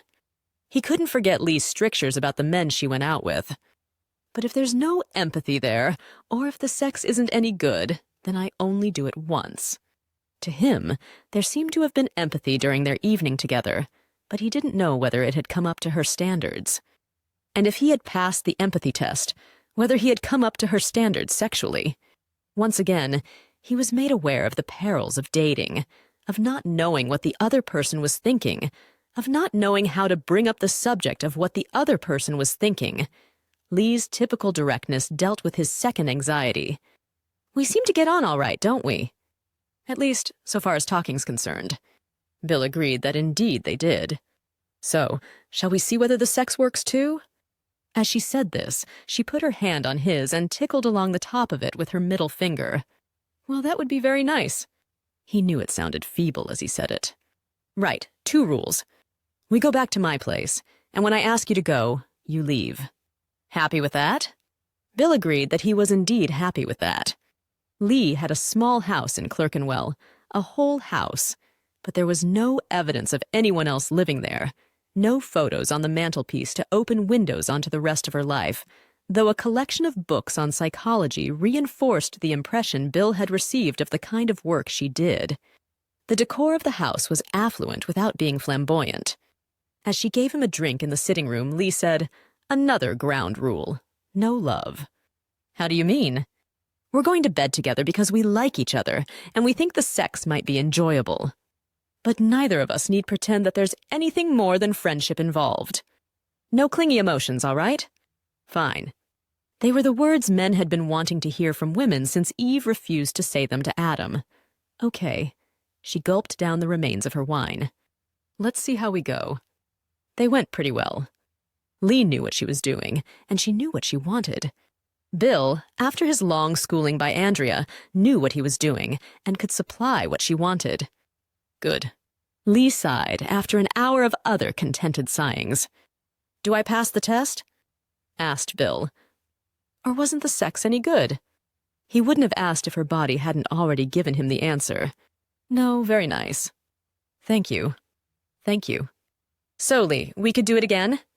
She sat up in bed and shrugged. Could happen. No reason why it shouldn't from a purely qualitative perspective. Then from what perspective might it not happen? Oh, Bill, there are so many reasons why things don't happen. Let's just not go into them. Okay. She rolled over and consulted her watch. He looked with pleasure at the firmness of her back. Yes, the skin was a little more creepy than it had once been, but still beautiful. I need to sleep, Bill. You'd better go. A bit abrupt, but not too hurtful. He might have worried if she hadn't so patently enjoyed the last hour. He kissed her gently on the nose, got up, and started to dress. Lee luxuriated in the space of her bed. One of the great benefits of no longer being married is no longer feeling I should share a bed with anyone. I sleep so much better. Have you found that? Well, you haven't thought about the question before. Yes, I think I probably have. Beds are wonderful for making love in, but sleeping together, who needs it? A lot of your attitudes are very masculine, Lee. Yes, they are. A few years ago, I did a kind of overview of relationships, a cold, hard look, and I asked myself which gender did better out of them. There was no question men had it easier. I thought I'd take a few leaves out of their book. And has it worked? Certainly has. I've learned the skill of compartmentalizing my life. And sex has a compartment all its own, does it? She gave him a foxy grin, which was at odds with the innocence of her clear blue eyes. At least one, he was dressed. So, shall I ring you? Do that. As a late cab drove him back to Pimlico, Bill played the evening back in his mind. Pretty good, he thought. He'd rather have gotten the well. I'd better be on my way before Lee had done the "you'd better go." But that was a small negative in what had been a generally very positive experience. He decided he wouldn't do the customary interflora order the next morning. He'd ring her instead. This one he wanted to continue. And it did continue. The pattern had been set. They never planned their next meeting as they parted from the last one. Bill would ring Lee the following morning, and they would fix a date for their next encounter. Her diary was full and unpredictable. His was cluttered with after-dinner speaking bookings, but they managed to meet every 10 days or so. The pattern set by the first evening was also maintained. A good dinner, somewhere off Bill's beaten track, which he paid for, then a return to Clerkenwell for an hour of good sex. And though he did finally establish that she worked as a psychotherapist, Lee still found out more about him than he did about her. But that didn't worry him. He respected and sympathized with her need to compartmentalize her life. Time passed. Bill realized with a shock that he had been dating Lee for 3 months. He found he was increasingly looking forward to their meetings. Having someone in his life was a good feeling. Soon he might consider introducing her to some of his friends. Well, Trevor, for sure. The former director's depressed ramblings in the annex had got so boring that Bill needed something to liven their sessions up. Lee might be just the thing. Then Ginny. Well, Ginny was still away in Croatia playing nuns with dirty habits. And when he thought about it, for some reason he didn't really want to introduce Lee to the actress. His relationship with Ginny was obviously platonic, but it was an exclusive one nonetheless. They worked best on a one-to-one basis. Carolyn. Well, Lee had expressed so little interest in, indeed had been so positively bored by the whole BWOC concept, that maybe was another introduction that could wait. But Sal. Yes. He'd like to introduce his agent to his new, what was the word, girlfriend? Yuck, mistress, maybe? Except, could a man without a wife actually have a mistress? Well, introduce his agent to Lee. Anyway, the sexual frisson he felt when he told Sal he loved her had been rather forgotten in the flurry of real sex with Lee. And it would be quite fun to surprise Sal with the news that there was another ongoing woman in his life. But he didn't get the chance to surprise her. His agent, perhaps predictably, already knew about Lee. But how on earth? Another of my clients recognized you in a restaurant with the same woman twice. And he didn't snigger as he told you? Nope, no sniggering. He said she was a very pretty lady. She certainly is, Sal. And you're seeing her regularly? On and off. But more on than off. I suppose so. Are you going to introduce me? Do I get to meet her? It's funny. I was just thinking it'd be nice if you did. Bill! You're maturing. What do you mean by that? You've stopped picking out women you're ashamed of. Now you've got one you want to show off. Well, yes. Maybe I have in a way. The more he thought about it, the more functions he could imagine attending with Lee. He wouldn't drag her out on after-dinner speaking dates, but there were plenty of receptions and launches he got invited to, where it would be nice to have an attractive woman on his arm. Yes, it was about time his relationship with Lee became a bit more public. Lee herself, however, proved to be remarkably unkeen on the idea. Bill, I'm of the, if it ain't broke, don't fix it school. What we have works well. We both enjoy it, and we have no external factors to spoil anything. From my experience of marriage, most start out with the couple themselves getting on okay.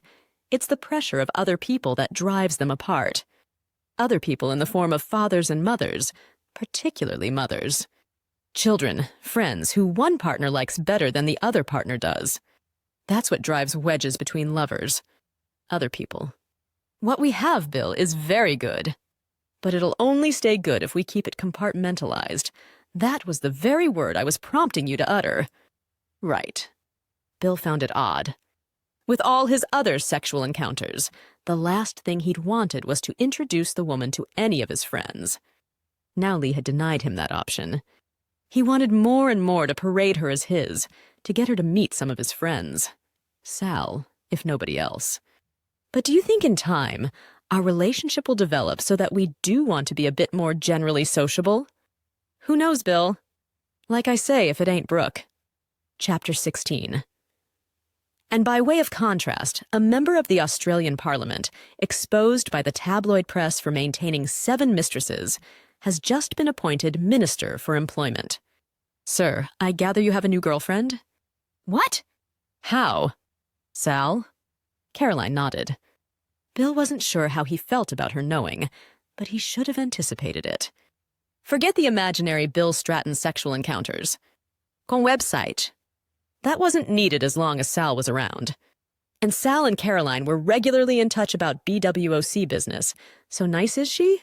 Yes, very nice. Good. Anything like Andrea? No. No, I don't think so. This was the first time he'd thought about the question. Lee certainly didn't mourn her on about the NHS, and she wasn't vegetarian. But whether she'd consider going on holiday to a nice hotel and a nice resort as being in a tourist trap, he didn't know. In fact, it struck him he didn't really know a great deal about Lee. Nor, when he came to make the comparison, did he remember a great deal about Andrea. It was amazing how a body of information built up over more than 3 decades had eroded away to leave only the vaguest vestiges of memory. Because in my experience, Carolyn went on, after a divorce, however messy, a lot of men go back to the same type of women, like dogs returning to their vomit. He always did have a way with words, Bill. Well, I'm pretty confident that Lee has absolutely nothing in common with Andrea, except for the number of legs. And breast, presumably. Since she'd brought the subject up, he couldn't help admiring the comforting curves of Carolyn's bosom. Her nipples looked hard and prominent. What was that expression he'd heard from some raucous male friend? Her headlights were on. Yes. Again, he came back to the eternal question. Why do men think about sex all the time? Surely by the age of 60, that knee-jerk reaction should have trickled away to nothingness. But it hadn't.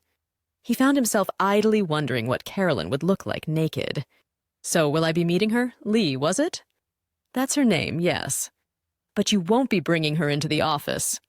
Doesn't feature in my current plans, no. Just a very casual relationship at this point. We enjoy each other's company. Company? The brazen look in her eye managed to encompass all the innuendos that could be contained in that innocent word. Yes. Well, I'm glad you got someone, she said. Totally matter of fact. Means I don't have to worry about you mooching alone round your flat in Pimlico. Did you worry about that? But Carolyn wasn't the sort to bite at such blatant emotional fishing. Worry? God, no. Incidentally, Jason wants to set up some more links on the website. It'll cost a bit. Sounds all right? Yeah. As his mum, I feel slightly guilty asking, because I know how much he missed the money. Setting up as a stand-up comic and writer wasn't the greatest career move he ever made. But I don't think he's handing us on. The website does need to keep being developed. And Carolyn, you know I trust you implicitly, and I trust Jason too. I'll agree to anything you want me to do. She was a woman who could never resist a double entendre. Really, Bill? When was the last time I had an offer like that? I had a call from one of the ex-wives today. Oh, yes? Which one? Doesn't matter. She's got a bloody nerve, though. Asking for money, was she? No, not this time. It was something else. They were sitting, predictably enough, in the annex. A televised football match meant the pub was full, collectively sighing, moaning, and shouting to the rhythms of the game. Bill and Trevor had pints in front of them, even more indulgent. Each had a packet of pork scratchings, an archetypal masculine nirvana. Except that, try as he might, Bill had never managed to find football interesting. Still, the pint and the pork scratchings gave him a sufficient sense of machismo. He waited, letting Trevor time his own narration. The bitch wants me to go out with her. What? Rekindle the flames of passion? God, no. She's just got this work gig where, as she put it, I look better with a man with me. And then she did all this. Oh, surely we've known each other long enough, and the divorce is long enough ago for us to be civil to each other. We're grown-ups, I'm sure, in the same situation. I'd be happy to help you out. Go on for old time's sake. So, for old time's sake, did you agree? Did I? Hell, I know what she wants to do. She wants to impress whoever it is at this work thing with how mature she is. What a modern, sensible woman, having such a good relationship with her ex-husband that they can spend the odd evening together with no embarrassment or recrimination. What she bloody forgets is that our entire marriage was nothing but embarrassment and recrimination. When we split up, we loathed each other. No, I'm sorry, when she asked me, I told her, stuff that for a game of soldiers. So do you still loathe each other? That, Bill, is not the point. There was a collective howl of frustration from the pub as an open goal was missed. Trevor waited for the noise to subside before continuing. It's about my self-image. I didn't know you had a self-image. Well, I do. And it's not one I want let down by being seen in the company of that bitch. Ah, that's a trouble. As a man, you're judged by the woman you're with. On me own, I'm fine. I don't know what people think of me. They probably see you as a bitter, disappointed, impotent alcoholic. Well, they probably do. And that's all right, I can live with that. It may not be a particularly attractive image, but at least it's mine. What they see is what they get. Whereas, if I turn up to this gig with the ex-wife, what kind of image of me does that project? Well, I'll tell you. It makes me look like the kind of wimp who's so mature and broad-minded and grown up that I can have an enjoyable evening with. My ex-wife. Well, bloody hell, I don't want people to think that of me. No, I suppose I can see your point. When you're on your own, Bill, you have control over the image you present. Minute you're seen out with a woman, that's what you're judged by. Yes, but many people make that into an advantage. Why do all these older men marry trophy wives? Why does every man want to be seen with a supermodel on his arm? Bill tried to assess whether he had ever been guilty of such an ambition, and he decided amongst the many things he could have been accused of, that wasn't one. Well, said Trevor, maybe it works for some of them. All I'd say is, think hard before you're seen in public with a woman, 'cause it's the woman people will judge you by. There was a silence. Bill assimilated what his friend had said. Yes, there was something in it. Maybe he shouldn't rush into displaying Lee in public. Maybe she should stay under wraps for a little longer. Keep his options open. He took a long, contemplative swig of beer and bit down hard on a pork scratching. He heard a cracking sound and felt a strange sensation on his tongue. This time there was a goal. The pub erupted. In the chaos of masculine ecstasy, Bill spat out the contents of his mouth. In the palm of his hand lay the intact pork scratching and half a yellowed tooth. The next day, he was glad he had made the decision to maintain as much secrecy as possible about Lee, because he had a call from Ginny. One of her co-stars, playing a precociously sexually aware novice, had developed shingles. Though the producers had tried to organize a rewrite to transform the whole convent into a veiled order of nuns, it hadn't worked. Nor had the proposal to introduce an epidemic of Black Death to justify the spots. So shooting had been rescheduled to get other stuff in the can until the actress's face cleared up. Since the bulk of the novice's scenes were with her mother superior, Virginia Fairbrother also had an unexpected break. Was one of our dinners? Possible. Bill said it certainly was. The restaurant this time had the trendily ambiguous name of Cruising. The theme, obviously enough, was 30s cruise ship, even to the point of having false portholes set into the walls. It was a huge space with lots of sweeping staircases and mahogany railings. There was a large dance floor and a live band playing such classics as Nice Work, If You Can Get It, Basin Street Blues, and Cocktails for Two. Inevitably, the place was a concept restaurant which encouraged clients to dress up and make an evening of it. People who wanted to sit at the captain's table had to wear full evening dress. Converting the premises had cost millions, and since its opening 2 weeks before, the restaurant had been wildly popular. Bookings for names that weren't on special lists could be months away. But the wrinkle on Ginny's fine nose suggested she didn't think the good times would last. Trouble is, a place like this costs so much just to keep running, and to generate any atmosphere, it has to be full. Once the bookings start to drop off, the whole enterprise will go bottom up very quickly. Like the Titanic, in which it rather spookily resembles. Yes, Bill, the name of Virginia Fairbrother had instantly secured their table, and the cocktails really were good. She looked wonderful again, this time in a minimal black halter-necked dress that showed acres of her smoothly tanned skin. God, this is nice thought, Bill. Sitting at a restaurant table opposite a beautiful woman, I could happily spend my life doing that. Then the thought occurred to him that he actually did spend a lot of his life doing that. Still, seeing Ginny was doing him a power of good, he had had one of his rare down moments after leaving the annex. Trevor's gloom hadn't infected him. He was inured to that, but the broken tooth had. The accident seemed symbolic, a reminder that his body would not last forever, a little dental memento mori. He could still feel the unexpectedly rough edge against his tongue, but it didn't worry him now. Not when he'd got Ginny to look at. The hazel eyes shrewdly took him in over the frosted rim of her cocktail glass. So, are you still working your wicked way through the desperate and grateful older women of Britain? He had known the question would come up. The vehemence of her denunciation at their last meeting had shocked him, and what she'd said then had made him change his behavior. He had wanted to save up telling her that, like an unexpected present, hidden away in a pocket. But he wasn't going to get a better cue than the one she had just given him. "Actually, Ginny," he said, serious for once, "I did think a lot about what you said to me." "I'm honored." "No, you were right. I was just using women, all those anonymous pickups in anonymous hotels. There was something slightly sordid about it. I'm glad you recognize that. The phrase of yours I couldn't get out of my mind was passionless promiscuity, honored to have made an impression. So anyway, I have well, it sounds like something out of a social worker's report, but I have changed my behavior."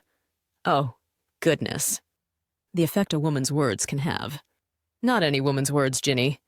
His eyes met hers. There was a moment of stillness between them.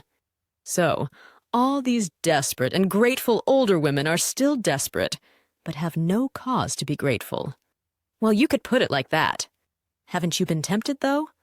Yes, I have. He recounted the non-encounter in Nottingham, and I didn't do anything, he concluded with some smugness. Good, well done. So having rediscovered your libido, you've now put it firmly under wraps again, have you? Well, Bill couldn't really see anything to be gained by telling Ginny about Lee. It would only confuse the issue, and it might very probably break the current atmosphere of complicity at their table. The longer he spent with Ginny, the more he enjoyed the experience. He felt glad he hadn't gone down the road of making Lee a more public part of his life. "I decided," he said piously, "to do what you suggested." "Which bit of what I suggested?" "The bit about waiting till I feel something for someone before I go to bed with them." Ginny cocked a sardonic eye at him. "Really? Well, I must pat myself on the back, I think. I've never before seen myself as a sentimental educationalist, but I seem to have succeeded at my first attempt. I've made you give up your wicked ways. I've made you realize what an arid experience sex can be when it doesn't come with love attached." She was laying on the irony, but he knew there was an underlying truth in what she said. Part of him wanted to tell her that he'd progressed even further than that he was currently enjoying sex with a woman for whom he was beginning to have quite strong feelings. But the other part of him fortunately realized that such confidences might be better unshared. With the lightning speed that her profession had refined in her, Ginny's manner changed from mocking to intimate. "But love often arises where you least expect it," she breathed. "I mean, the coup de foudre is wonderful. Seeing someone for the first time across a room and just feeling this huge surge of necessity, the knowledge that you want to be with them. But it's not the only way. Increasingly, I'm coming round to the view that the other kind is better." "What other kind?" "The love that grows slowly. The person you've known forever, whom you suddenly see with new eyes. I have a director friend," she murmured, "who maintains that there is no relationship between a man and a woman that does not have a sexual element. But if you find you go on wanting to see a member of the opposite sex, then there's going to be an element of fancying there." Bill looked deep into the famous eyes. "Well, I've never pretended that I don't fancy you." Then, feeling this might be too direct, he lightened his declaration by adding, "But then every man in the country fancies you." Jenny's voice was even throatier as she said, "There's a big difference between being admired as an abstract image and being admired for oneself as a real woman." He didn't trust himself with anything more than another, She leant across the table and laid her hand gently on top of his. The band was playing "I've Got My Love to Keep Me Warm," and Bill was thinking boldly that they might have a dance after dinner. It must have been the movement of Ginny's hand that made him look suddenly across the room. Up until then, he'd been cocooned, hermetically sealed in the force field between their eyes. But as Ginny put her hand on his, Bill's peripheral vision glimpsed a matching gesture at another table. He looked across. On the other side of the dance floor, like a mirror image, another man and woman sat at a table. The woman had just placed her hand over the man's and was tickling along the top of it with her middle finger. The man he'd never seen before in his life, but the woman was Lee. The man, who Bill noticed with some chagrin was a good 15 years younger than him, laughed in response to her tickling. He rose and, taking her by the hand, led Lee out of the restaurant. As they left the room, he put his arm around her waist in a way that contrived to be both comforting and intimate. Bill looked back, open-mouthed, to find Ginny's hazel eyes fixed curiously on him. Both her hands were back on her lap. "Someone you know?" "I thought it was, but, no, I must have made a mistake." The evening was ruined. Whatever intimacy had built up between them quickly seeped away. They talked in generalities. Ginny entertained Bill with stories of hilarious doings on the set of her sister's saga, and he even found himself quoting by way of contrast lines at her. Their conversation was bright and brittle. They laughed a lot, and at the end of the evening they didn't dance. By the time he got back to his Pimlico flat, Bill Stratton was feeling wretched. The broken tooth ached, and his mood was not improved. By a message on the answering machine. He immediately recognized the irritating, prissy Welshness in Dowie's voice. "Bill, Andrea wanted me to let you know that she's in hospital." Chapter 17. And by way of contrast, a member of a French swimming team was too embarrassed to turn up for a regional competition because he had been experimenting with Viagra the night before. Bill rang through to Dowie's surgery the following morning. The receptionist said Dr. Roberts would be with patients until about 11, but she would pass on the message. It was nearly 12:30 when the call came. While he waited, Bill was uncharacteristically twitchy. He wasn't really worried about Andrea, though her hospitalization added another layer of unease to his feelings. Mostly, his discomfort sprang from what had happened the night before. He felt doubly unfortunate. The growing closeness of his relationship with Ginny had been put into reverse, and God only knew where he stood with Lee. He thought of ringing her, but he didn't want to risk missing Dowie's call back. Also, he wasn't quite sure what he would say if he did get through to her. His mood wasn't improved by the fact that he had a dull, dry hangover. Overcompensating for the diminishing sense of intimacy with Ginny, he had ordered 1 bottle too many and drunk most of it himself. The face that bleared out of his shaving mirror at him that morning, with its white fuzz of bristles, had been that of an old man. On top of that, the broken tooth was really hurting now. He'd have to make an appointment with his dentist, a procedure he never particularly relished. At one stage of the morning, he picked up the phone to do the deed, but replaced it quickly, still worried about missing Dowie. When the call finally came, Bill's ex-wife's husband made no pretense of wanting to talk to him. "I'm only calling because Andrea insisted." "She said you ought to know." "Yes, well, if she's in hospital, I'd want to know." But was that true? He had thought so little about Andrea in the 18 months since the divorce that perhaps the details of her life really were of no interest to him. So what she'd done, broken something? He hoped the tone of his inquiry contained the right mix of lightness and concern. "No, it's rather more serious than that." Dowie's voice was full of righteous reproof. No doubt Andrea had taught him at great length about her ex-husband's shallowness. Bill Stratton couldn't be expected even to take serious things seriously. "What is it then?" "Andrea has cancer." God. He felt winded by the answer and struggled for words. What I mean where?" "The lungs." "Lungs?" But Andrea never smoked. Lung cancer is not always smoking related. It was the medical man's rebuke to the non-specialist. But how bad is it? "Bad enough." Dowie managed almost to sound smug as he said the words. "She's had a course of chemotherapy, which hoped has reduced the tumor. She's in hospital at the moment for some tests to see whether they're going to have to operate." Oh God, but how long ago was it diagnosed? For months. Why on earth didn't anyone tell me before? "There was a general view," said Dowie, building up an image of Bill being discussed at Robert's family councils, "that you wouldn't be interested." "Of course I'm interested. I was married to Andrea for nearly 40 years. There was a wealth of disapproval in the monosyllable. So, Dowie, he managed to bring himself to use the name. "What's the prognosis?" "Andrea's not my patient," came the prim response. "No, but you must have some idea. Her future is very much dependent on the outcome of these tests. Depends how effective the chemo has been. We'll have to see what her consultant says." "How is she?" As soon as he said it, he knew it was a stupid question. Nobody tends to be at their best when they've got lung cancer. "I know that." "Still, how is Will?" "Of course, Andrea's a wonderfully strong woman. She's being very brave, doing everything not to upset the children. Yes, of course, the Roberts brood would be involved too, but she's being looked after all right, is she?" Dowie took that as a direct insult. "I can assure you she is. She's having the best medical care available. I go and see her every day, and the children have worked out a route of visiting. Andrea is in very good hands." "I'm sure she is, yes. I didn't mean to give the impression that, well, you did. I'm sorry. I do have a surgery to run, so Dowie the name didn't get any easier to say. Would it be possible for me to see Andrea?" There was a sharp intake of breath from the other end of the line. "I don't see why that should be necessary." "Please, I would like to see her." "She might not want to see you." "I agree, she might not.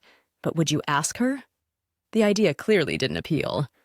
"Bill, if I had my way, I wouldn't be speaking to you now. I'm only doing so because Andrea asked me to." That's what she wanted. In just the same way, she might want to see me. I doubt it. "Please, will you ask her?" "I'll discuss it with the children, see what they think." God, thought Bill as he put the phone down, another bloody Roberts family council would be summoned to discuss more of my shortcomings. He was shocked by the news of Andrea's illness, but he felt so detached from her life that it hardly seemed real to him. On his shelf was a small medical dictionary, which had somehow survived the dispersal of belongings from the Putney house. There was no specific entry for the lung variety, just a general piece on cancer. One sentence from the article stood out. "Some cancers can be caused by physical factors. A broken tooth or badly fitting denture can give rise to a chronic mouth ulcer which does not heal and undergoes malignant change." He tried not to think about it. He made an appointment with his dentist and decided to find some undemanding company over lunch in the pub. Then, in an attempt to drive out thoughts of death by thoughts of continuing life, he rang Lee. Yes, she'd like to meet. She was free that evening. Neither of them mentioned being at cruising the previous night. There were a million reasons why it could have happened, but he had a feeling that the real one was the news about Andrea. But he couldn't tell Lee that. She'd think he was just fishing for sympathy. Up until that point, the evening had followed its usual pattern. A pleasant dinner in an obscure restaurant, idle conversation, and back to the house in Clerkenwell. It was only when they got into bed that everything went wrong. Bill, like most men, had had occasional bouts of impotence during his marriage. General tiredness or excessive booze had, from time to time, taken their toll. Remarkably, though, during his sexual encounters in anonymous hotels since the divorce, the problem hadn't arisen, and fortunately, something else had. But he'd never before encountered what happened that night in Lee's bed. Or rather, what didn't happen. Nothing. The beauties of her body, the murmuring dirtiness of her voice, the urging of her hands, and Bill ransacked his memory for ever more obscene images to rouse him to some kind of action. But the transmission cable between brain and groin appeared to have been permanently severed when it became finally clear that her efforts were having no effect. Lee rolled away from him. "I don't quite know," Bill began hesitantly. "It happens." Her tone was even, not exactly unsympathetic, but hardly encouraging. "I suppose I could try Viagra," he suggested, in a way that he hoped sounded humorous. "I don't care what you do so long as it works." She touched him lightly. "Wish this currently doesn't." "No." She turned her pale, blue, Irish-looking eyes on him. "Is this something to do with last night?" "What?" "Cruising? We were both there with other dates." I didn't know you'd seen me. Of course I did. You're on the other side of the dance floor? Yes. Is it something to do with that? What do you mean? Oh, God knows the way you men's minds work.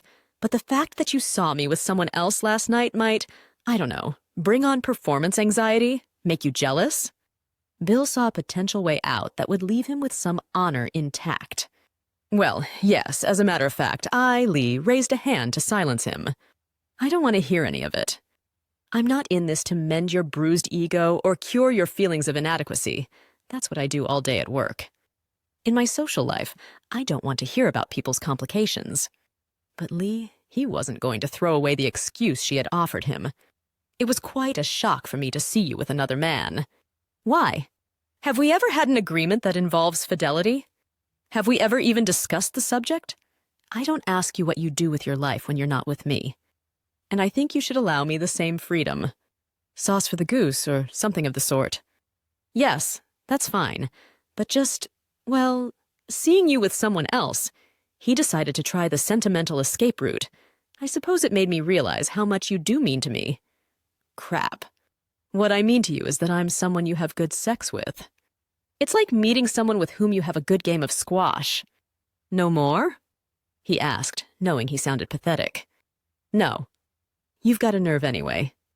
I don't know why you're getting at me. I have as much right to go out with who I want to as you do. Yes, of course. And I'm afraid I don't buy that gender difference argument.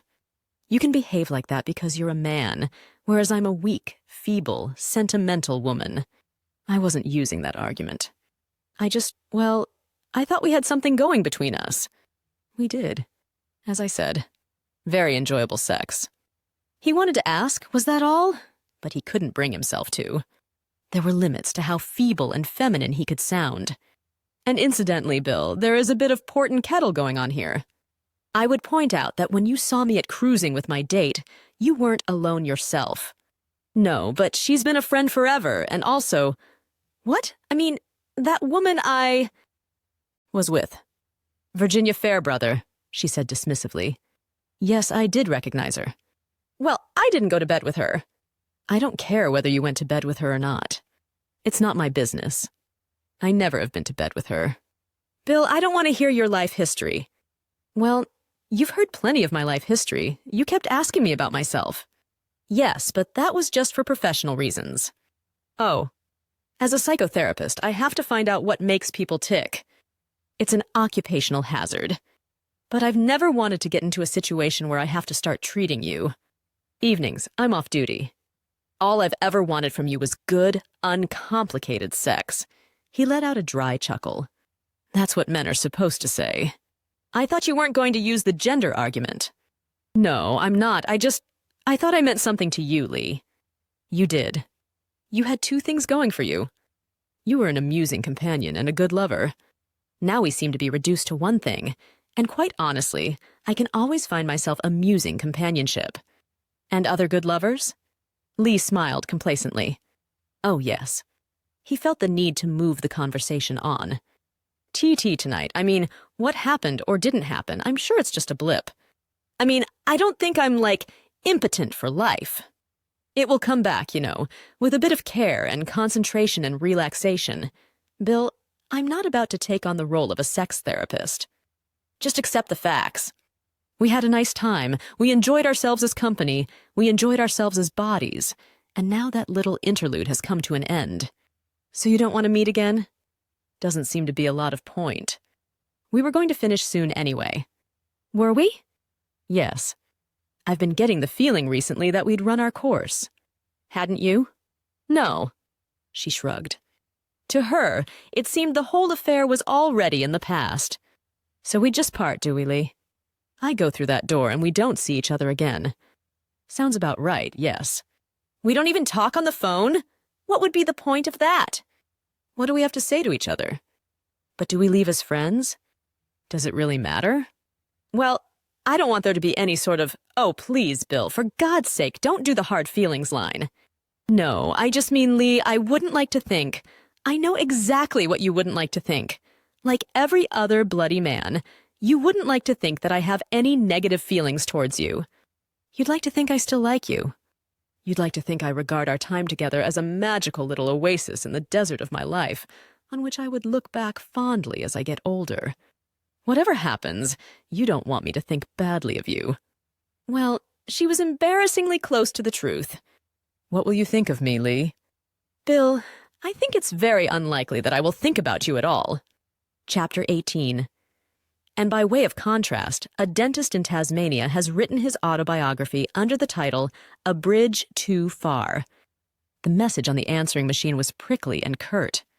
Dowie had discussed Bill's request with Andrea and the children and been persuaded against his better judgment. The tone implied that a visit would be permissible. It was scheduled for 2:30 to 3:00 p.m. the following Saturday. Dowie gave details of the hospital and ward where Andrea could be found. Not the most welcoming of acquiescences. For a moment, Bill Stratton was tempted to let the opportunity pass. Andrea was now so far out of his life. Why should he bother visiting her? He clearly wasn't wanted, and besides, he'd always had a squeamishness about hospitals. Whereas Andrea had seemed positively energized by their atmosphere, he had always tried to avoid visiting them. Even with a couple of close-ish friends who had died, Bill had taken the coward's way out towards the end, sending a card rather than appearing in person. Had he been feeling his usual self, he probably would have given seeing Andrea a miss.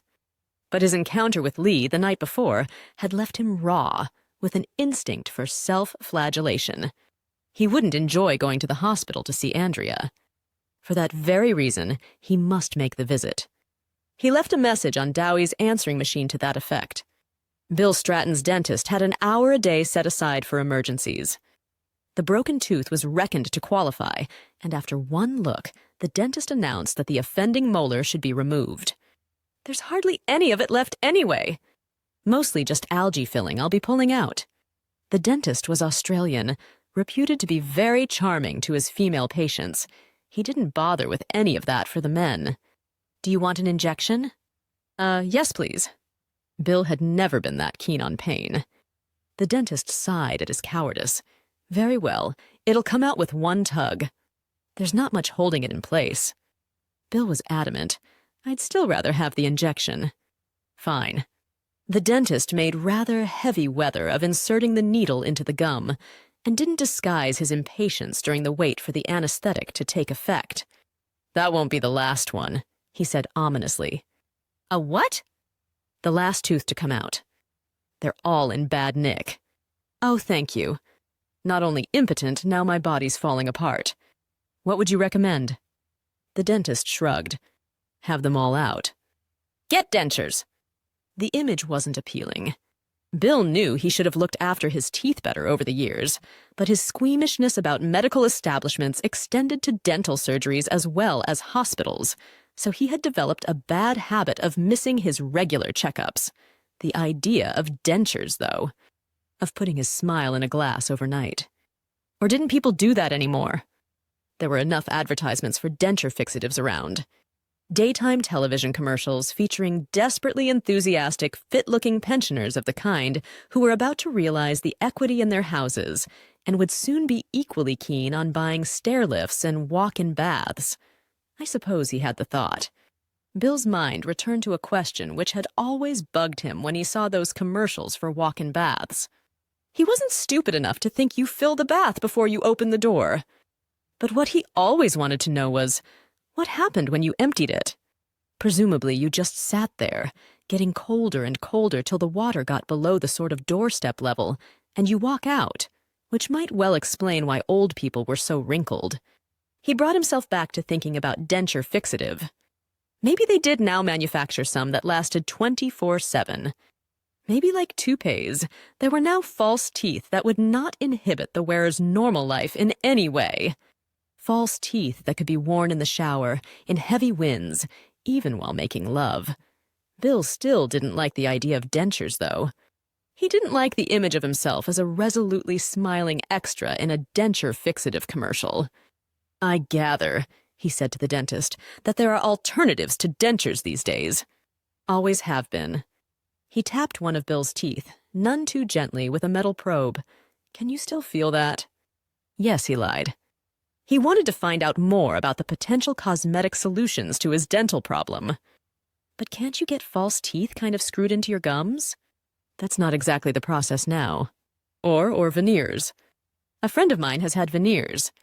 For veneers to work, the basic teeth have to be in good condition. The dentist took a disparaging look into Bill's mouth. He might get away with veneers on the front ones. At the back, though, it looks like Dresden after the Allied bombing. That's going to need more structural work. Do you do that? No, but I know a very good cosmetic dentist if you'd like to be referred. The answer was too practiced. Clearly, there was some lucrative mutual back scratching going on. Bill said he would like to have the contact number. Right.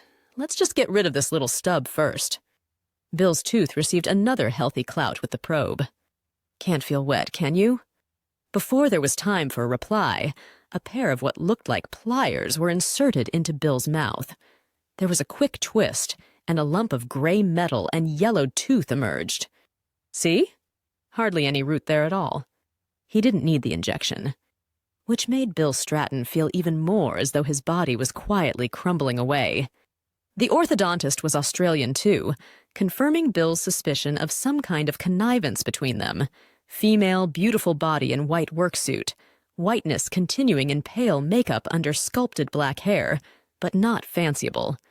There was something too antiseptic about her. She had all the sex appeal of a cotton bud. She inspected his mouth, calling out information to a junior cotton bud who keyed it into a laptop. When she finished, her expression didn't change, but Bill got the strong feeling he hadn't passed the examination. Well, there are a lot of possibilities nowadays, she announced. Presumably you want the boy to straighten apart from anything else. What? And get rid of my crooked smile? Sorry? I've just always had this crooked smile. People expect it when they see me. You know, when I do public appearances. She showed no interest in his celebrity. Well, I can reduplicate existing deficiencies if required. Well, I would like that existing deficiency reduplicated. Fine. She nodded to the junior cotton bud who made a note on the laptop and then passed across a bound album. I'd like to show you the kind of cosmetic work I can offer you. The before photographs made him feel a bit better. Surely his dentition wasn't as bad as those. On the other hand, presumably she'd selected the worst cases to show the wonderful transformations that her wizardry could achieve. A friend of mine, Bill ventured, has just had veneers done, and she's very pleased with the result. Yes, well, of course I do veneers. So you're kind of a venereologist. She wasn't amused. The junior cotton bud didn't crack a smile either. Bill got the impression they had both heard the line. Before. I'm an orthodontist, she said sharply, or cosmetic dentist if you prefer. Right. She then confirmed his dentist's view that veneers might work on Bill's front teeth, but more radical work would be needed at the back. She didn't use the Dresden analogy. She said the area looked like a scrap metal yard. Would it be possible just to do the veneers and leave the back as it is? I mean, nobody's going to see back there, are they? She winced at this affront to her professionalism. It would be possible, Mr. Stretton, but it would be very unwise, storing up even worse problems for you in the future. But I mean, out of interest, how much would just doing the veneers cost? She patently disapproved of answering the question, but did not refuse to do so. She went through a ritual with the junior cotton bud about finding the up-to-date price list. We would, of course, be talking about porcelain veneers.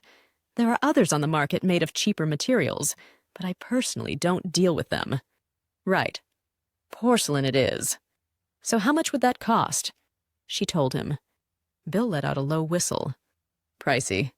He grinned. Still, if that sorts out my whole smile, I suppose it's not bad. Mr. Stratton, there's the price per tooth. His media career had inculcated the habit of punctuality in Bill Stratton. The timing of news bulletins was not elastic, and he would always arrive in good time for his shifts. So he was at the hospital, with a rather tatty bunch of flowers bought from a nearby kiosk, soon after 2 on the Saturday afternoon. He was interested to find that Andrea was being treated on a private ward. She and Dowie might be avid supporters of the NHS in conversation, but when it came to something really serious, they paid for what they hoped would be the best. He checked in with the nurse at the flower-bedecked ward reception and was told which room Mrs. Roberts was in. Tea or coffee was offered, something else you get for paying extra, but he refused. Bill breathed in deeply as he walked along the plushly carpeted corridor, trying to quell his customary discomfort on hospital premises. The scent of the flowers could not quite mask the endemic smell of disinfectant. The decor was muted blues and purples, small chain hotel, one step above a travel lodge. Framed pictures on the walls were as swans on lakes and misty sunsets through trees.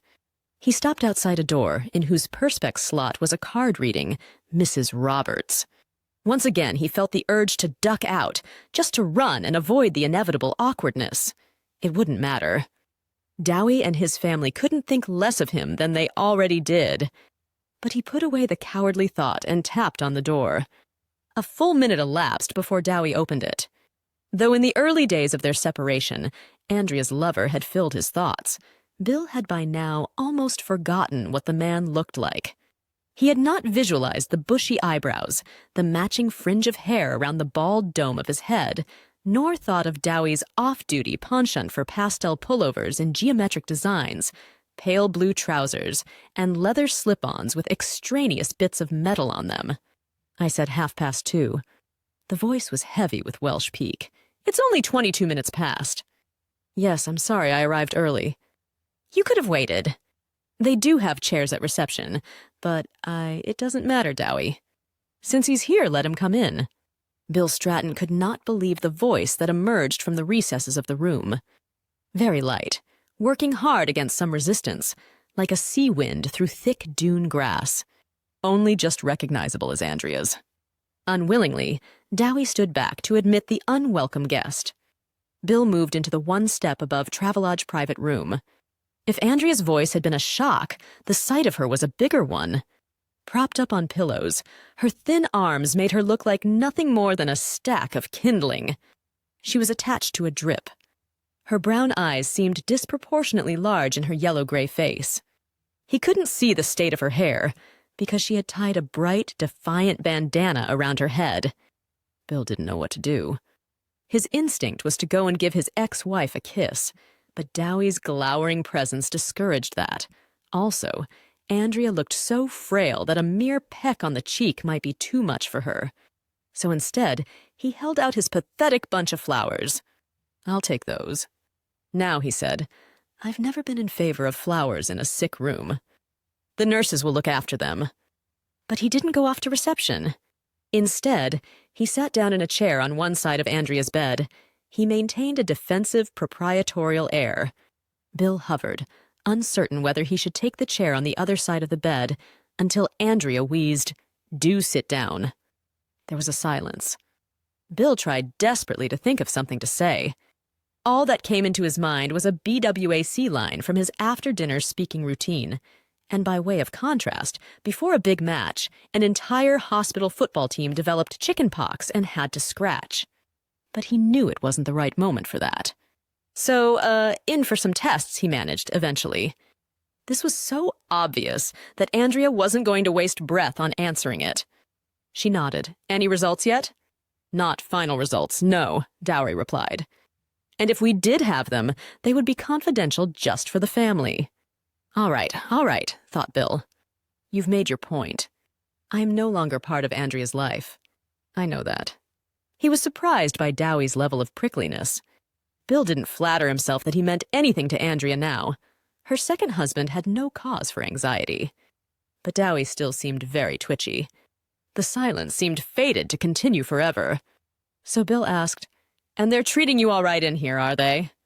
It was Dowie who replied, The staff are excellent. The performance figures for this hospital are the best in the area. That's why we chose it. Fine. Again, the silence looked as if it was going for a personal best. Andrea broke it this time. She gasped, Why don't you take the flowers to reception? Well, he was unwilling to abandon his sentry duty. He couldn't stand the idea of leaving his wife with her ex-husband. Please. With bad grace, he conceded. He rose and walked away, holding Bill's flowers as though they were some dead. At the door he stopped and looked balefully at the visitor. You arrived here at 22 minutes past, so I'll be back at 8 minutes to 3. The half hour that had been negotiated. Bill would have bet that there was no slippage of appointment times in Dr. Roberts' surgery. He looked at Andrea. There was a vagueness, a blurring in her prominent brown eyes. Presumably, she was on heavy medication. I'm sorry, I can see my being here is upsetting Dowie. Perhaps I shouldn't have come. Dowie'll get over it. Anyway, I wanted to see you. She didn't make it sound as though this were a heartfelt need, just a necessary chore. So, Andrea, can you tell me what is what kind of, have they given you any indication? Words tangled in his squeamishness about matters medical. What is the prognosis? Is that what you're trying to say? Yes, I suppose it is. She shrugged. The consultant says 50-50. Having nurse cases like this, I'd put it nearer 60-40 against. She spoke without emotion, ever the medical pragmatist. The thing is, if I'm going to need surgery, then I'm going to have to build up my strength. But I think I'm in with a chance. She paused to regather her breath. The long speech was taking it out of her. As you probably know, with cancer, mental attitude matters a lot, and I am very positive. I'm determined to get better, now that I've got so many things in my life to live for. Bill didn't need to ask for details. He didn't want to hear the manifold virtues of Dowie and his children catalogued. Nor did he want the contrast between her current status and her former life with him spelt out. From her tone, it was clear that if she'd developed cancer while she was still married to him, she would have given up the ghost with no struggle at all. "And how are you?" she asked, more as a form of politeness than out of any great interest. "Oh, well, he tried to think of things in his life that he could tell her about. His recent impotence was hardly appropriate, and his dental troubles seemed singularly unimportant given the scale on which Andrea was suffering. Nor did he think it was quite the moment to start listing his post-divorce sexual encounters. Not so bad," he concluded feebly. "Good. She didn't sound that interested. I've been doing a lot more after dinner speaking." "Oh, really?" There was a note of surprise in her voice. "I mean, mostly based on the old by way of contrast lines." That would explain it. "Well, I can't imagine you coming up with any original material for after-dinner speeches." "Maybe not. Sal's set it all up. She's still acting as my agent." She dismissed the news, as she always had dismissed details of his professional life. Andrea still had the ability to make him feel very shallow and trivial. In fact, she could do it even more. Now she had the support of the infinitely worthy Dowie and his infinitely worthy children. And the only other person I really see from our former life is, in spite of the unsatisfactory nature of their last meeting, he still felt a little bold saying the name. "Ginny." "Oh, God!" Andrea was surprised. "Is she still as affected as ever?" "Well, she is a bit actressy, but I wouldn't have said she was affected. Oh, she was. She always was. I never knew why you wanted to stay in touch with her." "I wanted to?" "She was your friend, Andrea." "No, she wasn't." "Oh, come on, from school onwards." "All right, I don't deny that I knew her before you did, and yes, she was my friend actually at school. But afterward, no, it was you who kept wanting to include her in everything we were doing." "That's not how I remember it." "Your memory always was conveniently selective, Bill. You're not having an affair with Ginny, are you?" "Good God, no." "Well, perhaps you should." For a moment, Andrea sounded almost sympathetic. I don't think that the moment of sympathy passed as she went on. "You're both as shallow as each other." Oh, her breathing was getting difficult again. "Anyway, I'm glad you're all right, Bill. We're both so much better off apart." "Maybe. We should never have got married." Amazing, thinking back, how much pressure there was to do that. Even in the 60s. Doing what one should, doing the proper thing. What a lot of time we wasted. I don't think it was all wasted, Andrea. "Well, I do. Still, at least, thank God, better late than never. I found out what a happy marriage can be like." "What, with that stuck-up prig Dowie?" Not the moment to express the opinion, though. "That's why I'm going to get better," Andrea wheezed. "I've got every reason to live. Yes, of course you have," he agreed automatically. Bill tried to think of other things to say. Nothing offered itself. Normally, when conversation lay becalmed, he would ease the atmosphere with a few by way of contrast lines. But Andrea had never been amused by them while they were together, and he didn't think the influence of Dowie would have changed her attitude. Presumably, this cancer, he said at last, was caused by passive smoking. What? All your nursing friends, you know. If you think of the amount they used to smoke round that big kitchen table in Putney, they my cancer. Andrea breathed imperiously. Has been sent to test me. I don't know where it came from, but it's a challenge, and it's a challenge I'm going to win. Ah, good. Anyway, I'm glad you're all right, Bill. Well, all right-ish. It'd be nice to think that we've both managed to move on after that disastrous marriage. Now, just a minute. I think you're exaggerating a bit there. Okay, our marriage wasn't perfect. You can say that again. But I think disastrous is a bit strong. That's the word I'd use. Why, Andrea? What was wrong with it? You were wrong with it, Bill. It was all right while we were engaged. But the minute we got married, she gasped for breath. What happened the minute we got married? You instantly became jealous. Possessive and controlling. You were always watching what I was doing.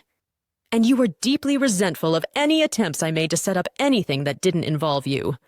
She panted, running out of air, but still determined to finish her catalog of grievances. You used to constantly criticize my appearance and my homemaking skills. And your sole aim in life was to totally undermine my confidence. Bill Stratton didn't recognize any part of himself in that description. But then, presumably, nor did any of the world's other ex-husbands. He left the hospital before the end of the half hour. Dowie had allotted for him. Chapter 19. And by way of contrast, an advertisement for a second-hand hearse in a South African newspaper said it had 15,000 miles on the clock and a carefully maintained body. Andrea died 10 days later. She never went home from the hospital. Nothing wrong with her will to resist the challenge. That was strong, but the cancer was stronger. Bill Stratton received the information in a phone call from one of Dowie's sons. His father, he explained, was too upset to talk to everyone. Dowie had done the immediate family, but the children were working through the other names in Andrea's address book. They certainly knew how to rub it in, thought Bill. The son's accent, though not Welsh, carried the same overtone of offended righteousness as the father's. Bill came up with some appropriate form of condolence to be passed on to Dowie and asked about funeral arrangements. The son said they weren't finally settled yet. Bill said he'd be grateful to be informed when they were. The son reluctantly agreed to pass on the information. He made it clear, however, that the family would find the event quite difficult enough without having Andrea's ex-husband around as an additional irritant. But they would let him know. The phone call left Bill numb. He was not unfeeling about his ex-wife's death, but he knew that the details of what he felt would take a long time to shake down. For the time being, numbness would have to do. He was also aware of the incongruity of his situation. If Andrea's cancer had been diagnosed 2 years earlier, the crisis would have been on his watch. Bill Stratton's wife would have been faced with a potentially terminal disease, and Bill Stratton himself would have done all the things a dutiful husband should. In spite of what Andrea had said about him, Bill did still think of himself as having been a dutiful husband. It ought to have been he who reacted with horror to the diagnosis, who waited agonizingly for the results of the tests, supported her through the debilitating effects of chemotherapy, and sat by her side through the long, losing struggle for her life. And their friends would have been as supportive as they could, would have empathized with their sufferings, would have felt respect and compassion for Bill Stratton's stoicism in the hour of ultimate challenge. Whereas now, all that sympathy would be lavished on Dowie Roberts. He would be the sufferer and the saint, which was, Bill had to concede, entirely fair. Dowie was the one who had been there to support his wife through the ghastly leaving of this world. And it was a job that, with his medical skills and trained bedside manner, he probably did a lot better than Bill would have done. The ramifications of all this, however, could not fail to affect the way Andrea's ex-husband was seen. Bill Stratton would become something close to the villain of the piece. Not only had he been such an unsatisfactory husband that Andrea had had to divorce him, but he had also shown no interest in her declining health. He had only gone to see her once in hospital very near the end. The fact that no one had told him she was ill would be lost in the general censoriousness. Any available blame would be showered on the shiftless ex-husband rather than the sainted Dowie. For a man like Bill Stratton, whose main motive in life was to be liked, the prospect was unappealing. Also, below all the feelings of shock and guilt and pain, he could not suppress a slight feeling of injustice. He was the one who'd put in the groundwork. He had spent nearly 40 years married to Andrea, and the relationship hadn't been nearly as bad as she maintained. Bill had worked at the marriage, and then suddenly, in what turned out to be the last couple of years of her life, Dowie had swanned in to receive all the plaudits.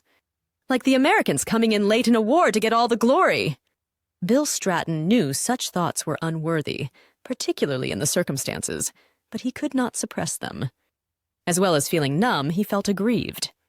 There were people he should ring. Sal, Carolyn, and Trevor had never been that close to Andrea. There was no hurry to tell them, but Ginny. In spite of what Andrea had said, the two women had been very close at one point in their lives. He should dial that mobile number in Croatia, but not yet. Bill decided to take his numbness down to the pub, see if alcohol might release some of the confused emotions inside him. The mobile in Croatia was on voicemail.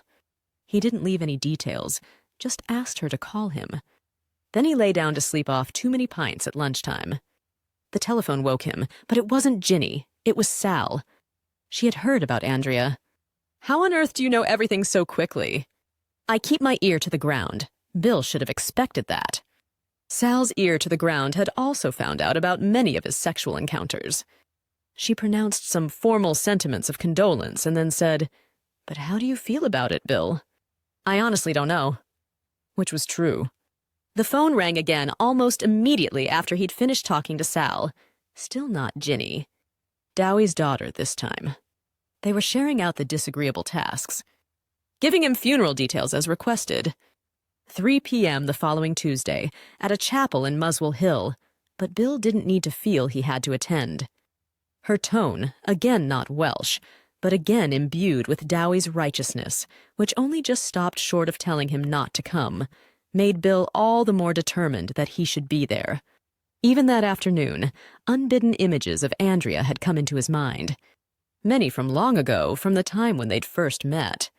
All right, the marriage hadn't worked out, but they'd been together nearly 4 decades.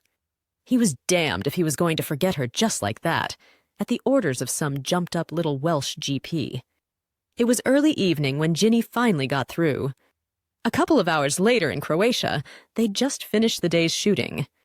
"I'm in rather a rush, Bill, going out for dinner." "Don't worry, it won't take long. Andrea's dead." "Oh, darling." The word extended almost infinitely. Lung cancer, it was very quick towards the end.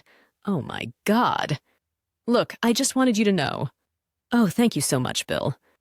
"I'm just devastated." You poor darling, how are you feeling?" The original answer was still true. "I honestly don't know." Then he moved on quickly to what he really wanted to tell her. If Dowie's family wanted to squeeze him out of the funeral, let them. He'd have his revenged. If he turned up to the chapel with one of the country's most famous actresses, having maybe had a nice tete-a-tete lunch beforehand, well, that would show them. He wasn't just Andrea's reject. Bill Stratton was something of a celebrity, moving in the circles of even bigger celebrities. He told Ginny at the time of the funeral, "Oh, darling, I'd love to be able to make it." Surely for something like that, the schedule could be rearranged. "I mean, you knew Andrea longer than I did." Yes, it's not that, Bill. In fact, we do have a break next week. I'm free Sunday to Thursday. Well, there you are. It fits in fine. The trouble is, I have made plans. Her voice dropped. To its sultriest. Plans that I really can't change. The fact is, I don't know if you know Dickie Burns. I don't think I do. Well, he's been out here being a guest on a couple of episodes, playing a knight just back from the Crusades. Done a lovely job and been an absolute hoot on the set. Anyway, I don't know if you knew that, Dickie and I had a thing yonks ago." "No, I didn't." "Well, it's sort of not exactly started up again," but she giggled with deliberate throaty ambiguity. No, we're just having a wonderful time." No commitments, you know. "And Dickie's had this wonderful romantic idea that we take advantage of the break in the shooting to have a few days on Crook." "Where?" "Crook. It's the biggest Croatian island. Anyway, Dickie knows this wonderful little quaint, oldie-worldy hotel there, and God, we could both do with a break." "A romantic break?" "Just a break, darling." He didn't know whether he could believe her. The excitement in her voice was at odds with her words. "So you won't be coming to the funeral?" "Darling, how can I?" "In the circumstances. You did know Andrea for over 40 years, I know, Bill. But I never liked her that much. You were always the reason why I stayed in touch. You were the one who mattered to me." Somehow, Bill didn't find that news as comforting as he might have done before Dickie Burns' name had been mentioned. Sal was there at the chapel in Muswell Hill. And Caroline. Even Trevor had turned up. Bill and Andrea had sometimes gone out as foursomes with him and the current wife. He seemed to feel the need to pay his respects anyway. The one person who wasn't there was Andrea. Not in the sense that she was dead, in the sense that no vestige of her body was actually in the chapel. There had been a cremation service in the morning, just for the immediate family. All that remained of Bill Stratton's ex-wife was now just smoke and indissoluble solids. He hadn't had his nice tete-a-tete lunch. Sal had rung, suggesting grabbing a quick bite before the funeral if he felt like it. Trevor had offered to meet up for a couple of pints if he felt like it. Even Carolyn, to Bill's considerable surprise, had run and said that rather than walking into the chapel alone, she'd be happy to join up with him if he felt like it. But Bill Stratton didn't feel like it. In the days before the funeral, images of Andrea in his mind became frequent and more confusing. He didn't know what he wanted, except to be on his own. He wasn't looking forward to the ceremony, but he would be there and somehow get through it. It was something he knew he should do, but he didn't want the sympathy or banter of his friends. What he needed to do was to find out what Andrea's death had made him feel, and that was a task he had to deal with on his own. The funeral service began, and just as Andrea's physical presence had been edited out of the chapel, so had her life before she came together with Dowie Roberts been edited out of her history. Bill was slightly drunk, not out of control, but headachy. Ever the good timekeeper, he had arrived at a nearby pub at 1.30. He hadn't wanted to put his bladder at risk during the service by taking in a lot of fluid, so he drank scotch. He had also ordered fish and chips. But when it arrived, a slab of gray matter encased in something that looked and tasted like the cardboard center of a toilet roll, he had ceased to feel hungry. So all he had inside him was 3 double scotches. Having lurked as long as possible in the small park opposite the chapel, Bill had been one of the last to enter. He had seen Sal arrive, and Caroline and Trevor, but again rejected the easy option of joining any one of them. As a result, he was installed at the end of a pew in the back row, ready for a quick getaway if his nerve failed. But his late entrance and obscure seat did not prevent Bill Stratton from being observed by the congregation. A few necks craned round before the service actually began. 1 or 2 of the faces he recognized from their days of whinging about the NHS around the Putney kitchen table. He couldn't hear the whispered comments that were being passed around, but he reckoned they were along the lines of, "That's the first husband, the man who'd done her wrong." Bill had only ever seen his ex-wife inside a church at their own wedding, and the subsequent weddings of friends, but the unctuous minister conducting the service spoke of her as a member of our congregation here in Muswell Hill, and a very dear friend to many of us present today. Perhaps he said that at every funeral, whether he'd known the victim or not, but he did seem to be familiar with Andrea and her life. Had marriage to Dowie brought her to God as well as vegetarianism? It was so long since Bill himself had been inside a church that he couldn't tell whether the service was a standard one or the ritual of some obscure denomination. He should have looked at the board outside. He thought he detected an air of Welshness, if only in the gusto with which the obscure hymns were being belted out.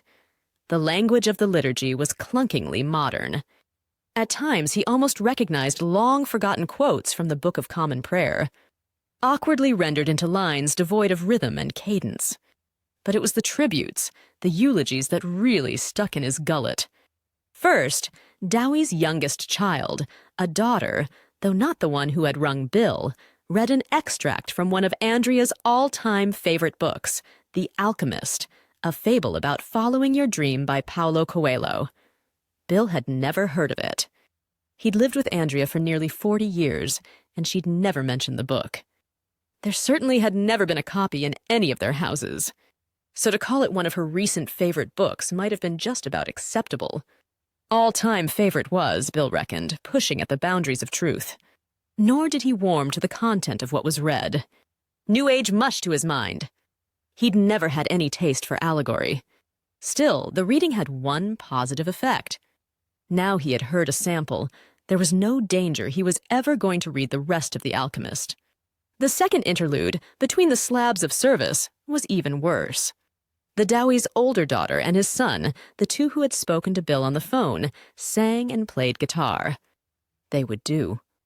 And they'd written a song, specially for this occasion, not to dwell on the sadness of Andrea's death, but to celebrate the joy of her life.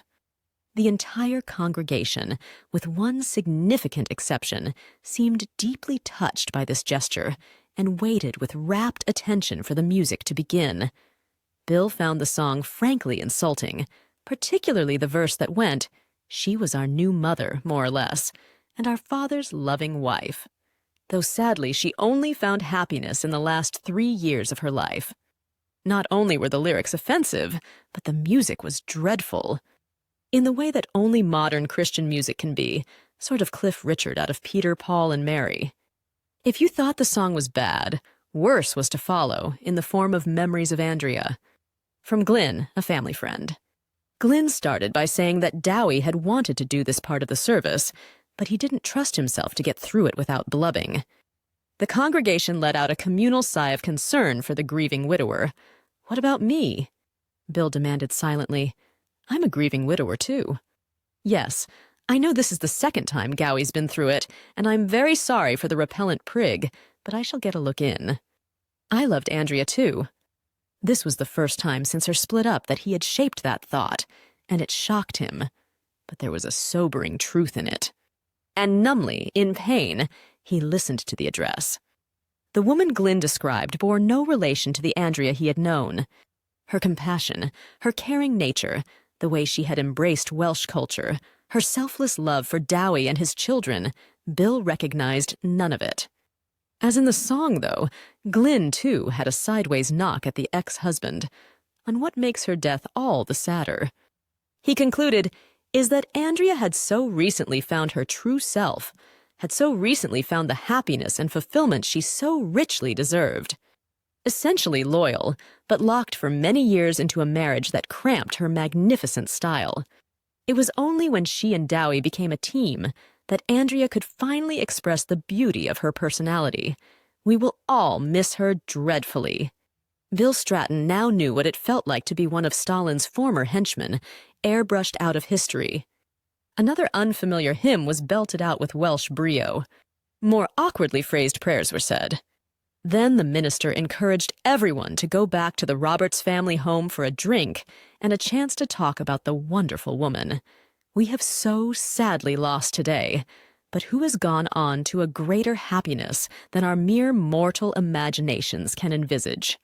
Suddenly the organ was playing get-out music. Sought any convention that the grieving family leaves the church first. Bill Stratton's only desire was to be out of the place before he had to see anyone. He took immediate advantage of his well-chosen seat and made for the door. He was through the churchyard and out of the gate before he heard the clatter of high heels behind him and a voice calling his name. He recognized Carolyn and turned to face her. "Wondered if you fancied a drink," she said as she lit up a much-needed cigarette. "If you think I'm going back to join the coziness of the family home, then you know I wasn't thinking that." Meant a pub. "Well, thank you, but I don't think I can." She was peeing. "Please yourself." "I mean, it's not that I just... He looked up with horror to see Dowie, his children, and the minister emerging from the chapel doors. And he said something that seemed to encapsulate his whole life at that moment. "I don't know what to do. Take up smoking." Caroline, her annoyance gone, took the cigarette she had just lit out of her mouth and pressed it into his. "But I don't smoke." "You do now." Conscious of the slight greasiness of her lipstick on the filtered tip, Bill drew in the warm, acrid taste. It was obscurely comforting. There was more compassion than he had ever seen in Caroline's blue eyes as she lit up another cigarette for herself and said, "So, do you want to go and have a drink or something?" He did. "I do." But at the same time, he didn't. The congregation was spilling out of the church round the grieving Robertses. He had to go. "But no, thank you. But I need to be alone at the moment." "Okay."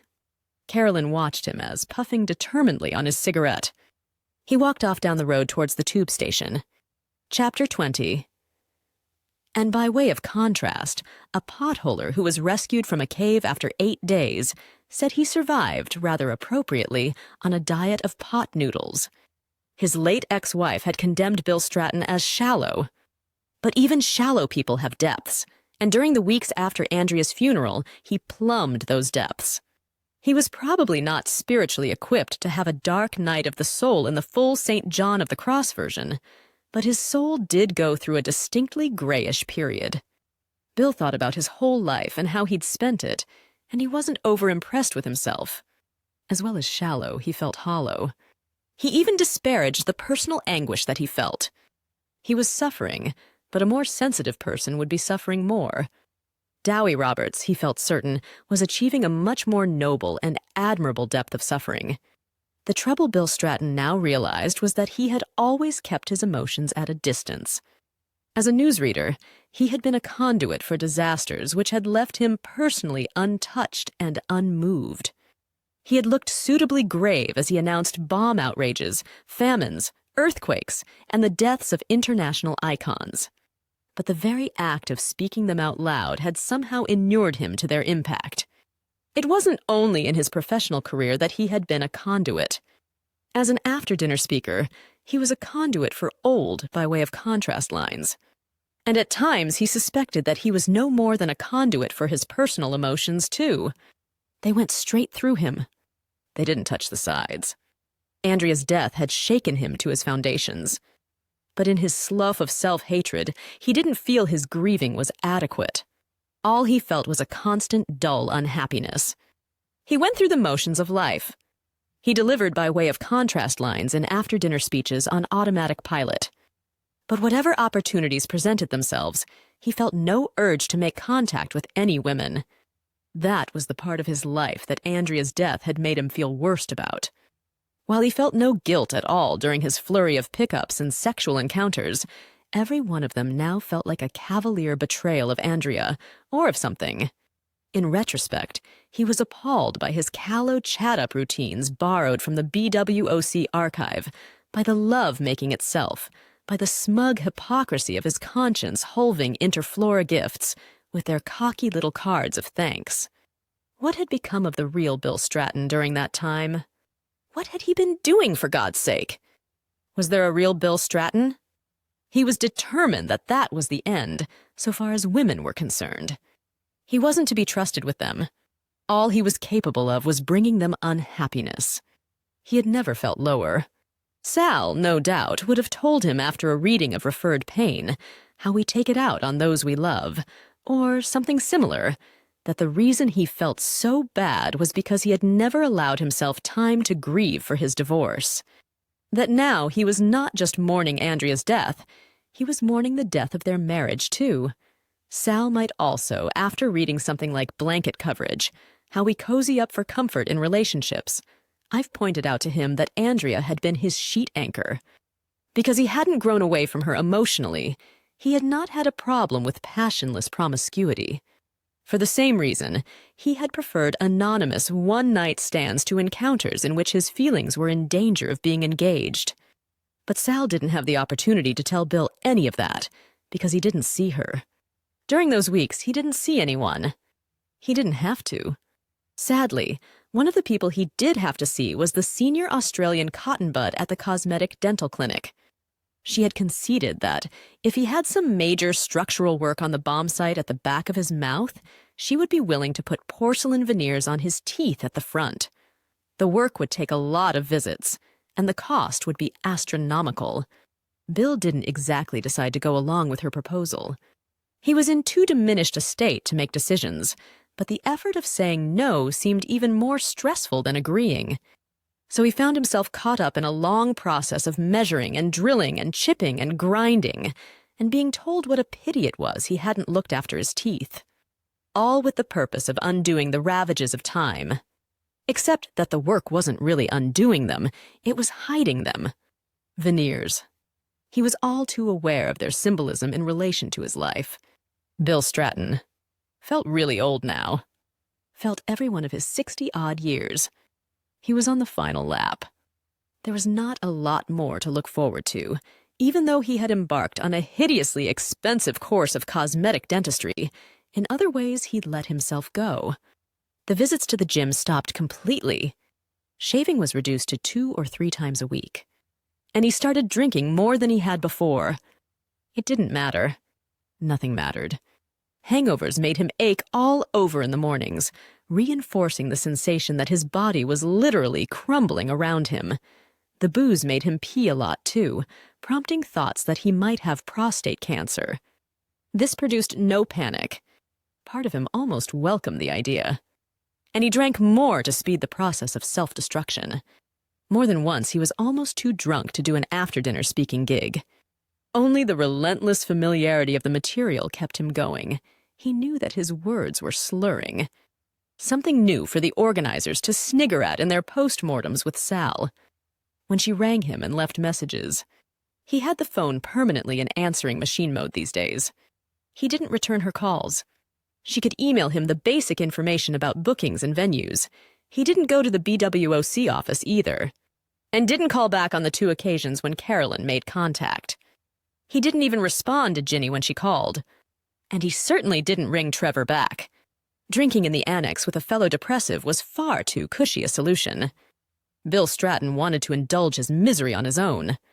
He became obsessed by how old he was, and the British press's fascination about putting everyone's age after their name fed his obsession. Everything worth achieving, he could see from his newspapers, was being achieved by people younger than him. And the rare over 60s who did anything worthwhile only brought home to Bill his own comparative inadequacy. He found himself trying to assess the age of everyone he saw, and he had another very ugly moment on the tube. He was traveling back to Pimlico after a lunchtime speaking engagement. He'd had too much to drink, but just about got away with it. He'd even felt quite bouncy and on top of things at the lunch. But the minute he was on his own on the tube, depression descended like a safety curtain in a theater. Fancy being the oldest man on the tube, he mused. And then he thought, no, I don't fancy being the oldest man on the tube. He looked around the compartment. There was a baldish man slightly to his left, but baldness happens to people in their early 20s. The man was trying to dress younger than his age. But what was that age? Difficult to judge, but regretfully, Bill had to concede that it was probably under 50. With increasing paranoia, he took another scan around the compartment. It didn't look good. He was stuck in a metal cylinder with a lot of people, all of whom were younger than he was. "Come on, please!" his mind screamed. "Please, someone older than me, get on at the next stop." "I don't care who it is. Any old dosser will do, so long as he's older than me, so long as I'm not left as the oldest man in the tube." His face, imperfectly reflected in the window opposite, now looked like a skull. One of the advantages of being shallow is that plumbing your depths doesn't take as long as it would with someone less shallow. And after some 6 weeks of misery and doubt, Bill Stratton did start to feel better. The restoration of his self-esteem did not happen overnight. The process was slow, but once started, his improvement accelerated. The first thing he did was to cut down his drinking. That was not as hard as it would have been for a more addictive personality. At the center of Bill Stratton, there had always been a core of self that hated losing control, and he recognized that his recent alcoholic excesses had arisen more from Maudlin wallowing in self-abasement than from chemical compulsion.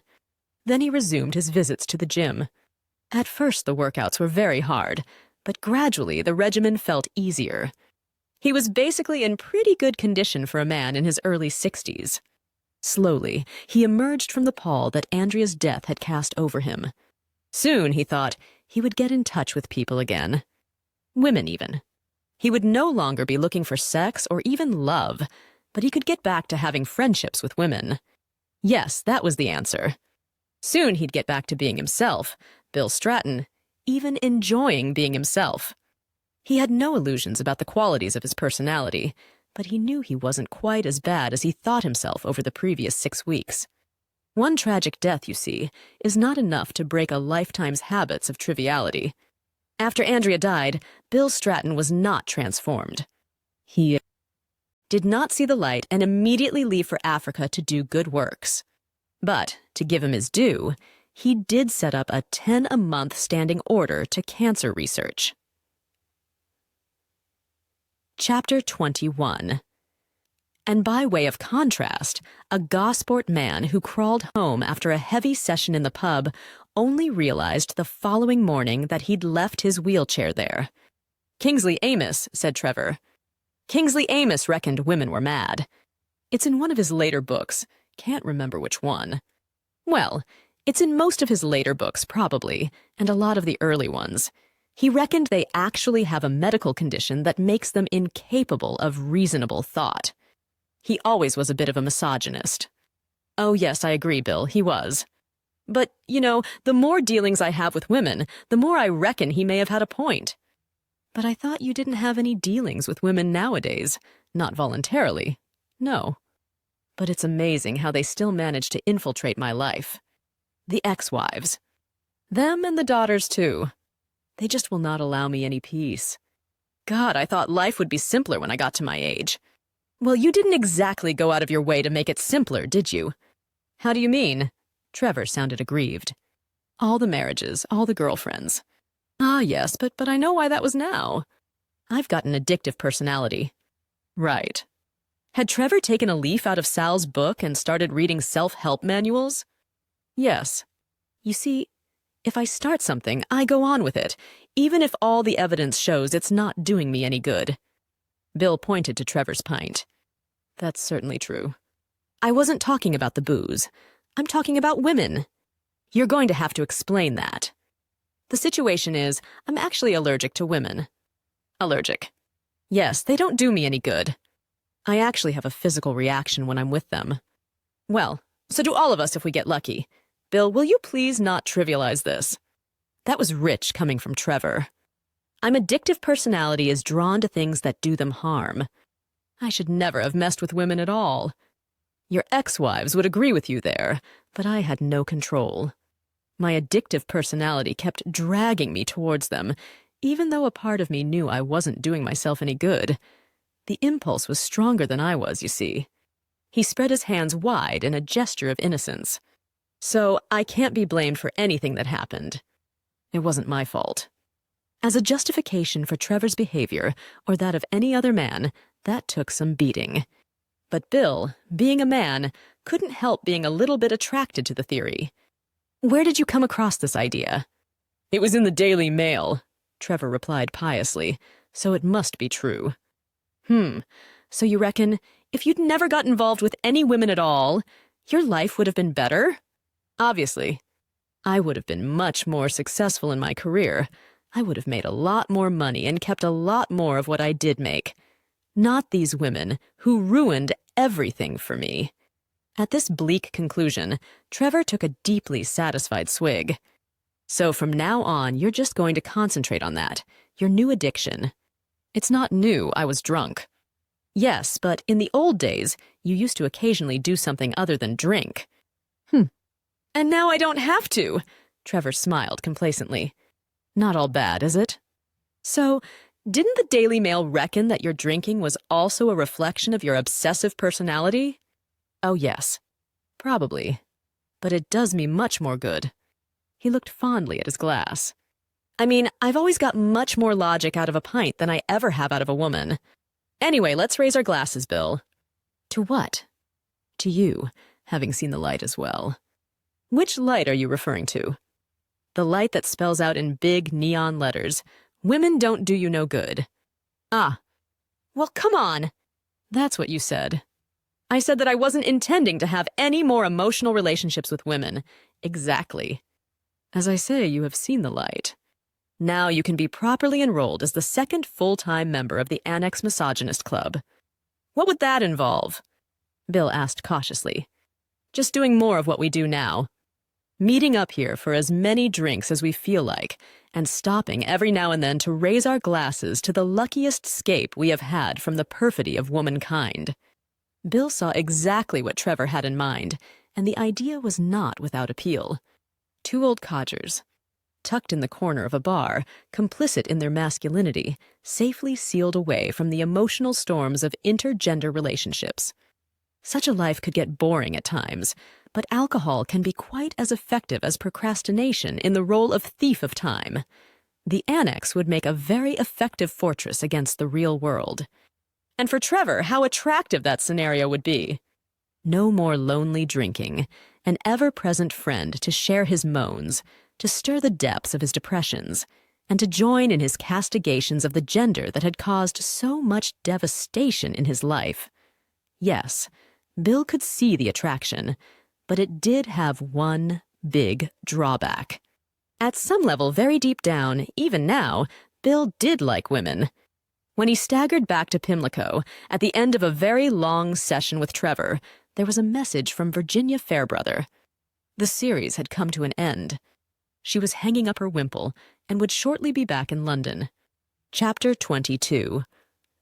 And by way of contrast, scientists testing the theory that the best place to hide is nearest the light have concluded that it doesn't work for moths. The restaurant this time wasn't trendy.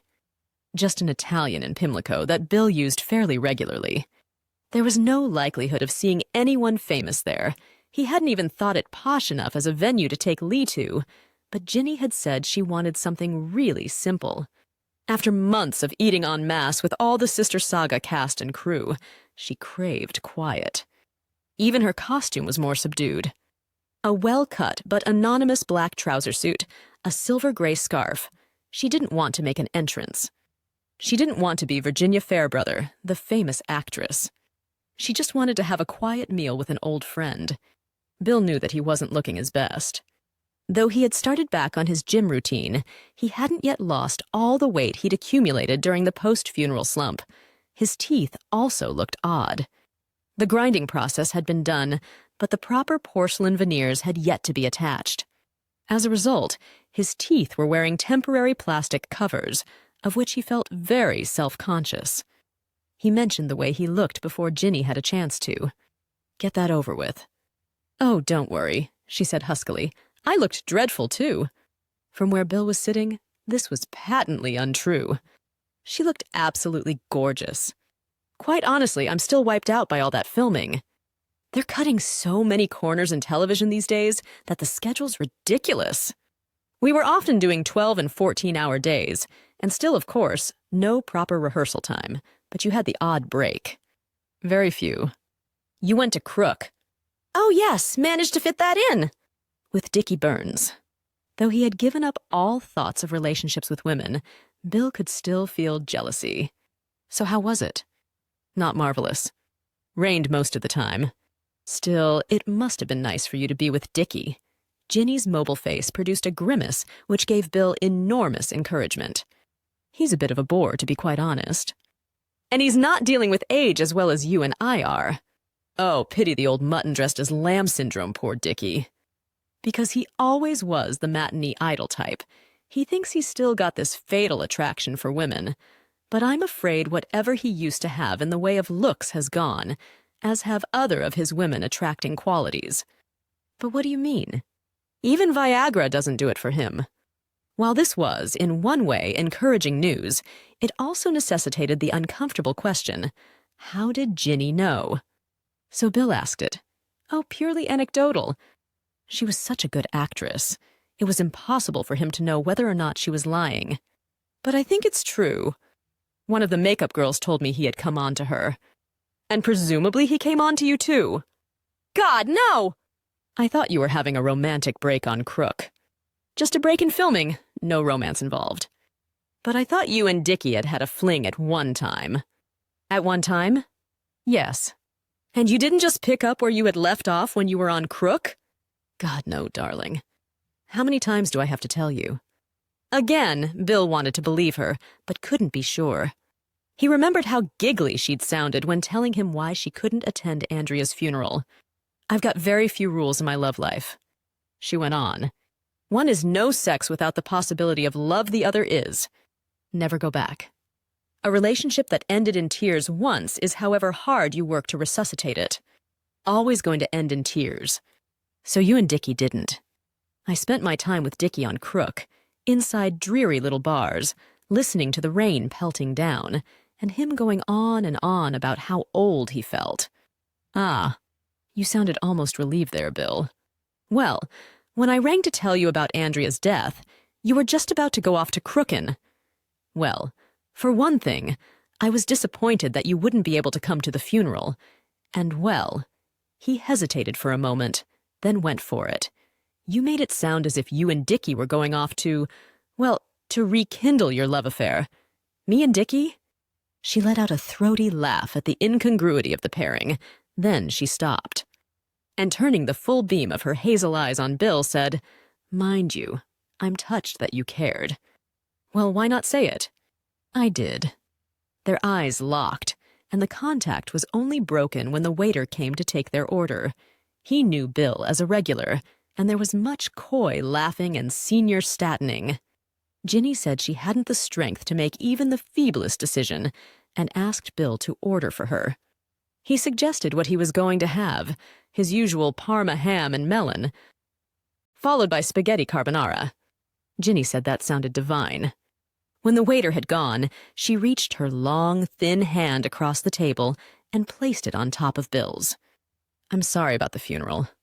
What I said about the trip to Croak was true, but nothing had been booked at that stage. Dickie had suggested our going there, and I saw it as a potential escape route. I don't know, I didn't think I could face everyone at the funeral. I thought I'd give it a miss. Very wise decision. I wish I'd done the same. So don't tell me if you don't want to, but how was it? Bill found he did want to tell her. He hadn't discussed the funeral with anyone, and without realizing, had bottled up a lot of resentment on the subject. So he gave Ginny a blow-by-blow account from the moment he had entered the chapel to the disapprobation of most of the congregation.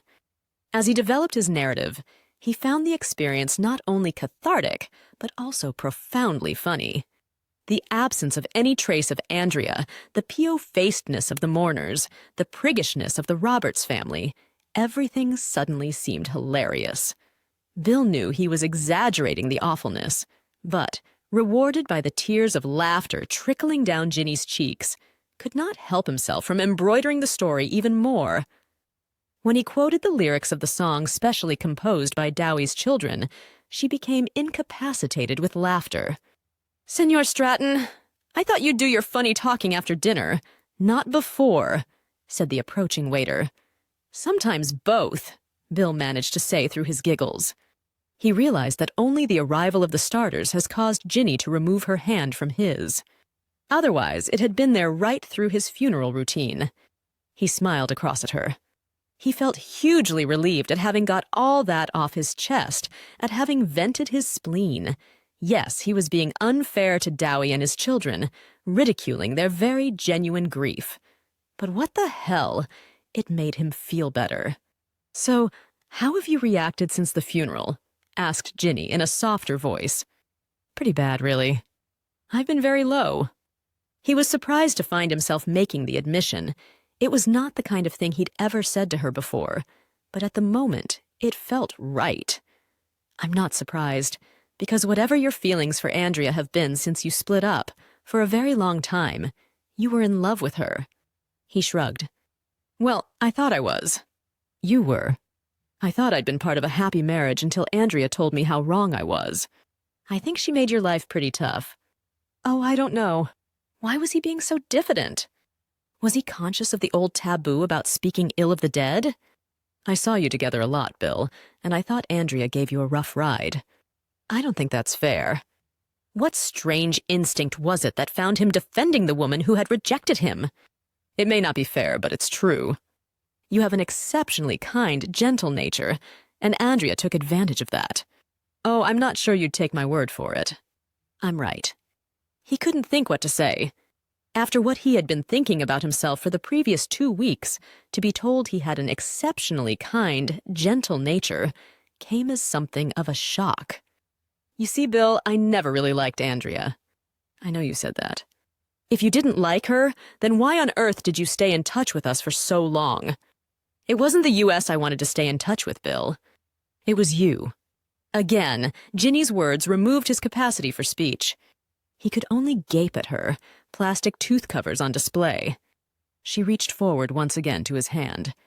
This time she did not place hers on top. She held his in a soft but firm grasp.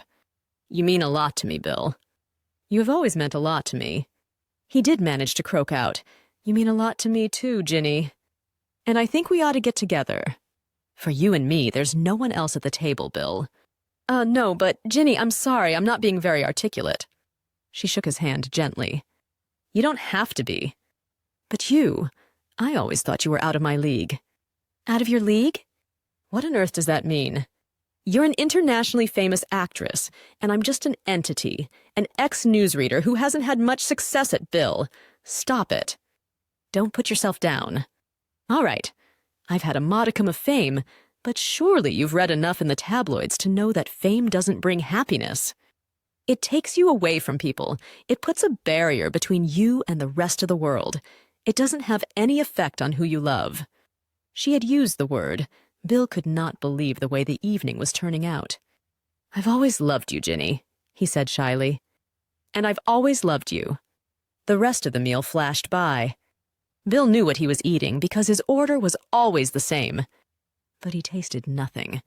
He and Ginny were talking too much to be aware of food. They talked about their childhoods, their families, subjects that had never come up during their brittle three-way conversations with Andrea, or even their more recent formal restaurant meetings. No time seemed to have passed when Bill became aware that they were the only people left in the place, and the waiter, looking significantly at his watch, smiled rather less benignly and Senior Stratton than he had earlier in the evening. Outside the restaurant, Bill and Ginny joined together in a long kiss. Not hard, just gentle, teasing, exploratory. Not bad for someone with plastic veneers on, she said as they drew apart. The Bill felt suddenly clumsy, gauche, the adolescent on a date. I don't know if you fancy, he'd never before invited a woman back, but my flat's just round the corner. We could. Ginny placed one finger gently on his lips. Not tonight, no. Obviously, he could not hide the disappointment in his face because she went on for purely practical reasons. The main one being that I'm still totally knackered and I've got a 6 o'clock makeup call for a shoot tomorrow morning. A commercial for a new honey and ginseng health drink, would you believe? She smiled, her famous smile. I want our first time to be special. Don't you, Bill? Yes, he breathed. How's Saturday for you? Good. Come to my flat. 7-ish. I'll do dinner for you, amongst other things. All right. He grinned. And do you know what will have happened by then? Surprise me. I'll have my proper veneers in excellent. We'll give them an appropriate christening on Saturday. They found her a cab. Another lingering kiss, full of adolescent anticipation. And she was gone. Bill Stratton returned to his flat in a state of ecstasy. Unbelievable, though it might seem, he was on a promise with Virginia Fairbrother. Chapter 23. And by way of contrast, a woman in Gateshead, who was having difficulty selling her house, offered a night of love as an inducement to potential purchasers. The house is still on the market. The day after his were fitted, Bill Stratton had lunch at the Turkish place with Sal to compare veneers. She was impressed and told him not to worry about the expense. He'd soon pay it off, because the cosmetic transformation would lead to a lot more work in front of camera. She was still very pleased with her own veneers, but Bill noticed seams set to discolor them as quickly as the originals they covered. She was smoking more than ever, even insisting on what she termed an intercourse cigarette between their metzes and their mains. "I thought you were giving up." "Yes, I was." "Bill, but I've just read this book called Deadly Sins. 6 out of 7 can't be bad. Its premise is that to avoid all 7 is impossible, so choose one you really don't want to give up, stay with that, and stop doing the others. Sloth, gluttony, lust, envy. I don't recall smoking being one of the deadly sins. No, the writers redefined them for the 21st century. Oh, yes? What have they come up with? Booze, smoking, doing drugs, screwing around, racial intolerance, road rage, and obesity. And you're only allowed to do one? Yes. As you may have noticed, I chose smoking, so that means you've given up screwing around? Chance would be a fine thing. I haven't given up voluntarily. She cocked a thoughtful brown eye at Bill. Funny we've never done that, isn't it? Screwed around, shagged each other. Apparently she reckoned he still looked uncomprehending. Being to bed. Together. Yes, I did actually know what you meant. But it is quite odd, isn't it? We've known each other a long time. Sal, there are lots of people I've known for a long time who I haven't been to bed with. And I'm sure there are plenty like that in your life, too. She didn't sound so convinced that there were. Well, do you think we should try it one day? If she had asked him that, on any other occasion since the end of his marriage, except during his period of virtual mourning for Andrea, he'd have leapt at the chance. He always had found Sal attractive, and he couldn't forget the feeling of her body against his when he had told her that he loved her. Yes, on any other occasion. He would have been urgently discussing the logistics of love, where and how soon. On any other occasion, he thought, with only a trace of wistfulness, as he treated her suggestion as if she had been joking.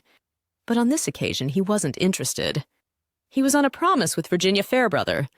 Thoughts of her filled his waking hours, which were extensive, because he didn't sleep a lot on the nights running up to the promised Saturday. Him and Ginny. Everything just seemed so logical. They had been meant for each other from way back. He still remembered the slight pang of lust when Andrea had first introduced him to her friend, that quickly suppressed, disappointed feeling that he hadn't got the pretty one. And over the years, yes, he and Ginny really had got on. The two of them had had so much more in common exchanging showbiz gossip than they'd ever had with the conversations of Andrea and her NHS coven. And to think, Virginia Fairbrother had actually been holding a candle for him all that time. As soon as she told him that, he realized how big a candle he had also been holding for her. And they'd spent so many years hiding their lights under their individual bushels. God, they had a lot of time to make up. There had been many occasions during his marriage when Bill and Ginny had been alone together, but the thought had never occurred to him to make any advance towards her. Partly, he was faithful to Andrea, but also, well, he wasn't in Ginny's league. And besides, their relationship were just friends. That way, nothing could stop them going on seeing each other forever. Nothing was broken, and nothing needed fixing. Now he couldn't believe that he hadn't seen the logic of their being together earlier. Virginia Fairbrother, though. Imagine turning up to a film premiere or a book launch with her on his arm and letting the press know that they were an item. Bill Stratton had always been diffident about the press's interest in him. He didn't really think what he did was worthy of their attention. But as the partner of Virginia Fairbrother, he was busy during that week. But the time still didn't go as quickly as it should have done. His final gluing session with the Australian cotton bud took quite a while. He had a couple of after-dinner speaking bookings, which once again he did on automatic pilot, though this time for reasons of excited preoccupation rather than alcoholic despair. And on the Friday, he paid his first visit to the BWOC office since Andrea's funeral. As he went through the door, the mix of Carolyn's cigarette smoke and perfume was as safe and welcoming as ever. She looked up from her computer, for once surprised by his arrival. No reference to the big boss. "Are you okay?" she asked. "Fine. Wouldn't anyone be fine if they knew they were going to be making love to Virginia Fairbrother the following day? It's just, you seem so upset at the funeral, and you haven't returned my calls, and I was worried about you. Bless your little heart, thought Bill. I've never heard you sound less cynical. That's very kind of you, Carolyn, to think of me. Yes, I was very down for a few weeks. Did you keep smoking? No, I didn't. Drank a bit too much, but no ciggies. Though I would still like to thank you for the one you gave me after the funeral. It was precisely what I needed at the time. My pleasure. Are you feeling better now, are you? I am actually, for reasons that I can't possibly tell you, feeling on top of the world. But all he said was, yes, I was very down for a few weeks, but then I thought, hell, life goes on. Doesn't it bloody just? Said Carolyn, instantly resuming her customary tough exterior.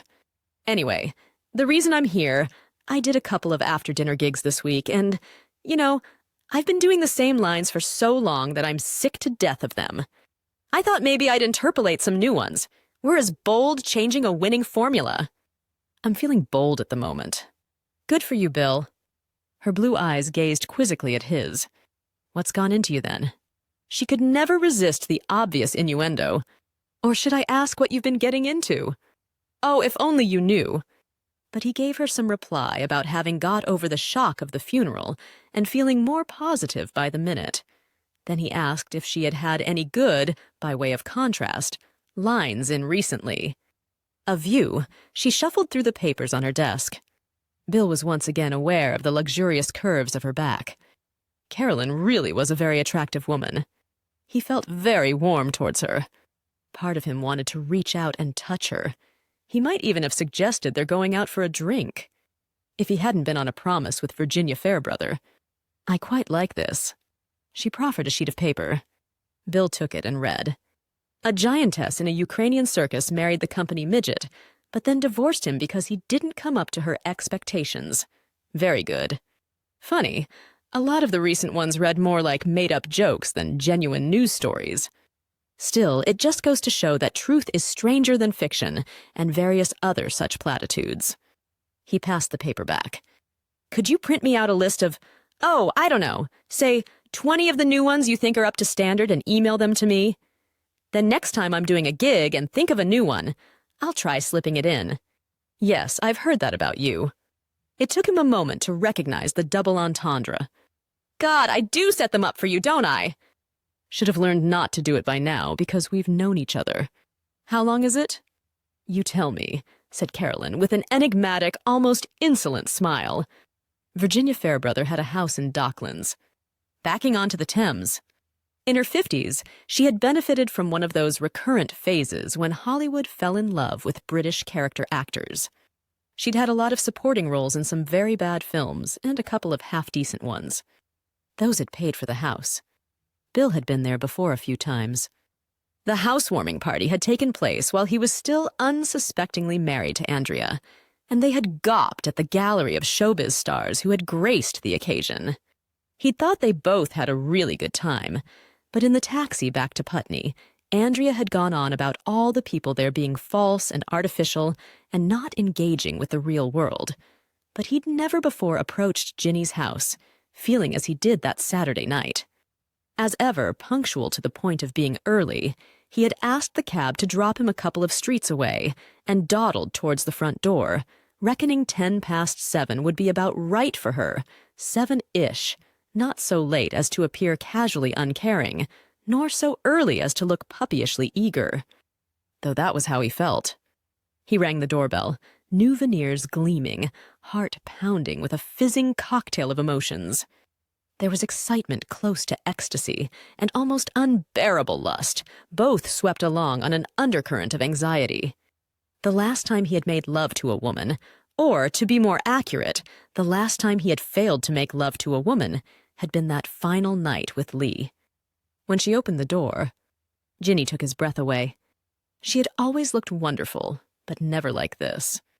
Her skin, still tanned from Croatia, glowed through a simple, full-length dress in the finest white linen with a vaguely Arabic cut.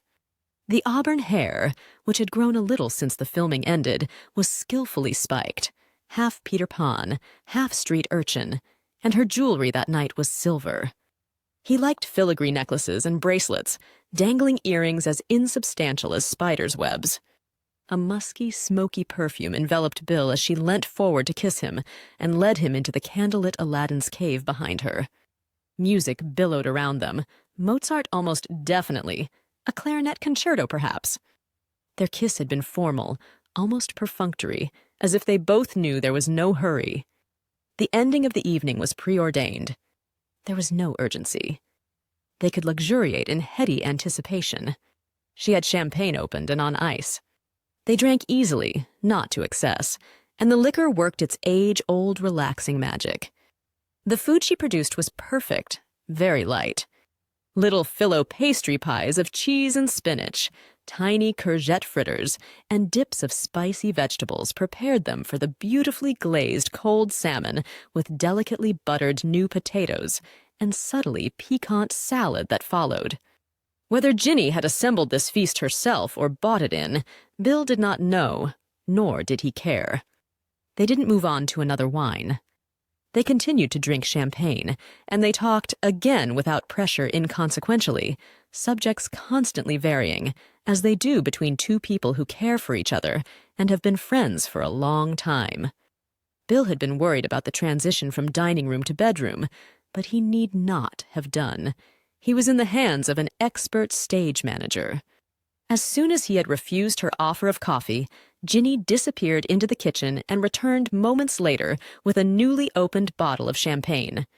Elegantly scooping up their 2 glasses as she passed, she announced easily, "I think it's time we went upstairs." She pointed out a guest bathroom to him, but Bill didn't need it. "Come through to the bedroom, then." "Use my bathroom." "And what do I do the while?" She grinned at him. "You could do worse than take all your clothes off and get into bed." The bedroom had not been neglected by the punctilious stage management. The walls were rich terracotta, lit by the tremor of many candles. White muslin flowed down from a central point over the big white bed, which faced large windows shielding a balcony that looked out over the Thames. An almost silent procession of Saturday night pleasure boats animated the view. From the largest, a brightly lit party vessel, the sound of a distant jazz band filtered through into Virginia Fairbrother's Erie. The air was redolent of musk and rose petals. Bill Stratton sat on a chair and removed his shoes. Then, as instructed, he took off his clothes. He folded them neatly on the chair and slipped under the duvet.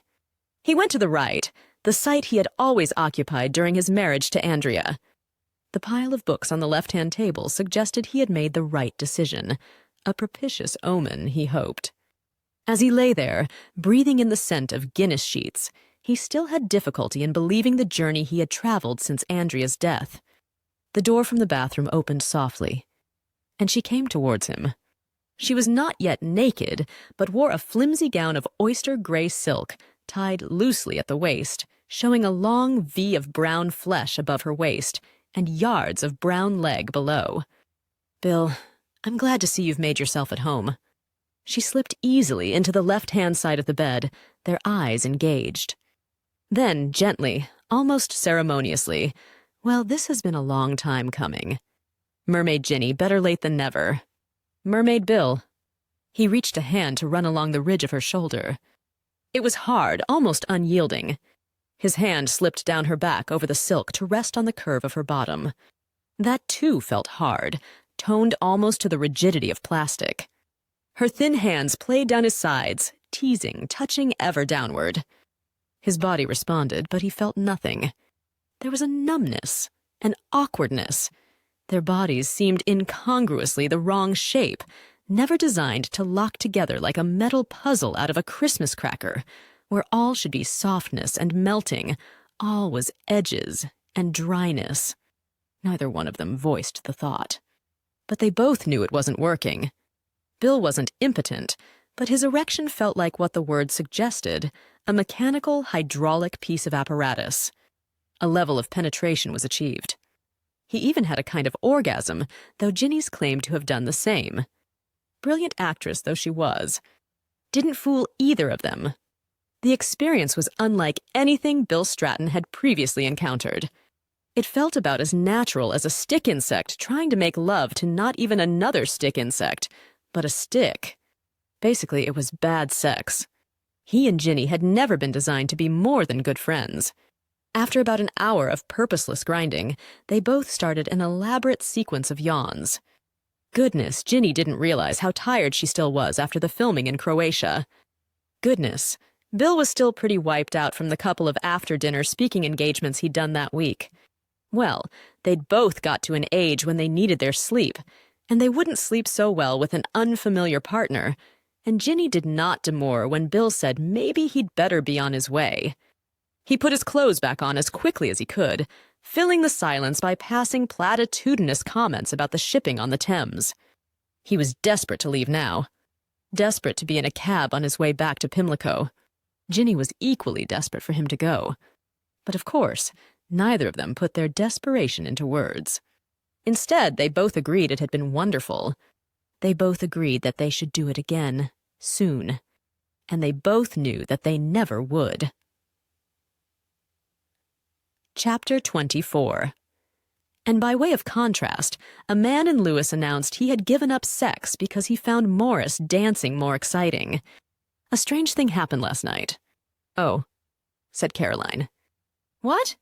I did an after-dinner speaking gig, and a guy came up afterwards and said he had heard most of my, by way of contrast, lines before. So he had a long memory. It hurt them while you were still being a newsreader. And no, couldn't be that. Because most of the lines I used last night were recent ones. You know, I said I was going to get some new stuff into the routine. Oh, yes? Carolyn took a long draw on her cigarette, almost as if she was trying to prevent herself from laughing. But it couldn't be that, Bill reasoned.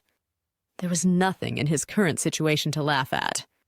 Anyway, I got quite cross with this bloke. He was treating me as if I was just some second-rate stand-up comic recycling old material. You are recycling old material. Yes, I know I am. But the material I am recycling is not just old jokes. They're all genuine news stories. I mean, what I do does have some journalistic integrity. Journalistic integrity? That sounds a bit pompous coming from you, Bill. I know it does, but this guy really got me riled. I nearly lost my temper with him. Oh, dear. That's unlike you. Has something happened recently in your life to shorten your, famously long fuse? As so often with Carolyn, there was an ambiguous impudence in her look, both aware and innocent of the potential innuendo. No, Bill replied grumpily, though almost a week had passed since his encounter with Ginny. He still felt raw and embarrassed, but he wasn't going to let on about that to Carolyn. He looked across at her, and now there was no doubt something was really amusing her. She was having great difficulty in suppressing her giggles. What is it? She sighed regretfully. Oh, I suppose I've got to come clean. About what? The whole BWOC thing. Yes? The by way of contrast lines have always been of dubious origin. How do you mean? A lot of them are almost urban myths. The kind of stories that get passed around in pubs. All right, I'll buy that. And therein lies a lot of their appeal. Yes. She sighed again. The telling wasn't proving quite as easy as she had thought. Look, you know, Jason has done a lot of work for BWOC. Of course, without him, we wouldn't have the website. He's set up our whole computer system. Actually, Bill, he's done rather more than that. He stared at her, uncomprehending. Do I have to spell it out? I rather think you do. All right. Carolyn took a long, fortifying pull from her cigarette. Bill, you know Jason's setting himself up as a stand-up and comedy writer? Yes, you told me. Since he's been doing that, he's also been employed by BWOC. I know that. We pay him a retainer to maintain the computer systems. No. He's also been employed by BWOC as a writer. Comedy writer. Finally, the penny dropped. You mean that all the recent by way of contrast lines haven't been culled from international news agencies? They've all been invented. By Jason! Ruefully, Carolyn nodded her blonde head. I'm sorry, he needed the work. And for the first time since Bill had met her, she looked abashed. I suppose I'd better resign, hadn't I? There was a long silence while Bill worked out his reactions to the news. Part of him was angry about having been duped, but another part of him relished the warm atmosphere of the BWOC office with Carolyn inside it. The prospect of someone else taking over the role was a bleak one. "I don't think you need to do that," he said eventually. "What?" There was genuine relief in her voice, even the glistening of a tear in her eye. "All you have to do," Bill grinned broadly, "is what? Tell your son to write better jokes." "Oh, but Bill, what about your journalistic integrity?" "Oh, sod that." "I knew you'd come round eventually," said Trevor. "Come round to what?" "The end of sex." "I wouldn't say I've done that." "Listen, from what you've told me, and granted you haven't given me a great deal of detail, but you implied a lot. You have recently had a disappointment in the bedroom department. Well, don't deny it. I think it's put you off women. Maybe temporarily. There's no temporarily at our stage in life, Bill. Use it or lose it. Like old squash players who leave the game for a couple of years and then try and come back to it. That's when they get the coronaries. No, you could well have given up sex for good, old son." Bill thought about what Trevor had said. Yes, it was entirely possible that his excruciating fumbling with Ginny had been the last time he would ever make love. The experience had rather put him off the whole idea. Had it been the last time, though? And if it had, surely such a rite of passage deserved some kind of recognition.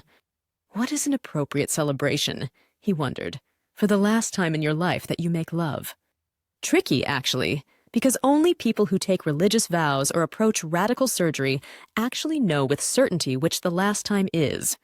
For the rest of us, we always wish that we'll get lucky just one more time, and hopefully a good few more. There's a kind of microberism in sex. We always hope that something will turn up. And one day, finally, something won't turn up, and we'll know that the shudder, always imagined to be 10 years away in the mists of the future, has finally come down. And what will we have to look forward to then? Bill Stratton shook such gloomy thoughts out of his head and picked up their beer glasses. "We need a couple more of these, and when we've got them, we'll drink a toast." "What to?" "You had the words for it, Trevor. The end of sex. See? I told you you'd come round to the idea." And as Bill crossed to the Annex's gloomy bar, he felt comforted. Trevor was right. It would be a monumental relief. Never to think about women or sex again. I don't see that it matters at all. But Sal, I am kind of passing them off as genuine news stories. So who cares about that? You won't be the first after-dinner speaker to have used a scriptwriter. Read the back of Private Eye. You'll be amazed the number of people offering to customize speeches for special occasions. No, I suppose it's all right. I just sort of feel that I'm selling myself under false pretenses. We all do that. There are whole industries which do nothing else. Public relations for one, I suppose so. Sal's anxious navy blue eyes sought his. "Does it really worry you, Bill?" He chuckled. "No, I can't really say it does. I've always been full of shit. I'm just now full of more shit than I realized." He ate a mouthful of his Iskander kebab and swirled it down with a glass of the old Yakut before saying, "You know, I think you were right, Sal. I'm right so much of the time you're going to have to narrow it down. You told me that I was angry after the breakup with Andrea, and I denied it. But her death has made me realize just how right you were. I won't say I told you so. You don't have to. I know. I thought the bad treatment I got from Andrea justified my bad behavior to other women. She had hurt me, so I took it out on them. I remember you said that's what I was doing. You had read it in some book called Anger, Men at Work, I think it was? No, in Throttling the Individual, an analysis of marriage. Whatever. And the point is reinforced in a new book I've just read called You Are What You Hate. You should read it someday. I can't see that day ever coming. It's a pity you don't read stuff like that, Bill. Why? Because you have such a poor understanding of your own personality. My personality isn't that interesting. Don't you believe it? Everyone's personality is interesting. Maybe. So anyway, you don't think I should stop doing the after-dinner speaking? Good heavens, no! Why on earth did you ask that? Well, because I now know that the by way of contrast lines are all made up. It makes me feel kind of trivial and shallow. Bill, your triviality and shallowness are what make you attractive. Oh. Well, all right. Had Sal actually ever said before that he was attractive? He couldn't remember. I heard, incidentally, she said, rather more serious now, that you'd been seen around more with Virginia Fairbrother. He blushed, as if Sal had actually witnessed the bedroom scene in Docklands. Yes, she's always been a good friend of mine. No more than that? You're not an item? Good God, no. Was it fanciful to think that Sal had seemed relieved by his answer? So you're not currently an item with anyone? None. None. No, I think I've probably already caused enough destruction in the world of relationships. I'm giving up women. Really? Yes. Oh. And what does that deflated little O mean? Just that. For you to give up women, Bill, well, it'd be an awful waste. Chapter 25. And by way of contrast, after an open-air Shakespeare production was rained off at the interval, a party of schoolchildren went home convinced that Romeo and Juliet had a happy ending. It is to be hoped that no one goes to their grave without having had at least one experience of perfect sex. Perfect sex cannot be measured by any external values or criteria.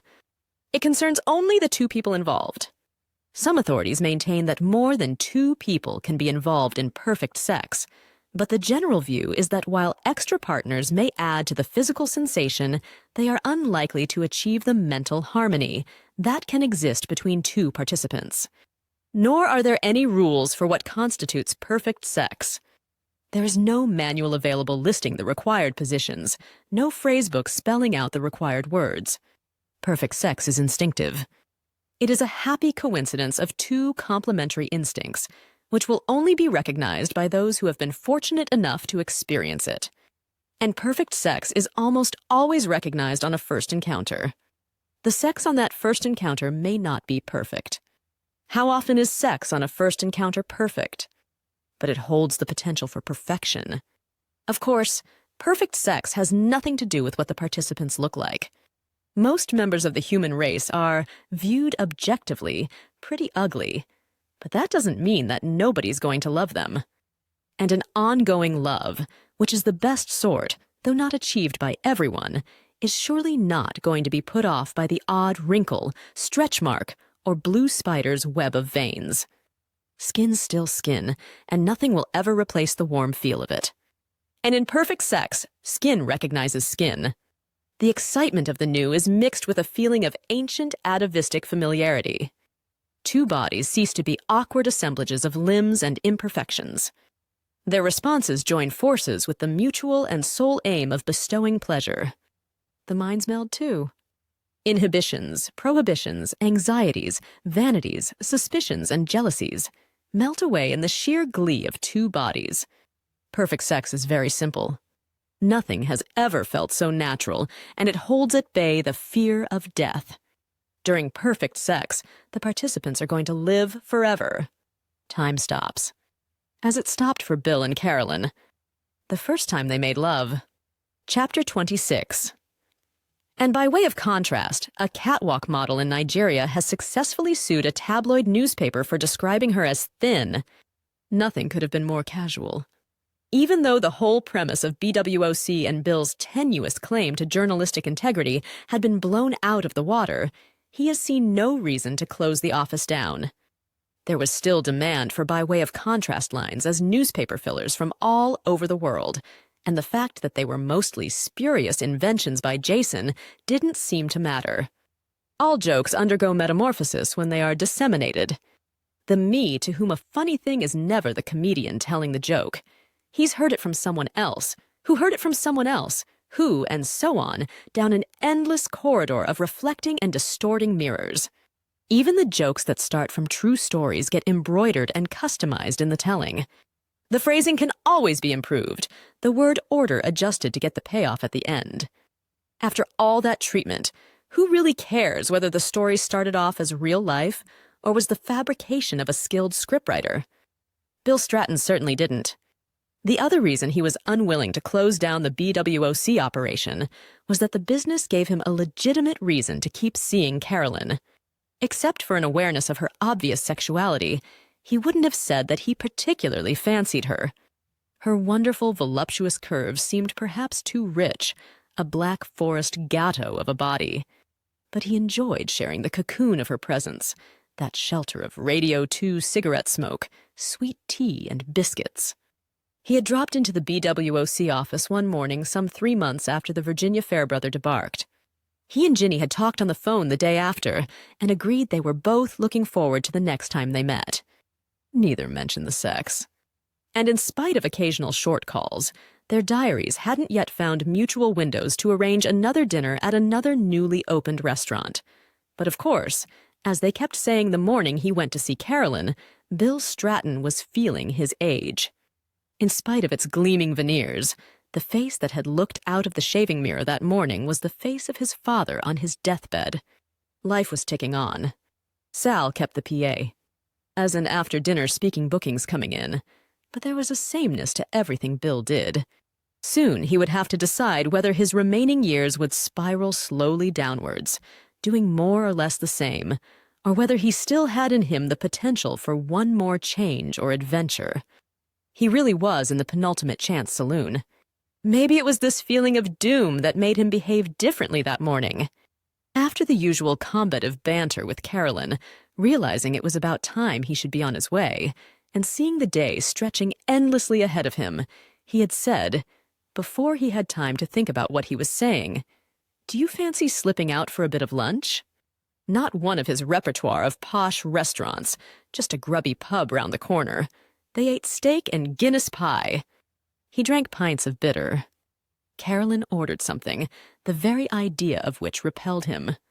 Bailey's Irish cream. Bailey's and steak and Guinness pie. But that's what she wanted, and that's what he ordered for her.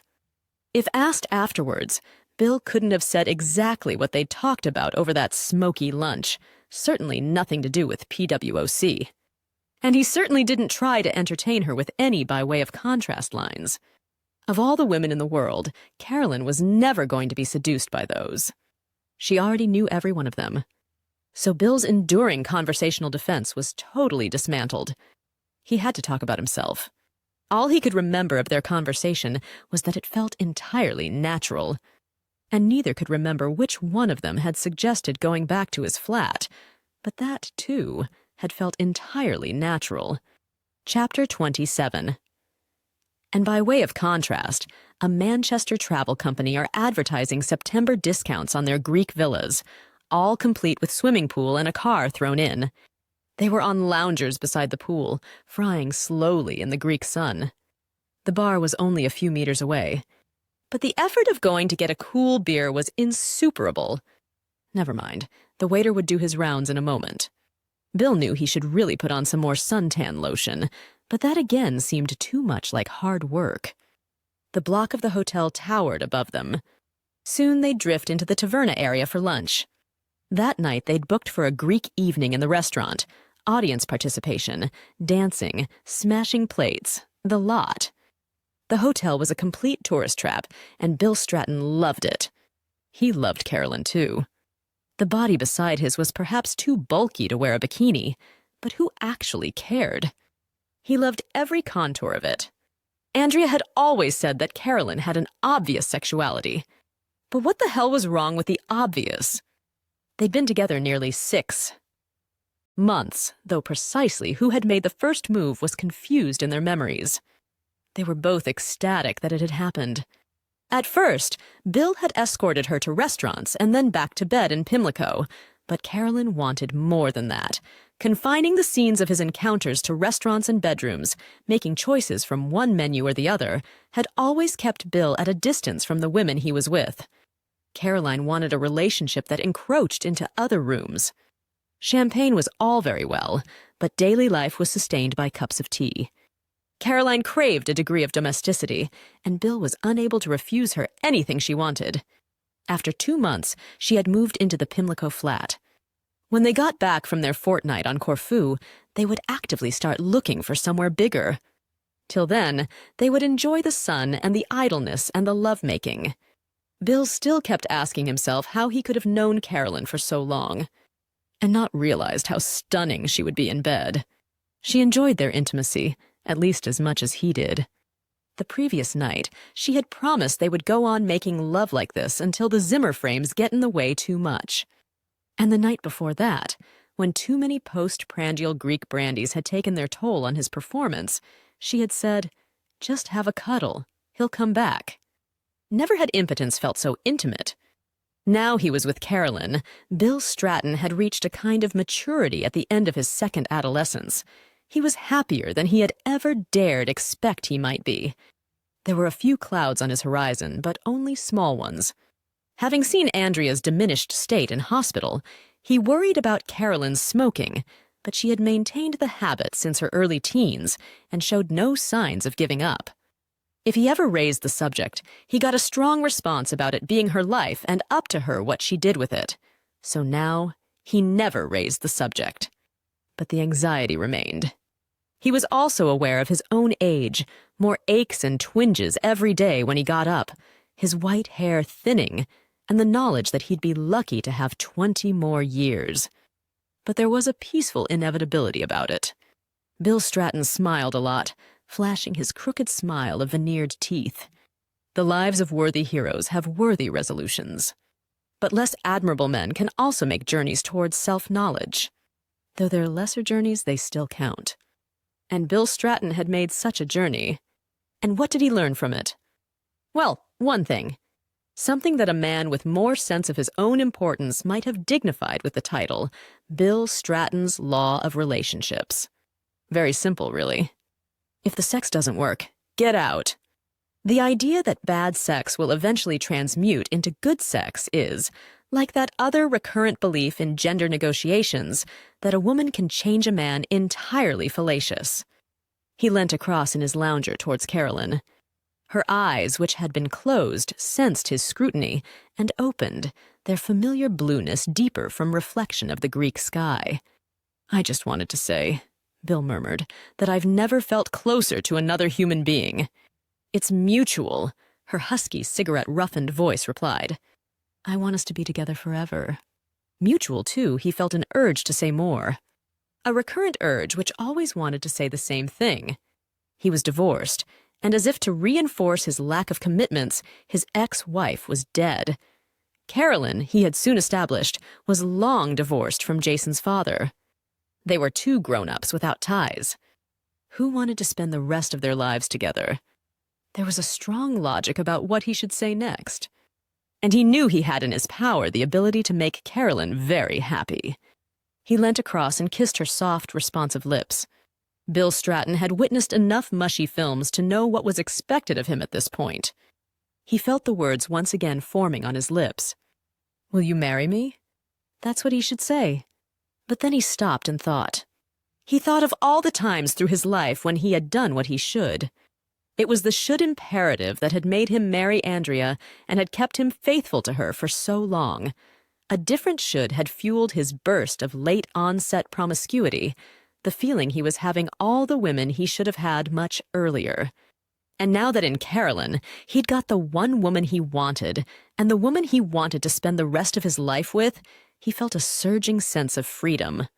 And as to the thought of marrying her, he felt a gleeful, childish, instinctive response.